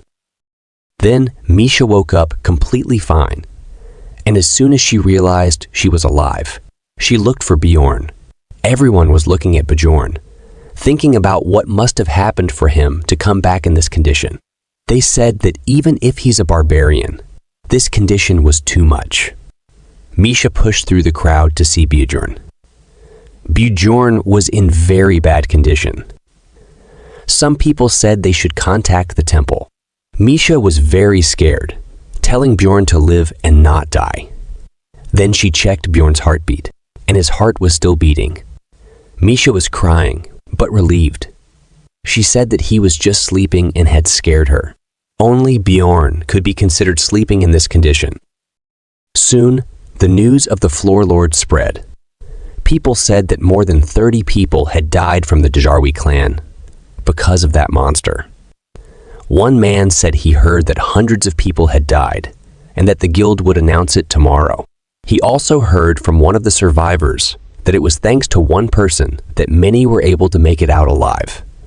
Another asked if he meant the Iron Lion Vice, Captain McGlane Iraz. He said no. Apparently it was some third-floor explorer who happened to be there. The other guy asked if there was someone that's strong among the third-floor explorers. Then he asked for the person's name. He was told that the person's name was Jandel's son, Bjorn, a barbarian who had entered the third floor just 3 months after his first labyrinth journey. The mage who told him said that Bjorn had yet to accomplish anything that would make him a hero, because he was young, but he was sure to become one. And so it would be fitting to call him the Little Vulcan, after the hero who was braver and greater than anyone else. This name and story spread quickly in the city, and Bjorn became quite famous overnight. But being famous also meant that there would be more unexpected events in the future. A man who seemed to be of high status was reading news about Bjorn that detailed his accomplishments so far. He was impressed, noting that there weren't many explorers who had accomplished so much in so little time. He had never seen a case like this before. Ever since taking this job, Bjorn had better essences than ordinary explorers, and he had grown abnormally fast. So he couldn't chalk this up to luck. Looking back in history, there were some who were similar to Bjorn, beings born into this world with a special fate laid out for them. These people were called heroes and were written down in history. He wondered which one Bjorn was, a hero or an evil spirit. After a long sleep, Bjorn woke up. At first, Bjorn was confused. Then he realized that he had come back along with Misha. Misha was sleeping near him with a cloth in her hand. Maybe she had wiped all the blood off Bjorn, and maybe she had done more than that. 2 days later, Bjorn went to the pub to meet with the rest of the team members. People were still talking about the Ryaki's incident and the brave barbarian, Little Vulcan. Bjorn had really become quite famous this time, but they were also talking about the bastard who summoned Ryaki's. If they knew that it was also Bjorn, his end would be really bad. Bjorn and the party started chatting. Rottmiller said that he was really glad to see both of them all right. Misha also asked him how he was, because she had heard that he got hurt in the witch's forest. Rottmiller said that he was really sorry for that, and if he hadn't gotten hurt, then they wouldn't have had to suffer in the witch's forest. But Bjorn said that it was enough, and they should order first. After ordering some food, Bjorn asked the dwarf about what happened to them. The dwarf said that it would be a short story since he already knew that Rottmiller was hurt. So he started the story after that. He used the Guardian's wrist guards once again to stall for time. Misha was surprised and asked him if he could use that item that often. I was also confused if that item had such a short cooldown period, but Bjorn seemed to know how he did it. The dwarf laughed and told her that if you use the skill Emergency Restoration, then you can restore the use count of an item. He said that it was a piece of wisdom from his predecessors. If you guys don't remember, it's the skill he used to restore his shield during the fight. At first, I thought that this skill was nothing much, but now I think it's kind of a cheat skill. He could even open a shop to restore people's item use counts. But that's not the main thing here. The main thing is that Misha was making Bjorn eat broccoli, and she was even feeding him with her own hands. Dwaki was confused seeing both of them doing this. He didn't understand when they got so close to each other. Did Dwaki have feelings for Misha? Because he was the one Misha talked to the most during the expedition. The dwarf continued his story. He told them that they ran far enough to treat Rottmiller and then tried to find Bjorn and Misha, but they were too far away for Rottmiller to detect them. So they continued to go around looking for them. But then they came across that woman again on the third day. Misha got excited and asked what happened after that. The dwarf said that it was a given. They ran away and took a portal to the fourth floor. They were successful in being the only ones to get up there. This triggered Bjorn, and he understood how that happened. They had taken advantage of the entry restriction. Let me explain it clearly. The color of the portal leading to the fourth floor, which is also known as Sky Tower, changes regularly. If you manage to enter the portal right before the color changes, then it blocks off the people after you. In simple terms, people enter separate spaces according to the color of the portal.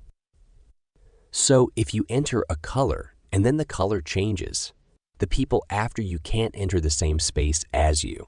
The fourth floor is a 100-floor tower in itself. Once the trial on a floor is cleared, it is not regenerated. That's why the color changes and teams enter different spaces. So all of them cleared their floor trials. Since the floor monsters don't respawn after clearing it, it becomes a safe zone. The dwarf said that it was pretty torturous to just do nothing on the first floor of the tower for 10 days. Bjorn got angry, thinking that they were the ones who actually went through torture. Then he said that luckily, they got an essence on the first trial. Bjorn was shocked. Then the dwarf said that it was an essence of Mimic, a 7th rank monster. Rottmiller said that he was the one who took it.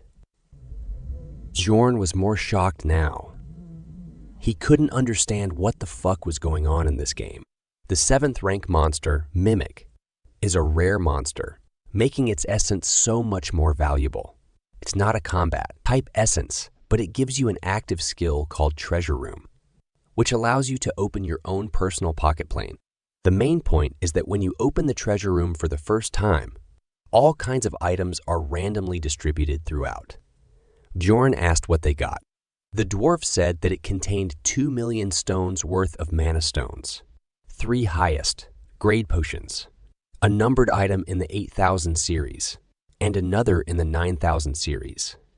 Now Bjorn was angry and said what the fuck. The dwarf said there was no need to curse. Bjorn bent the spoon while controlling his anger and said sorry, that he was just very shocked. Bjorn was thinking why this damn dwarf was so lucky. Then Rottmiller said that even though they were numbered items, he didn't need them and was going to sell them and divide the money from the sale. But the money would be more than 10 million stones. It's still so much, even if they split it up. Bjorn said his congratulations to the 3 of them. Then Misha asked him why he was breaking the utensils. Bjorn said that it was just that he couldn't control his strength because of the orc hero essence. Misha said that he had always been able to control it just fine. Bjorn said that it's not like she had seen all of him. Misha said if he put it like that, then she might have. The dwarf was also confused about what was going on here. He asked what happened to them. He said that he had heard the news a bit. Misha tried to tell him, but Bjorn stopped her and said that he would tell the story. Bjorn did this because there were things that he couldn't reveal. Then Bjorn told them what happened to them after getting separated. Of course, he hid the main things and twisted the story a little bit. Everyone congratulated Misha for getting her contract with the spirit beast. Rottmiller said that it must have been hard for her until now, but she meant that it was thanks to Bjorn. Misha laughed awkwardly and said what she meant was that they wouldn't have come back alive if it weren't for Bjorn. The dwarf said that getting the orc hero essence from the Djarwi clan was great, but 2 million stones for the protection fees was just too much. So they would give Bjorn and Misha 1 since they were partially responsible. Bjorn was very touched by the dwarf's words, thinking if he was a ray of light instead of a dwarf. Dwaki said that it was the greatest and most awesome story he had heard in a while, and it was such a shame that he couldn't be there. He looked pretty fired up like a kid whose father had told him a brave story. The dwarf said that no one would be able to argue against the nickname Little Vulcan after such an accomplishment. But, as always, Bjorn was unaware of his own news in the city. He asked the dwarf what he meant by Little Vulcan. The dwarf said, did he not hear it? He told him that this was what people were calling him. Then he told him that he got his nickname from being compared to the barbarian hero of the past ages, Vulcan. So people gave him the nickname Little Vulcan. Of course, Bjorn was not very happy about getting a nickname this soon. In the game, it was good to raise your fame stat. But this is reality. He would receive unwanted attention if he suddenly became famous. The dwarf said congratulations to him for getting a nickname on top of a 5th rank essence, and he was sure that he would make it big. Bjorn just said thanks to him. Then Misha made a cute face and said that there was still something important to discuss. She was talking about how they were going to split the money. They also got the reward money for reporting Kurui Priest. They got 3 million for reporting Elisha. This is what Team Misha and Bjorn got after the discussion. The team profit share was 2.44 million. They got 1.2 million from reporting Elisha, plus 1 million as assistance from the dwarf party he talked about earlier. They got 3.11 million from the equipment disposal they got from plunderers, plus 800,000 monostones they obtained after separating. So in total, they got 8.55 million stones. Now, if you subtract the money they used for equipment repairs and priest healing fees for Bjorn, they were in profit of 7.65 million. Of course, they were not getting the share from what the dwarf party got on their own, like what they got from the mimic essence. This is the reason Bjorn was that angry. Then Bjorn told Misha that originally they would split it evenly, but she must remember what she said. She swore to give it all to Bjorn when they were chased by Ryakis. While crying, Misha said fine, he could have it all. Then, after a few days, Misha and Bjorn were hanging out together. Misha said that the labyrinth is a pain, but the real world is hard too. Bjorn said that he had taken care of most things that he needed to take care of. He picked up the equipment from the repair and some of the consumable items he needed, and they even looked around the auction. Misha said, that's great. She was looking very happy hanging around with Bjorn, but Bjorn was confused why she kept hanging around him. He thought that she might be sad about the money since he took it all. But he took it all so that he could manage it better. And the 7.65 million stones is not a big amount if they consider the future. Essences are important as well as weapons and equipment. He needed to focus on making Misha stronger since she is Bjorn's main party member now. This again reminded me about Erwin. Where is she? Did she not hear the news? He is quite famous now. Even the people on the road recognized him, or at least his name. Bjorn said that he was going to go back now, and asked Misha what she was going to do. She said that she was going to stop by her family. Bjorn was a little confused. Misha said that she might be there until tomorrow or the day after. Bjorn was confused about why she looked scared to tell him that. Of course, he was a bit worried. But it's her business, not his. He just said good luck to her. In a scared tone, she said that she guessed she felt better now. Of course, she didn't sound better at all. Then Bjorn gave her a big good luck and asked her if she felt better now. Misha, feeling a little better, said that she would be back and told Bjorn to not skip his meals. She was a little embarrassed saying this. Bjorn just said, all right. Then she said that he needs to eat more vegetables too. Bjorn thought that she said that she would treat him like her savior, but she is treating him more like her son, just like his ex-girlfriend. After that, Bjorn entered the wagon and frightened everyone. His first assignment was to level up Misha. Of course, he could move to a higher level team now, since he had better specs, but he wouldn't be able to take Misha with him. So he would stay in this team for now, and Misha could level up the contract with her spirit beast, and get an essence too. They also needed to change her main weapon. When he was going through the road, he saw an execution again. Then he said that he knew the first few days had been too quiet. As always, there were some crazy people. This time, people were here to see an evil spirit. But they were disappointed, saying that their blood is red too. Hearing the evil spirit's name, Bjorn came to look. And look what we got here. Lion's son. Tariqan, the person he gave money to buy a weapon. But it looks like he didn't buy a weapon with the money Bjorn gave him. Instead, he pretended to be a human to get a job in the city. Tariqan then showed Bjorn and tried to call his name. But thankfully, his mouth was covered. Then he got executed. Bjorn just looked away. Then he remembered that that could be him, and he decided to give up on helping others out of pity. Then a man came and asked him if he was Jandel's son, Bjorn. Bjorn told him to screw off. That man said not to be so harsh, and that he was in a similar position as him. Then he said USA, Thailand, Europe, and asked him where he came from. Bjorn predicted that this kind of thing would happen one day, but he didn't expect it to happen this early on. This man says that he is from the USA. Bjorn only knows one answer to this kind of situation, and that is the Einar method. He makes an angry face, and just like Einar says, he tells the man to stop saying things that he can't understand and be straightforward. The man gets a little scared and says that he almost fooled him there. He has been here for only 3 months, but he is already really good at acting. Bjorn asks what he means by acting and tells him to be straightforward. The man again says that he doesn't have to be so harsh. Then he asks Bjorn if he's here for that Guam too. Bjorn says what? Because this bastard misspelled the word game. The man says that it is really great to earn a title in just 3 months. It took him more than 3 years to really settle down. And he is human too. But now all Bjorn can hear is that he is trying to scam him. If Bjorn falls for this scam, it will cost him his life. The man says that he doesn't have to tell him where he is from if he doesn't want to. They are all outsiders here, after all.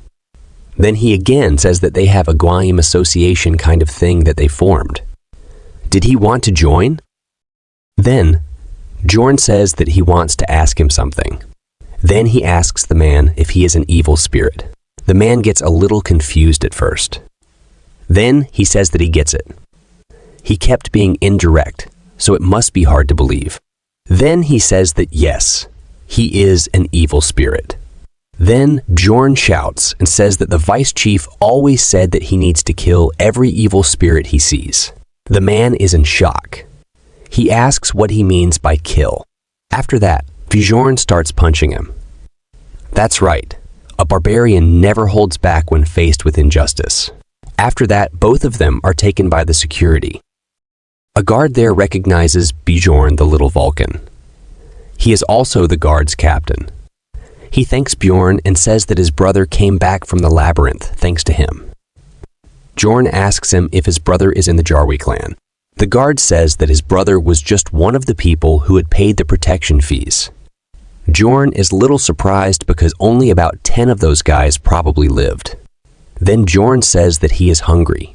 And how long does he need to stay here? He is already feeling icky that he didn't get to kill that evil spirit.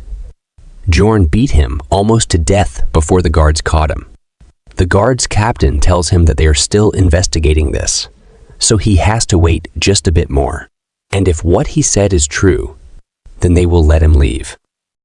Then a guard comes running and tells his captain that the bloody mess, the suspect, had a token of an evil spirit hunter.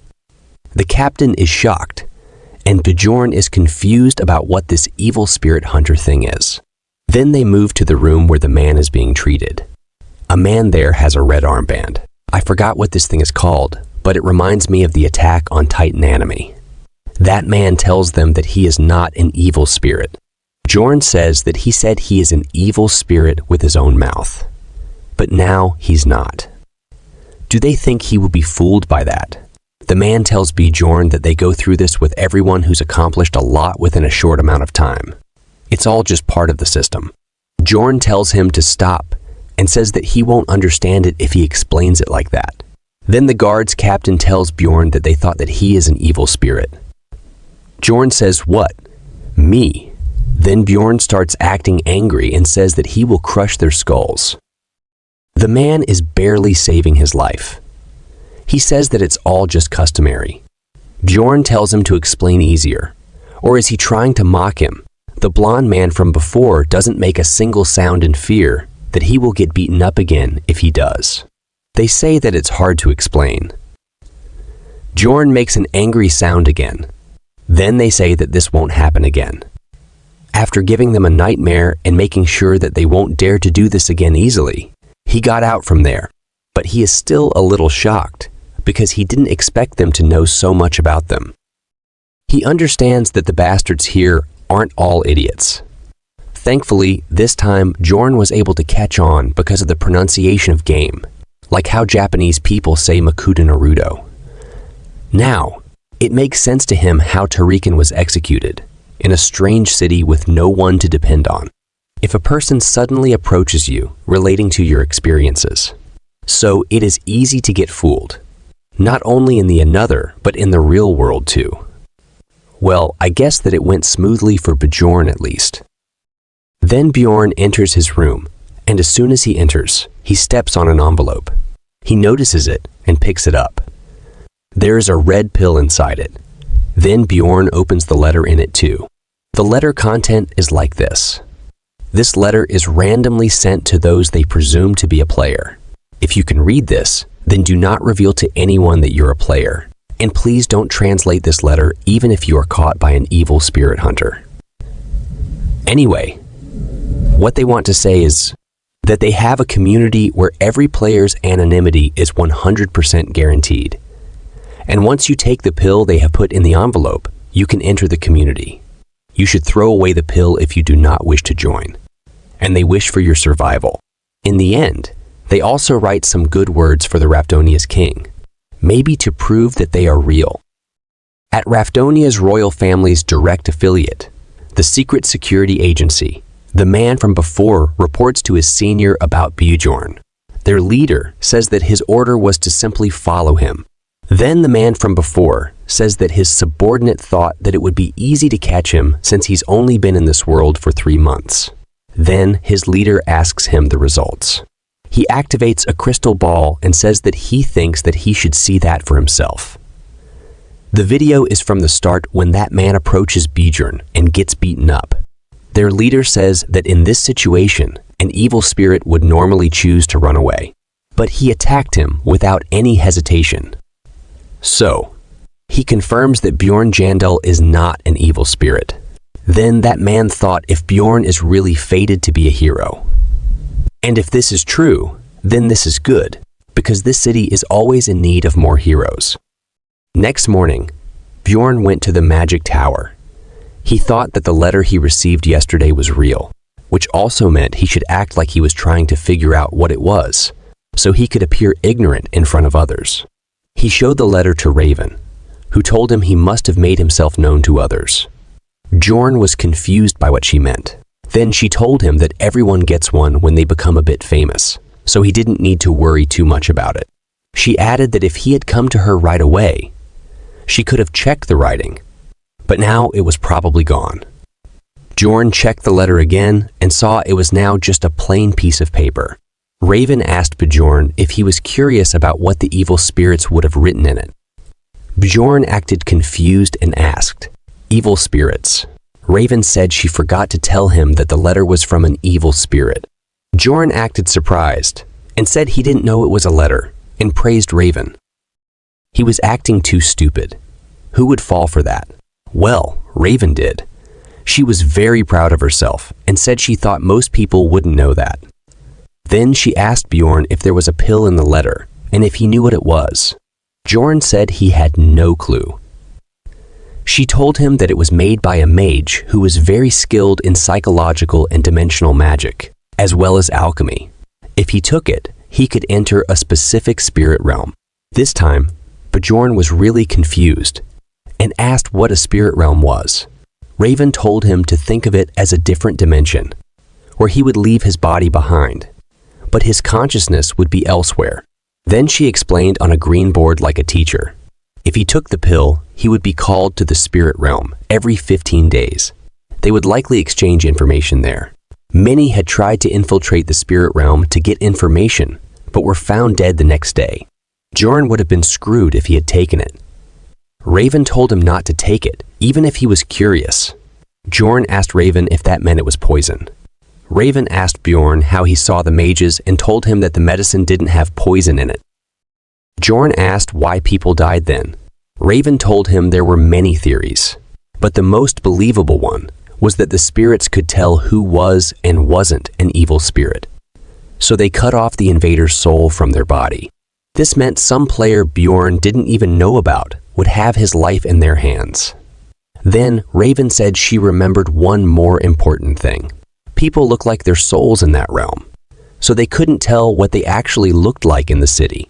Didn't she know too much about a realm where normal people of this world didn't come back alive? Bjorn asked if she couldn't just use magic to tell who had taken the pills. She said they couldn't do that, and there was no way to figure it out. Otherwise, all the evil spirits would have been caught. Then she told Bjorn it was time to start today's test. She would start by drawing his blood. Bjorn started thinking that since anonymity was really guaranteed, and he could acquire information from there, perhaps he had also found a way to get back to reality. So, should he take it? Bjorn was busy thinking about it, and Raven was excited to start her evil experiments on Bjorn's body. Bjorn kept thinking about it, and no matter how many times he thought about it, he decided it was best to take it. The decision Bjorn made after a careful comparison of the risks and returns was that if it was a dangerous pill, then the community wouldn't even exist. But that didn't mean he would take it immediately. Even if it was anonymous, the one who sent the invitation would know who the newcomer was. For example, if Bjorn was the only one who had recently received the letter, they would know who he was as soon as he entered the community. So, if he was going to take it, he would do so after 3 to 6 months from now, since he was not in urgent need of the information right now. 15 days since coming back from the labyrinth.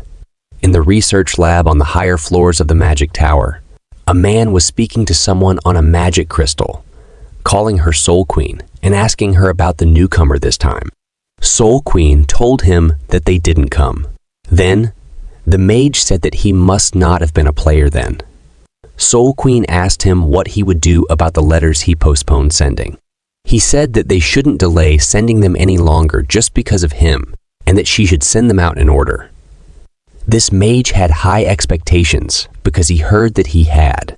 Well, whatever, he was waiting for someone. But now it looked like Bjorn wasn't him this time either.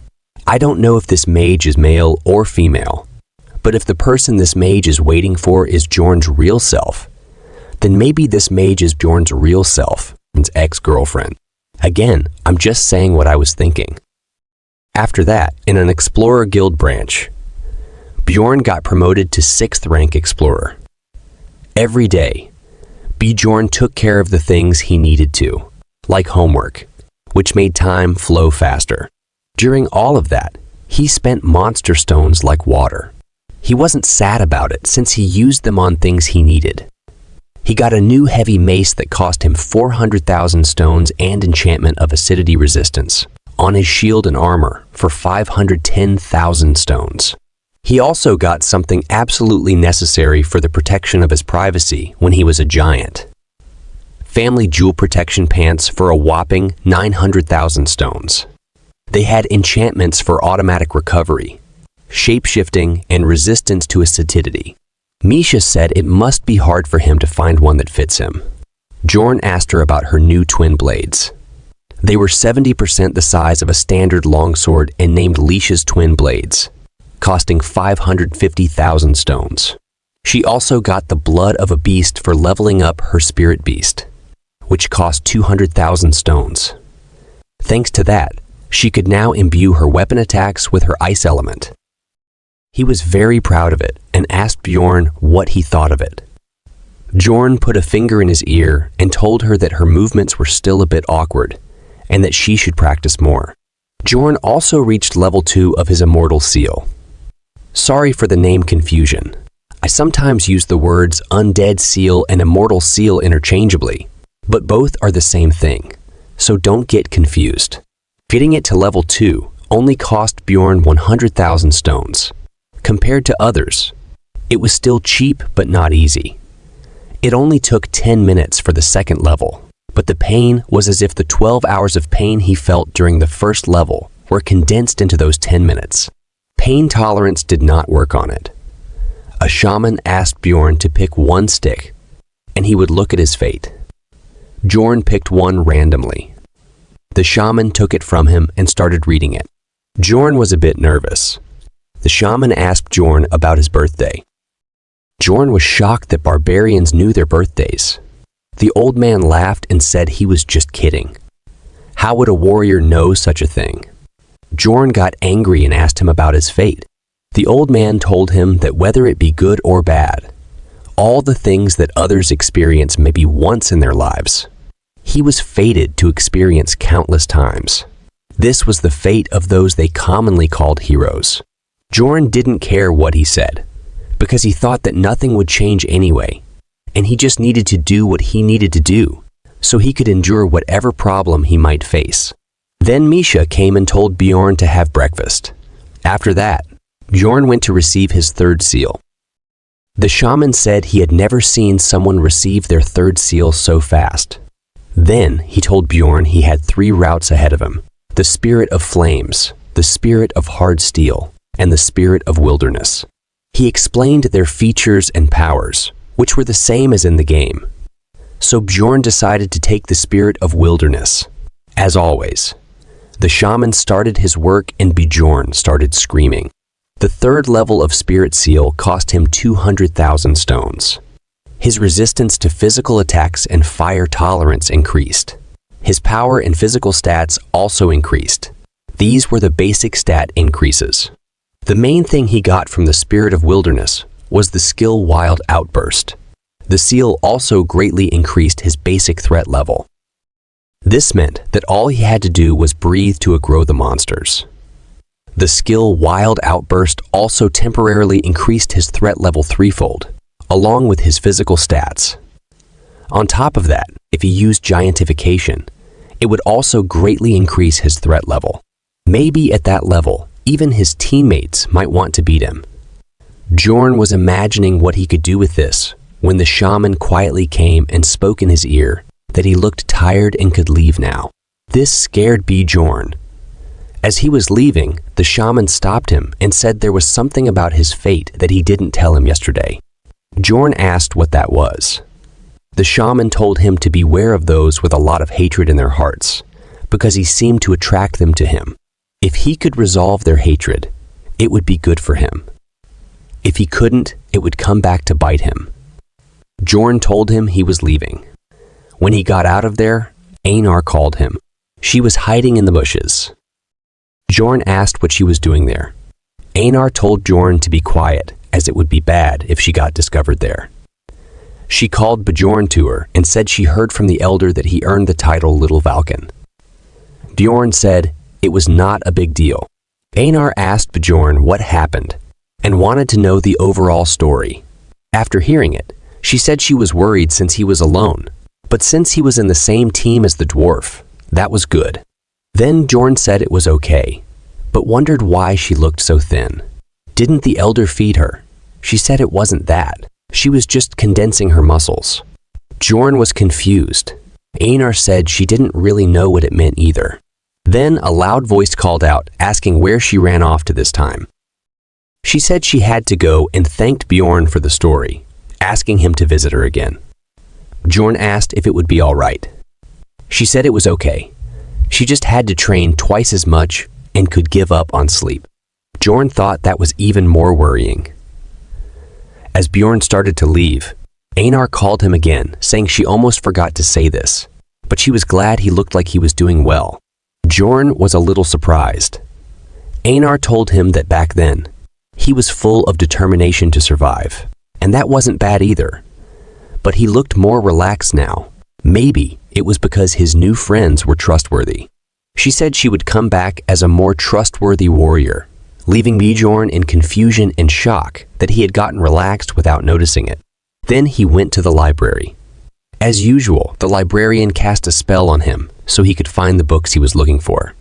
She mentioned to Bjorn that he had become quite famous. Bjorn was surprised that she initiated the conversation. He thought she might have something to say to him, but he decided to ignore her. He turned and simply said that he somehow became famous, then told her that he was leaving. He had tried to get close to her before because she was a mage, but now he thought there was no point in approaching her since he was already a 6th rank and even had a title. He also already had a mage in his party, although the mage wasn't from the magic tower. He figured that since she was working as a librarian here, she was probably in a similar situation as Dwaki. He told himself that this was just rationalization. For him, whose utmost priority was survival, being considerate of others' feelings was not something he could afford. He also told himself that he didn't have the capacity to take care of others. That's why he doubted everyone he met and analyzed their actions. He assessed the value of each person and what benefits they could bring him. He killed those who were a threat and wondered if he could use others or if they might stab him in the back. Yes, he had always been cold, acting only for his own sake, but it made sense to him why Einar had said what she said. He turned around again and started moving. He wanted to do things that were unnecessary now. It seemed he had gotten used to life here, and this was a problem. So what was the solution? He didn't know. But the current him was a barbarian, so he decided to live like a barbarian and do whatever he wanted without much thought. He went to the librarian and told her to stop looking at him like that and to just say what she wanted to say. The librarian was surprised. She asked Bjorn how he knew she had something to say. Bjorn told her that her eyes gave it away. It seemed Bjorn had a talent for flirting without even knowing it. The next day, at lunch at the Cafe Promise of Flowing Waters, Bjorn found the place too much, too sweet for him. He had been wondering what kind of place it was after hearing its name, but it turned out to be just a normal dessert cafe. The door was so small that he struggled to enter, and people were surprised to see a barbarian there. They wondered if the owner of the place was in debt or something. After he finally managed to enter the cafe, a girl waved her hand and called him over. Bjorn asked her if she was the client. She said yes, and introduced herself as Shavan Emur, the 7th rank deputy director of the Levigaean Administrative Agency, and the librarian's friend. She was in her early 30s. Bjorn thought she would be younger since the librarian had called her a friend. Maybe things weren't as simple as they seemed. She asked Bjorn what he wanted to order, mentioning that she hadn't ordered anything yet because she didn't know what he might like. Bjorn told her that he liked beer and meat. Shavan was confused about what to say.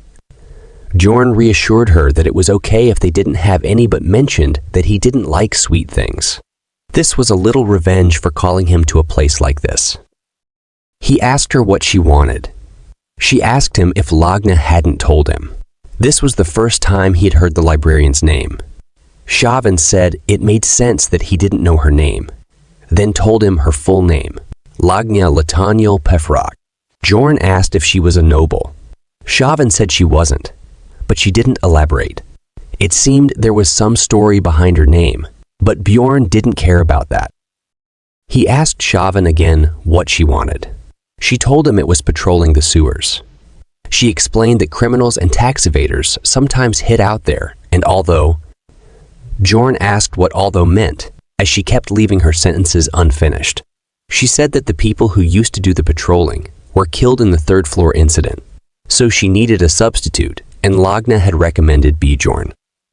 Bjorn said he understood what was going on, but wondered why she chose him. There should be better candidates.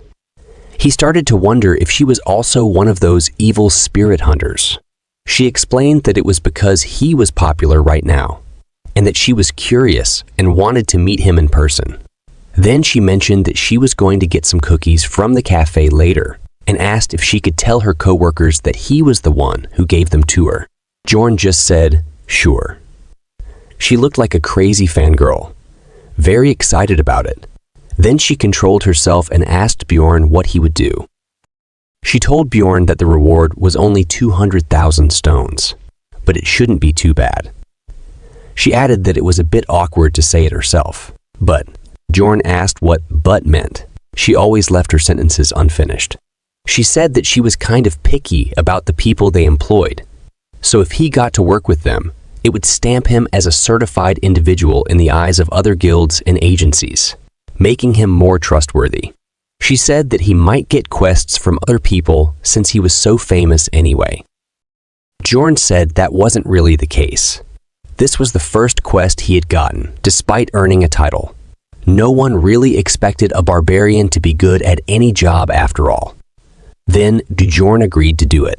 After that, Bjorn left the dessert cafe. Chauvin was left alone, thinking that it had been a while since she had met someone so interesting. She was curious about him since Lagna never talked about other people. She thought Bjorn was so talking to him calms her mind. Since Bjorn also doesn't know anything about Lagna's background, she thinks he's not a bad person. Now she tells herself that it's time for Lagna to make some other friends. 2 days later, at the sewer entrance, Bjorn arrives with his whole team. However, Misha and Dworki are already feeling terrible. The smell is really bad. Even the dwarf is struggling just to stand at the entrance. You wonder why they're all there together. When Bjorn is the one who received the quest, it's because Bjorn mentioned the quest during their regular meeting. The first team member, the dwarf, told Bjorn that he couldn't miss out on exploring the sewers because the place is full of ghosts. He even offered to help without taking any payment. The second member, the mage Dworki, asked Bjorn if he could join because his head was starting to hurt from all the reading he'd been doing recently, and he needed a change of scenery. The next member, the scout Rottmiller, mentioned that it would be easy to get lost in the sewers, so this was a great opportunity for him to test out his new skills. He said he needed to use his sixth sense. Finally, the little warrior Misha chimed in, saying that since there were criminals hiding down there, it might be dangerous, and she also needed to get used to her new twin blades. Bjorn couldn't refuse the free help, so that's how this team of outcasts came together. The guard at the entrance opened the gates for them and warned them not to lose the map of the sewage system or the headlamps. The headlamps had a recording device, so they had to keep them on the entire time and return them after completing their mission. The sewers were bigger than Bjorn had expected. The dwarf commented that this was why people hid in there. Since it was still dark despite the headlamps, Bjorn asked Dworki for some light. Dworki lit up the place, and after that, the dwarf started telling stories. The dwarf asked the others if they had heard the rumors of a terrifying monster that lived down there. He talked about it as if he were telling a ghost story. Misha went to Dworki and asked if he thought the monster really existed. Dworki blushed a little and said he had heard that all the waste from the magic tower went down there. And if the waste included some kind of potion or chemical reagent that reacted with something, it could create a monster unlike any they'd seen before.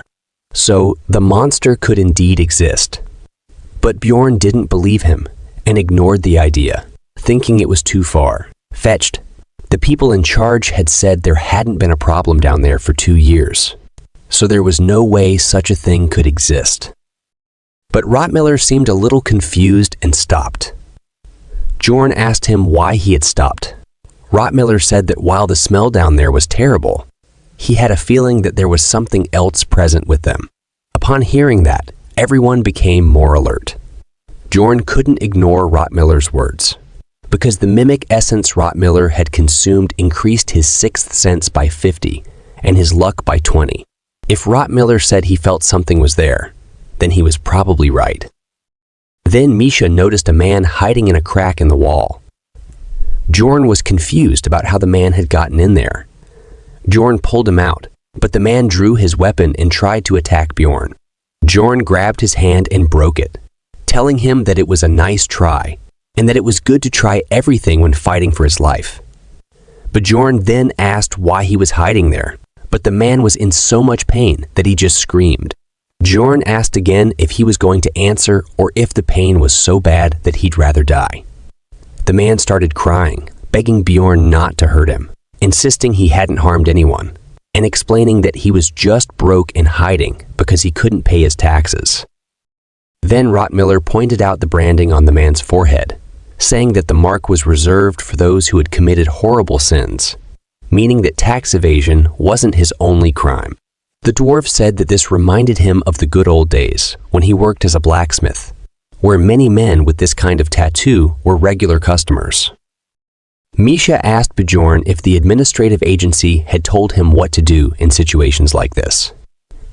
Bjorn said that they would receive an extra 5,000 stones if they captured the man alive, but they also mentioned that it didn't matter if they killed him, as long as it was recorded on video. Dwarky asked what if he was just a normal civilian. Bjorn replied that the agency had also said that a normal civilian wouldn't be down there. The dwarf laughed, saying that he wouldn't expect any less from the administrative agency. Misha noted that the man was going to be executed even if they captured him alive. The criminal begged them to negotiate, offering information in exchange for his freedom. Bjorn and Misha, looking angry, told him not to try and trick them.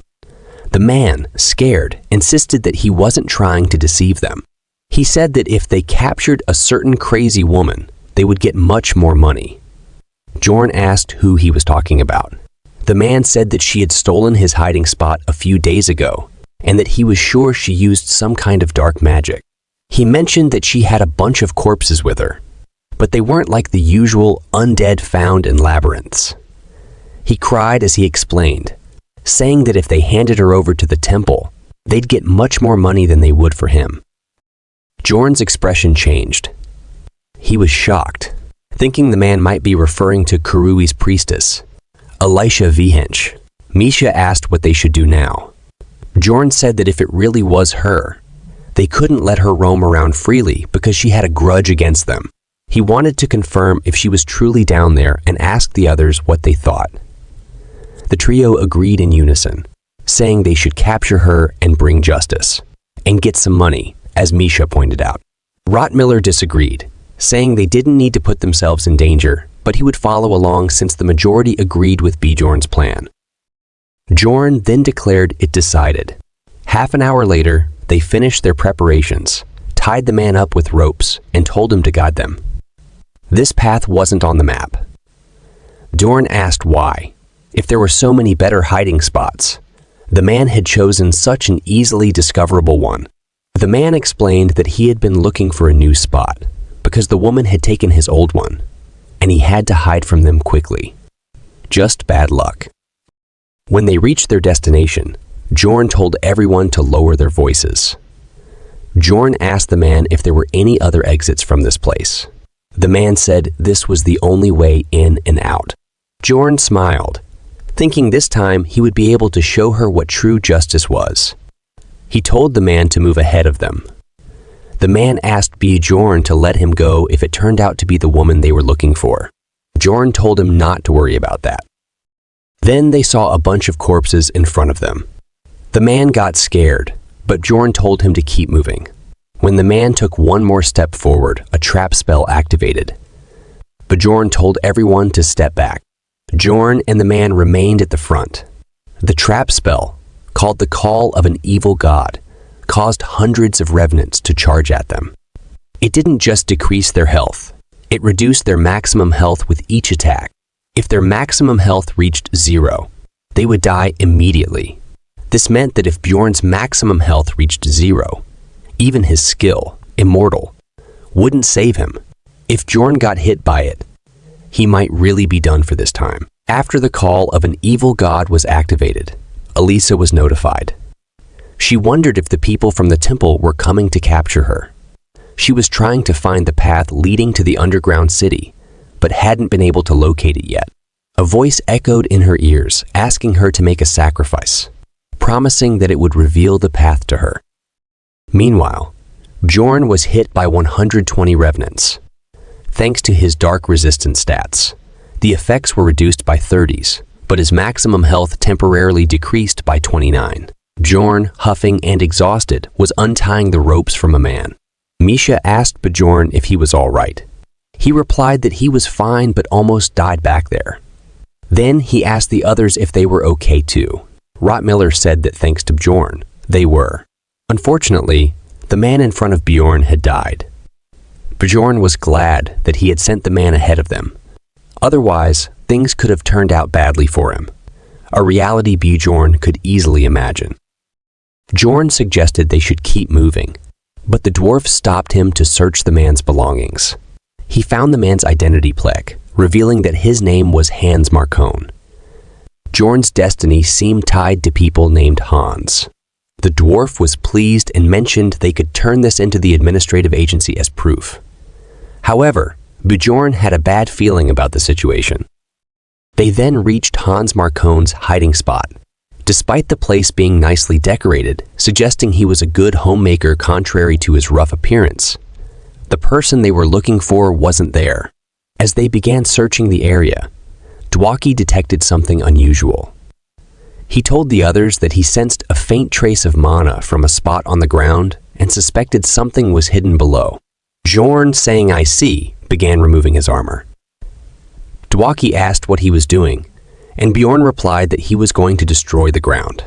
Dwaki doubted that it would work against magic, but Bjorn disagreed. Using his gigantification skill, Bjorn insisted that if brute force wasn't enough, it meant he wasn't using enough force. He proceeded to destroy the ground, shocking everyone. Soon, stairs became visible beneath the rubble. Misha commented that it actually worked. The dwarf asked Dwaki if he hadn't just said it wouldn't work, to which Dwaki replied that he wasn't so sure anymore. Rottmiller then told Bjorn that he could smell that woman's scent and nothing else, so he thought it should be safe to check it out, relieved that Rottmiller's sixth sense hadn't detected any danger. Bjorn decided to proceed. Deep underground, there was a city called Newark. Initially, I thought it would be just an area where escaped criminals lived. But this city looked like a real one, complete with artificial lights. In it, a man was running with all his might, reaching another man whom he called Vice Captain. He informed him that the door had been destroyed. The Vice Captain asked what he meant by the door being destroyed and wondered if the royal family was responsible. The man clarified that it wasn't the royal family, according to reports from above. The door that had been destroyed had been forgotten ever since the incident with the Karui cult, so they thought it might be the priest on the run. They decided to investigate and see what we have here. The red-haired waifu. Her name is Amelia. The vice captain asked her to handle the situation quietly, to which she agreed, saying she would return shortly, confused by the maze-like structure. Misha asked the dwarf if he knew what this place was, but he laughed awkwardly and said that not all dwarves are experts in architecture. He then asked Dwaki for his thoughts. Dwaki replied that mages don't know everything, and that he had no idea why people back in the day would build something like this underground. Misha remarked that she thought he might know, especially since he had mentioned reading a lot lately. Dwaki explained that his reading was for learning new magic. Rottmiller interrupted, asking them to stop. He had caught Aisha's scent, and it wasn't a leftover one. She was approaching them. On the other side, Elisha was also lost in the complex paths. She then heard the evil god's laughter, which she always heard whenever something bad happened to her. She assumed the people from the temple were already there and started running in the opposite direction. Rottmiller noticed this and the group began chasing her. Misha warned Bjorn to be careful not to fall into her trap again. Elisha recognized their voices and, gaining confidence, said that they had dug their own graves and she wouldn't let them escape this time. She decided to attack, opening the gate to the demonic realm and summoning shadow demonic hounds and shadow guardian knights. But this time, the situation was different. Misha easily dealt with them using her ice element. Bjorn was impressed by Misha's growth and said that this time would be different from the last. He also used his skill Wild Outburst to take care of the shadow hounds. The dwarf, excited, used his lightning skill and unleashed a combo, announcing that he was also there. Rottmiller fired his crossbow. However, Elisha wasn't going down easily. She began casting curses, but this time Dwaki was ready with his new 7th rank support spell, called Brilliance, which purified everyone's curses. Afterward, he asked Bjorn how he did. Bjorn praised him, saying it was amazing. It was Bjorn who had told him to learn a spell that would eliminate curses, and he had learned a wide-range purification spell, which had probably been expensive. Bjorn destroyed Elisha's shadow guardians and then asked Dwaki to cast a spell. Dwaki was confused and asked if he meant right now. Bjorn urged him to hurry. He then jumped to attack Elisha directly. To avoid Bjorn's attack, she used spiritification, a skill that made her resistant to physical attacks and allowed her to glide, just as she had escaped last time. She told Bjorn that she wouldn't forget this. But this time, Bjorn was determined not to let her escape. That's why he had asked Dwaki to cast the materialization spell in advance. With the aim, assist spell, Dwaki used the materialization spell on Elisha, canceling the effects of her spiritification. This time, Bjorn wasn't going to let her go. He grabbed her and slammed her onto the ground, perhaps a bit too hard, and started beating her before she could do anything. The others were shocked. Dwaki asked Bjorn if they should capture her alive for the reward. Bjorn stopped after that and tied her to his back. He also asked Dwaki to use paralysis poison on her, not wanting to take any risks. He didn't think she could move in this condition, and the way she was tied up was a bit casual. After that, Bjorn asked Rottmiller to take the lead, but when he didn't hear anything from behind, he looked back and saw the others lying on the ground unconscious. Then he, too, got poisoned. Fortunately, thanks to his high bodily stats, the poison's effect was reduced by half. And with that, he had his reunion with the red-haired waifu. She was impressed that Bjorn was still moving despite the poison. Bjorn was shocked after seeing her. Then she looked down and saw Misha. She smiled and asked Bjorn if he wasn't running away because of his friends. Bjorn said that he didn't know why she would ask that. He thought that she was here to silence him, to make sure he didn't talk. He believed she let him go last time because he was just a beginner. But now he had become famous enough to earn a title, and she probably thought it was a great opportunity since he came into the sewers. Bjorn was scared and said that he kept the promise. So why was she following him here to kill him?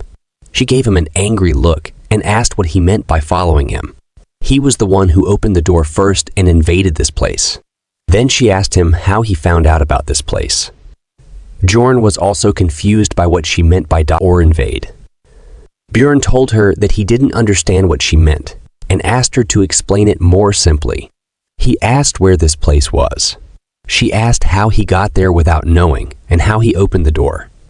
Bjorn said if she meant the magical thing on the floor down here, he just broke it by hitting it with his mace. She put a hand on her head and said that he broke it. Bjorn asked if that was a problem. She said no, but asked him why he did it. Bjorn pointed his mace towards Elisa and said it was because she ran down here. Amelia recognized her as the wanted priestess of Karui. Bjorn said that since she knew about her, that was good, and it should clear things up. Amelia said it did. Bjorn hurriedly said that it was good then, and they should get going now. He added that she didn't need to give him a potion. He would figure things out on his own. But Amelia stopped him and told him that she couldn't let him go since he found out about this place. Bjorn asked what if he swore not to tell anyone about it. Amelia said it was different from back then. Bjorn was just hoping she would accept it, but he knew she wouldn't just let them go. Then Bjorn started removing his armor. Amelia asked what he was doing. Bjorn asked Amelia if she knew the 2 ways to enrage a person. Amelia asked what he meant. Bjorn said the first way is to stop talking mid-sentence. I also agree with Bjorn on this. Then, Bjorn said the other is. Amelia asked what the other was. Bjorn tried to take this opportunity and threw his mace towards her. She dodged it, but was confused. Then, Bjorn suddenly came holding his shield in his hand and tried to throw it towards Amelia like Captain America. But Amelia was unfazed and easily dodged it. However, Bjorn was right behind the shield in the air, jumping towards her to crush her, but she quickly dodged the attack to the side. Bjorn predicted that she would only back away just enough to dodge it. That's why he extended his hand towards her, and then used the gigantification skill. Because this was unexpected, he easily grabbed Amelia's shoulder. Bjorn said that she was finally in his grip, then punched her face with his massive hands. He tried to punch her again, but Amelia pulled her knife and used aura on it. She was going to cut off Bjorn's entire arm, so Bjorn decided to use the flesh explosion skill and exploded his own hand before she could cut it. From the explosion, the acid blood got on Amelia's face, but she still attacked amidst all that. Bjorn tried to kick her, and it worked. She spat out blood from her mouth. Bjorn got really happy that it worked. He started thinking that he could really defeat her. But then Amelia called his name, and the voice came from behind him. Bjorn was very shocked as his happiness turned into despair. Amelia started using her skills. She used auto-reproduction, then used the Azura kick. She said that he should be able to withstand it since she heard he took the vampire's essence. She looked really angry this time. Bjorn figured out that she used the auto-reproduction skill, but he also knew that he was really in trouble now. Then she kicked Bjorn's face with the Asura kick. The kick was so strong that I couldn't even see his head anymore. He didn't even get to finish his thought process before his head was completely gone. Okay guys, this is the end of the story. Bye. Wait, I'm just joking. Bjorn survived thanks to his passive skill, and with the help of his active skill, his head soon regenerated. Amelia was impressed by his regenerative power. She remarked that just one potion bottle healed everything, even when his head had fallen off. Bjorn was surprised and asked her why she used a potion on him. Amelia asked if he was questioning why she didn't kill him instead. She mentioned that he hadn't changed at all since the last time. She then asked him why he attacked her out of nowhere, instead of trying to resolve things through conversation like most people do. Bjorn replied, saying that if she intended to kill him, what else could he do? She asked Bjorn what made him think she wanted to kill him. She even reminded him that she had let him go last time, too. In confusion, Bjorn said that she was the one who said she couldn't let him leave since he knew about this place now. Amelia clarified that she said she couldn't just let him leave. Bjorn thought it was the same thing. Then Bjorn asked her what she was going to do then. She said she wasn't going to kill him, so he should quit worrying about it. While asking her these questions, Bjorn was trying to grab his mace. Amelia told him to stop. With an awkward smile, Bjorn said he wasn't going to attack her. He was just... But before he could finish, Amelia completed his sentence, saying he was just preparing in case she changed her mind. Right? Awkwardly, Bjorn agreed. Then he made a silly face and said that the best way to defend yourself is by attacking. Suddenly, Amelia coughed up blood. Bjorn asked if she hadn't taken a potion. She replied that she couldn't. Bjorn understood because there are some essences that react badly with potions. Then she gave Bjorn something and asked him to take it. Bjorn asked what it was. She explained that it was a medicine called Lei's Blessing, created by an alchemist in Noark, the underground city. It erases the memories of the person who consumes it up to an hour back. Bjorn wondered if the alchemist had a weird sense of humor or if the medicine had to be shaped that way. Bjorn asked her why she didn't use it last time if she had something like this. She explained that it's rare. Then Bjorn said that if she killed 5 people, she could get tens of millions of stones. So why was she doing this instead of killing them? It seemed like Bjorn was eager to get himself and others killed. Amelia got angry and asked him what kind of person he thought she was. Bjorn didn't say anything aloud, but he thought she was insane. She grabbed Bjorn's hand and forced him to take the medicine, telling him that if he wanted to live, he had to eat it. Bjorn swallowed it, thinking it was better than dying. He then asked her if memory loss was all it did. She said she hadn't heard of any side effects, so he didn't need to worry. He could just fall asleep? Or did he have another choice? What choice did Bjorn have now? Then she asked Bjorn what the other one was. Confused, Bjorn asked what she was talking about. She reminded him of the thing he mentioned about the 2 ways to make a person mad. Bjorn was just about to answer, but the effect of Lei's blessing started, and he fell asleep. After some time, he woke up, but the medicine's effect didn't work on him, and he remembered everything that had happened. The next morning, at the administrative agency, Bjorn and his party received their reward for capturing Hans Markham after they confirmed his identity plaque. Hans was a criminal wanted for robbery and murder. Bjorn received a total of 180,000 stones for his quest, including a bonus. Then Bjorn asked if he had to pay for the broken equipment, but she told him that she would resolve that with the higher-ups because what he went through was a special case. Actually, what happened after that incident was this. They woke up in the sewers with their equipment, but the headlamp and the recording device inside were broken. Except for Bjorn, the others didn't remember a thing. Their last memory was when they were heading to Hans's number 5 safe spot. Yes, Hans number 5, because they had encountered so many Hans that they had to keep track of them to know which Hans they were talking about. The others didn't know what had happened to them, while Bjorn was confused about how his memories remained intact. Misha and Dworki were surprised to see Alicia. Dworki was puzzled about why they had no memories of this and why she was dead. Misha speculated that maybe it was the monster mentioned earlier.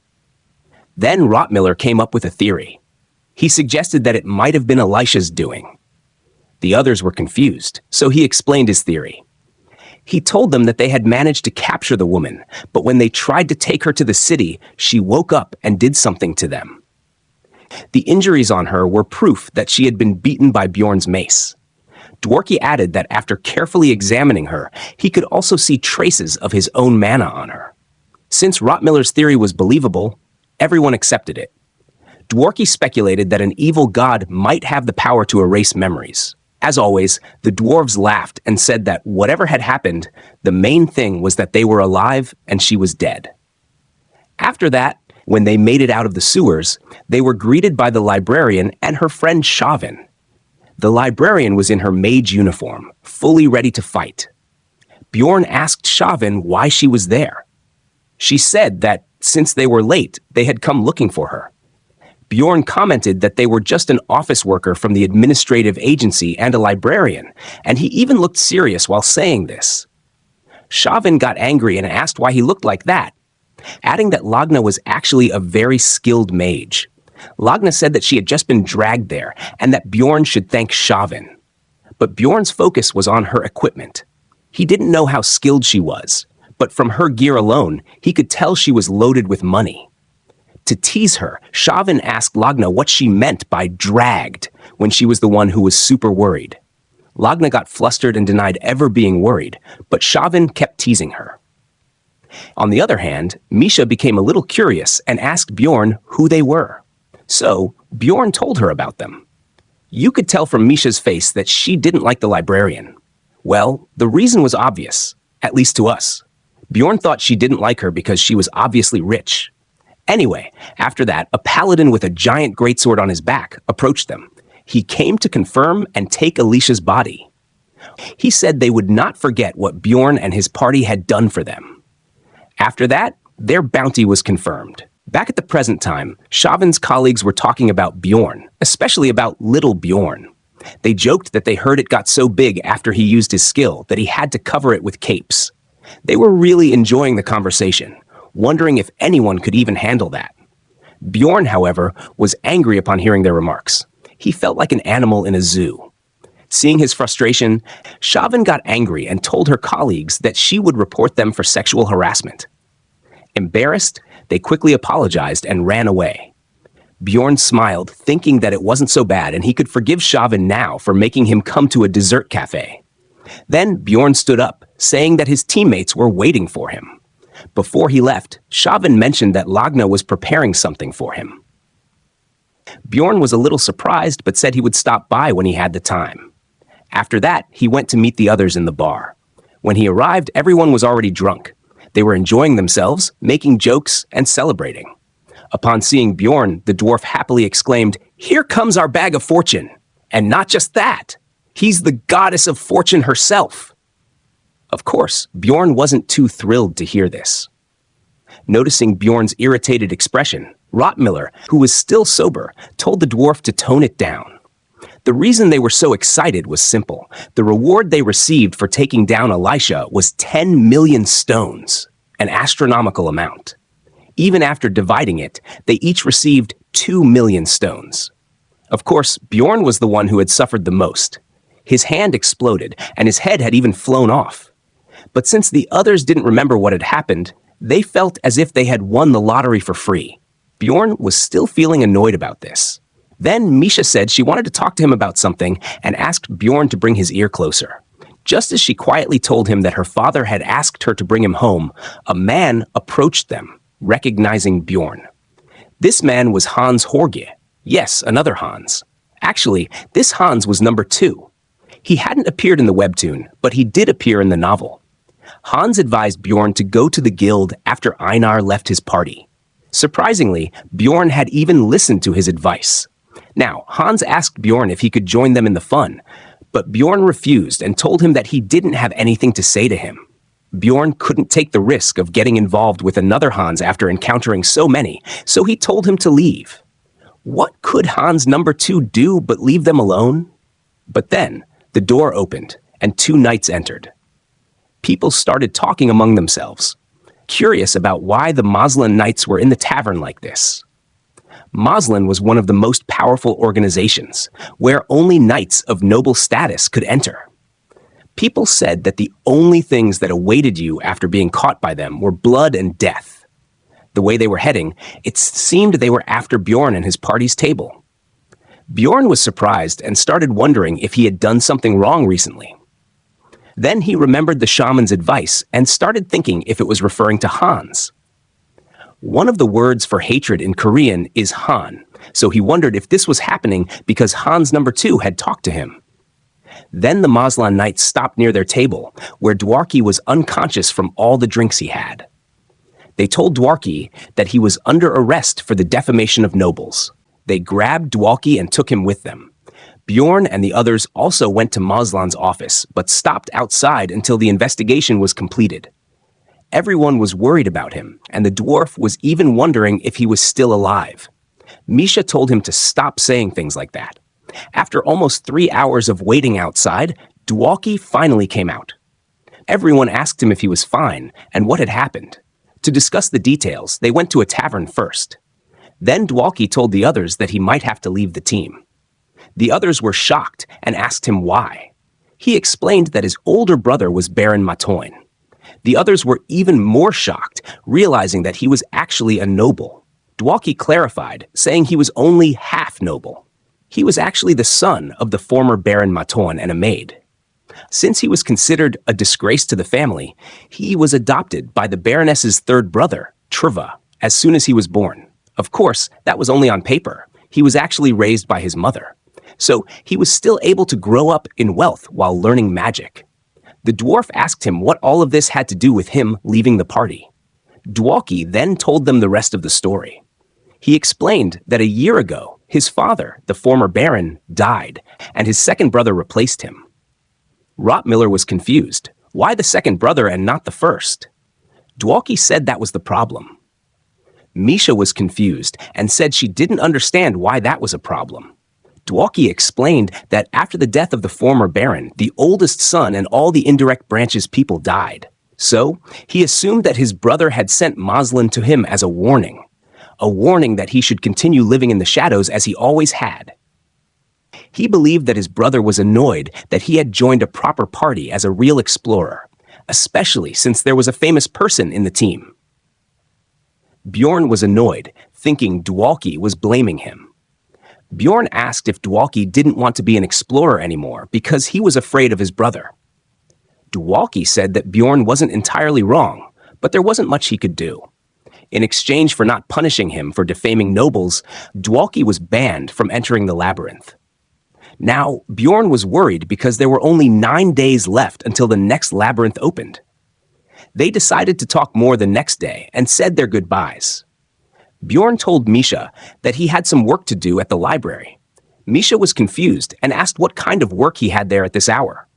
Bjorn told her he had some business with the librarian. Misha asked Bjorn if he wanted her to come with him. Bjorn told her it was fine and that she could go and rest. Misha said that she didn't have anything to do even if she went back. It was clear that Misha didn't want Bjorn to go alone. Bjorn got angry and asked what she meant by saying she had nothing to do. If she had time, she should train more. Misha didn't know what to say and was almost about to cry. She had been thinking of resting all day and training the next day. But now the situation was different. She couldn't even take a day off to rest. After that, Bjorn went to the library and formally introduced himself to Lagna, saying that they hadn't actually introduced themselves before. However, Lagna didn't play along and said she already knew his name. She asked Bjorn if he planned to stay because the library was almost closing. Bjorn told her that he didn't come for books this time. She asked him why he was there, and Bjorn called her by her full name, Lagna Leonil Pefrox. But Lagna corrected him, saying it was Gel, not Litanel. Then Bjorn asked her if she wanted to enter the labyrinth and take a break from her librarian job, but she instantly refused. Of course, Bjorn had expected that. Bjorn then shifted to business mode and asked what he could do about it, implying she was so terrible that she couldn't even enter the labyrinth. Lagna asked Bjorn what he had just said. Bjorn smiled and asked her if that meant she was skilled enough. Lagna became a little nervous and asked if this was what he had been curious about. But then Bjorn ended the conversation, saying he couldn't change her mind. It seemed like Bjorn was trying to plant a seed in her mind for later. Then Bjorn asked her about the thing Shavin mentioned she had prepared for him. Lagna looked confused and asked, "Prepared something? Is that how she said it?" Bjorn was confused about what she was talking about.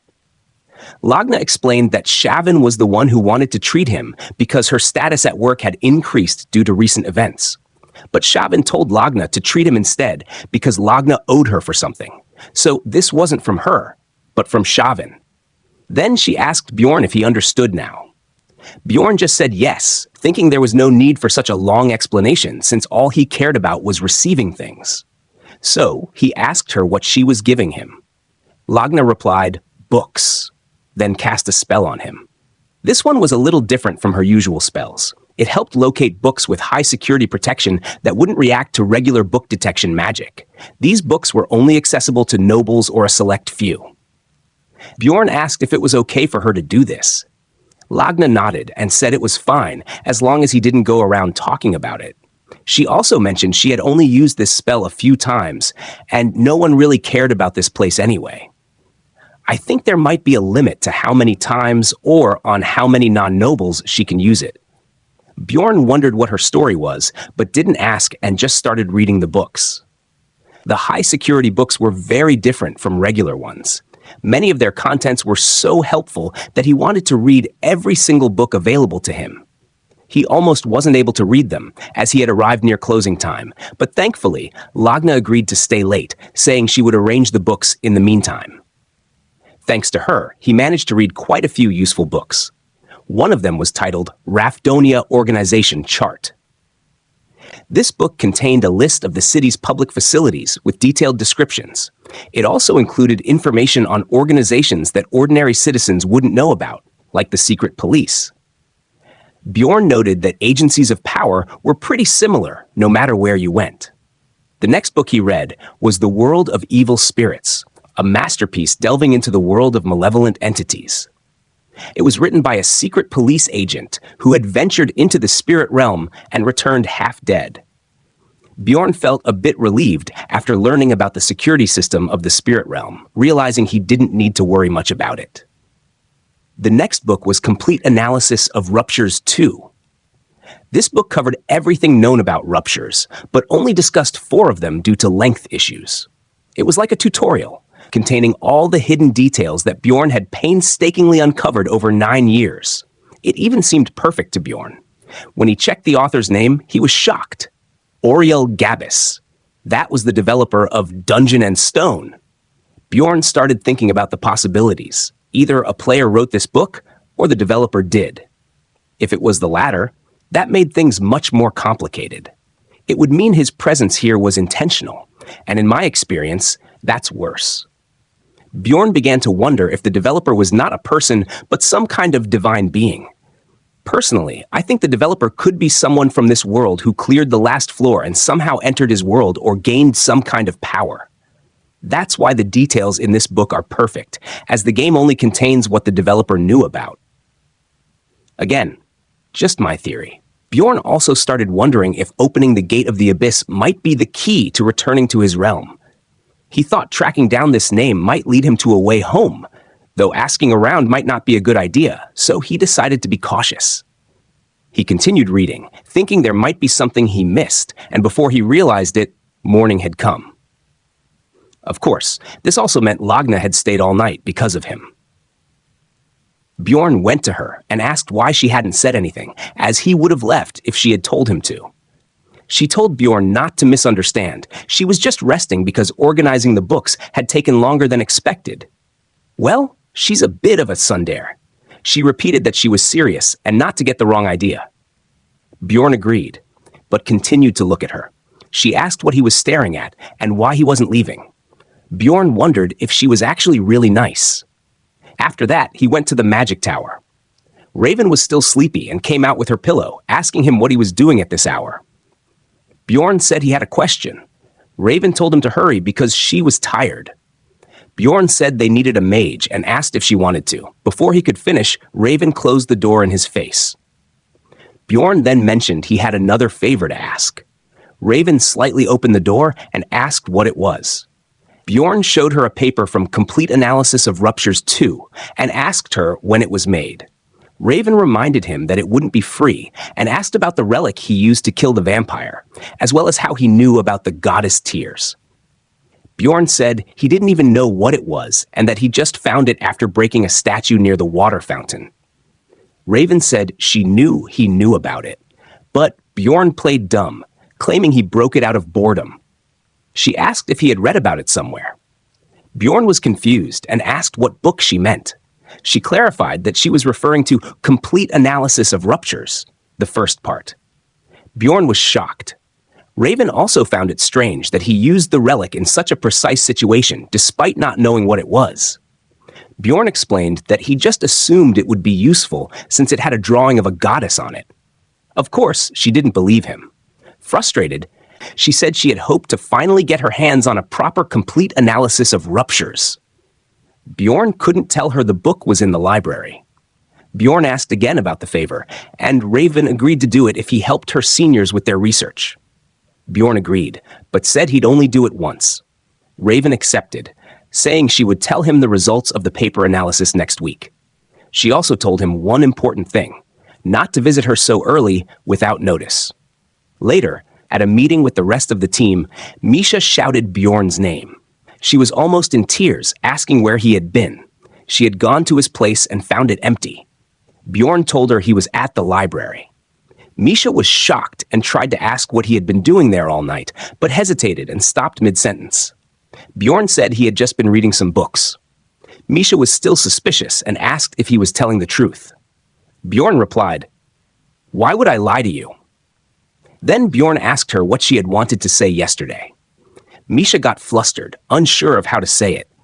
Yesterday, she had been drunk, so it had been easier to speak her mind.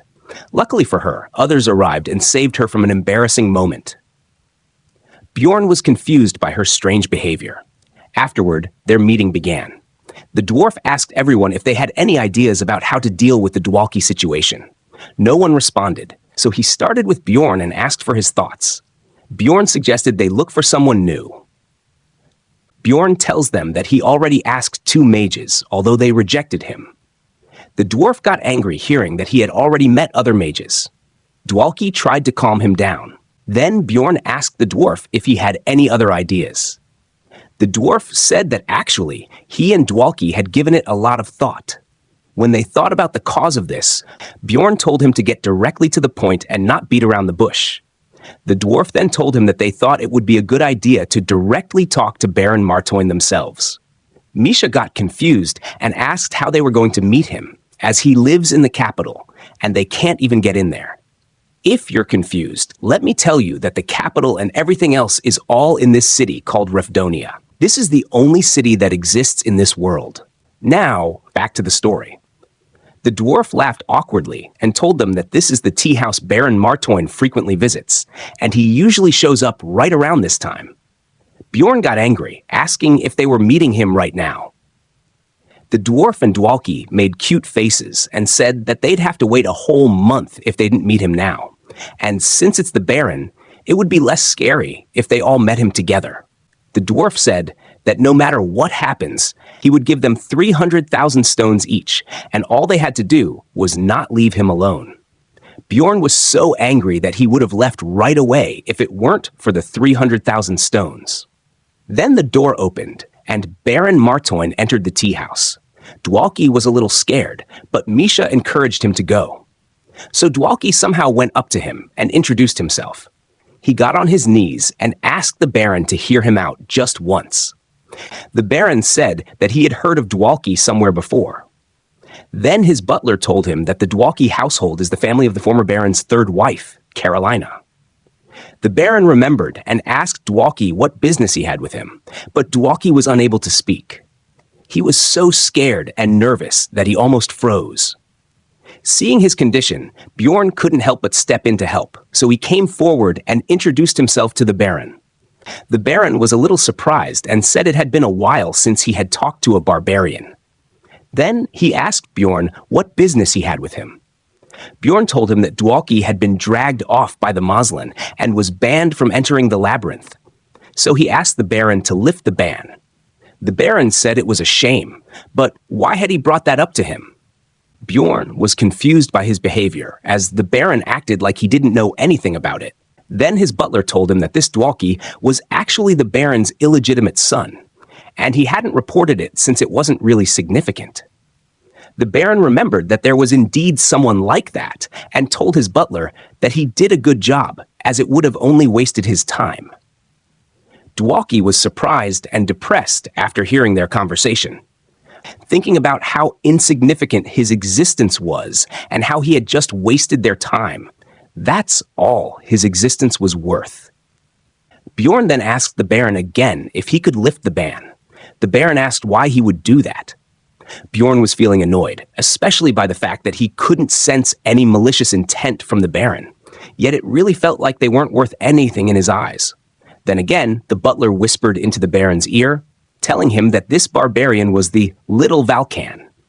The Baron was very surprised after hearing that. Of course, Bjorn was confused about what was going on. The Baron was so happy, saying he hadn't expected to come across the explorer the Count was so interested in this manner. He was so happy that he decided to reward his butler with 200,000 stones, as it was because of him that he got to meet Bjorn. Bjorn was nervous, hearing them talk about him like that. Then the Baron asked Bjorn if he had said his name was Bjorn. This time, the Baron was a little more serious, for the first time in the conversation so far. He told Bjorn that he would lift the ban or whatever, but Bjorn would have to do him a favor in return. Bjorn was a little nervous and asked what it was. The Baron told him that the Count was going to hold a big banquet in 2 months, and he wanted Bjorn to be his +1 for that banquet. Bjorn asked if that was all. Then the Baron asked if Bjorn had any talents he could show off at the banquet, like bending metal with his bare hands. The Baron was really planning to make Bjorn a joker at the party. Bjorn was also angry. Then the Baron said he would give him 1 million stones in return. Bjorn started twitching, then gave him a big thumbs up and told the Baron to call on him whenever he needed. He said he could do anything for the sake of his party members. It was too large an amount for Bjorn to refuse. If you're wondering why others didn't speak to the Baron like that, it's because barbarians cannot be charged for defamation of nobility, even if they don't behave or speak according to the rules of etiquette. They were granted this privilege because of a great accomplishment they had made a long time ago. So if others had decided to do it, they might be in a similar situation as Dwalki.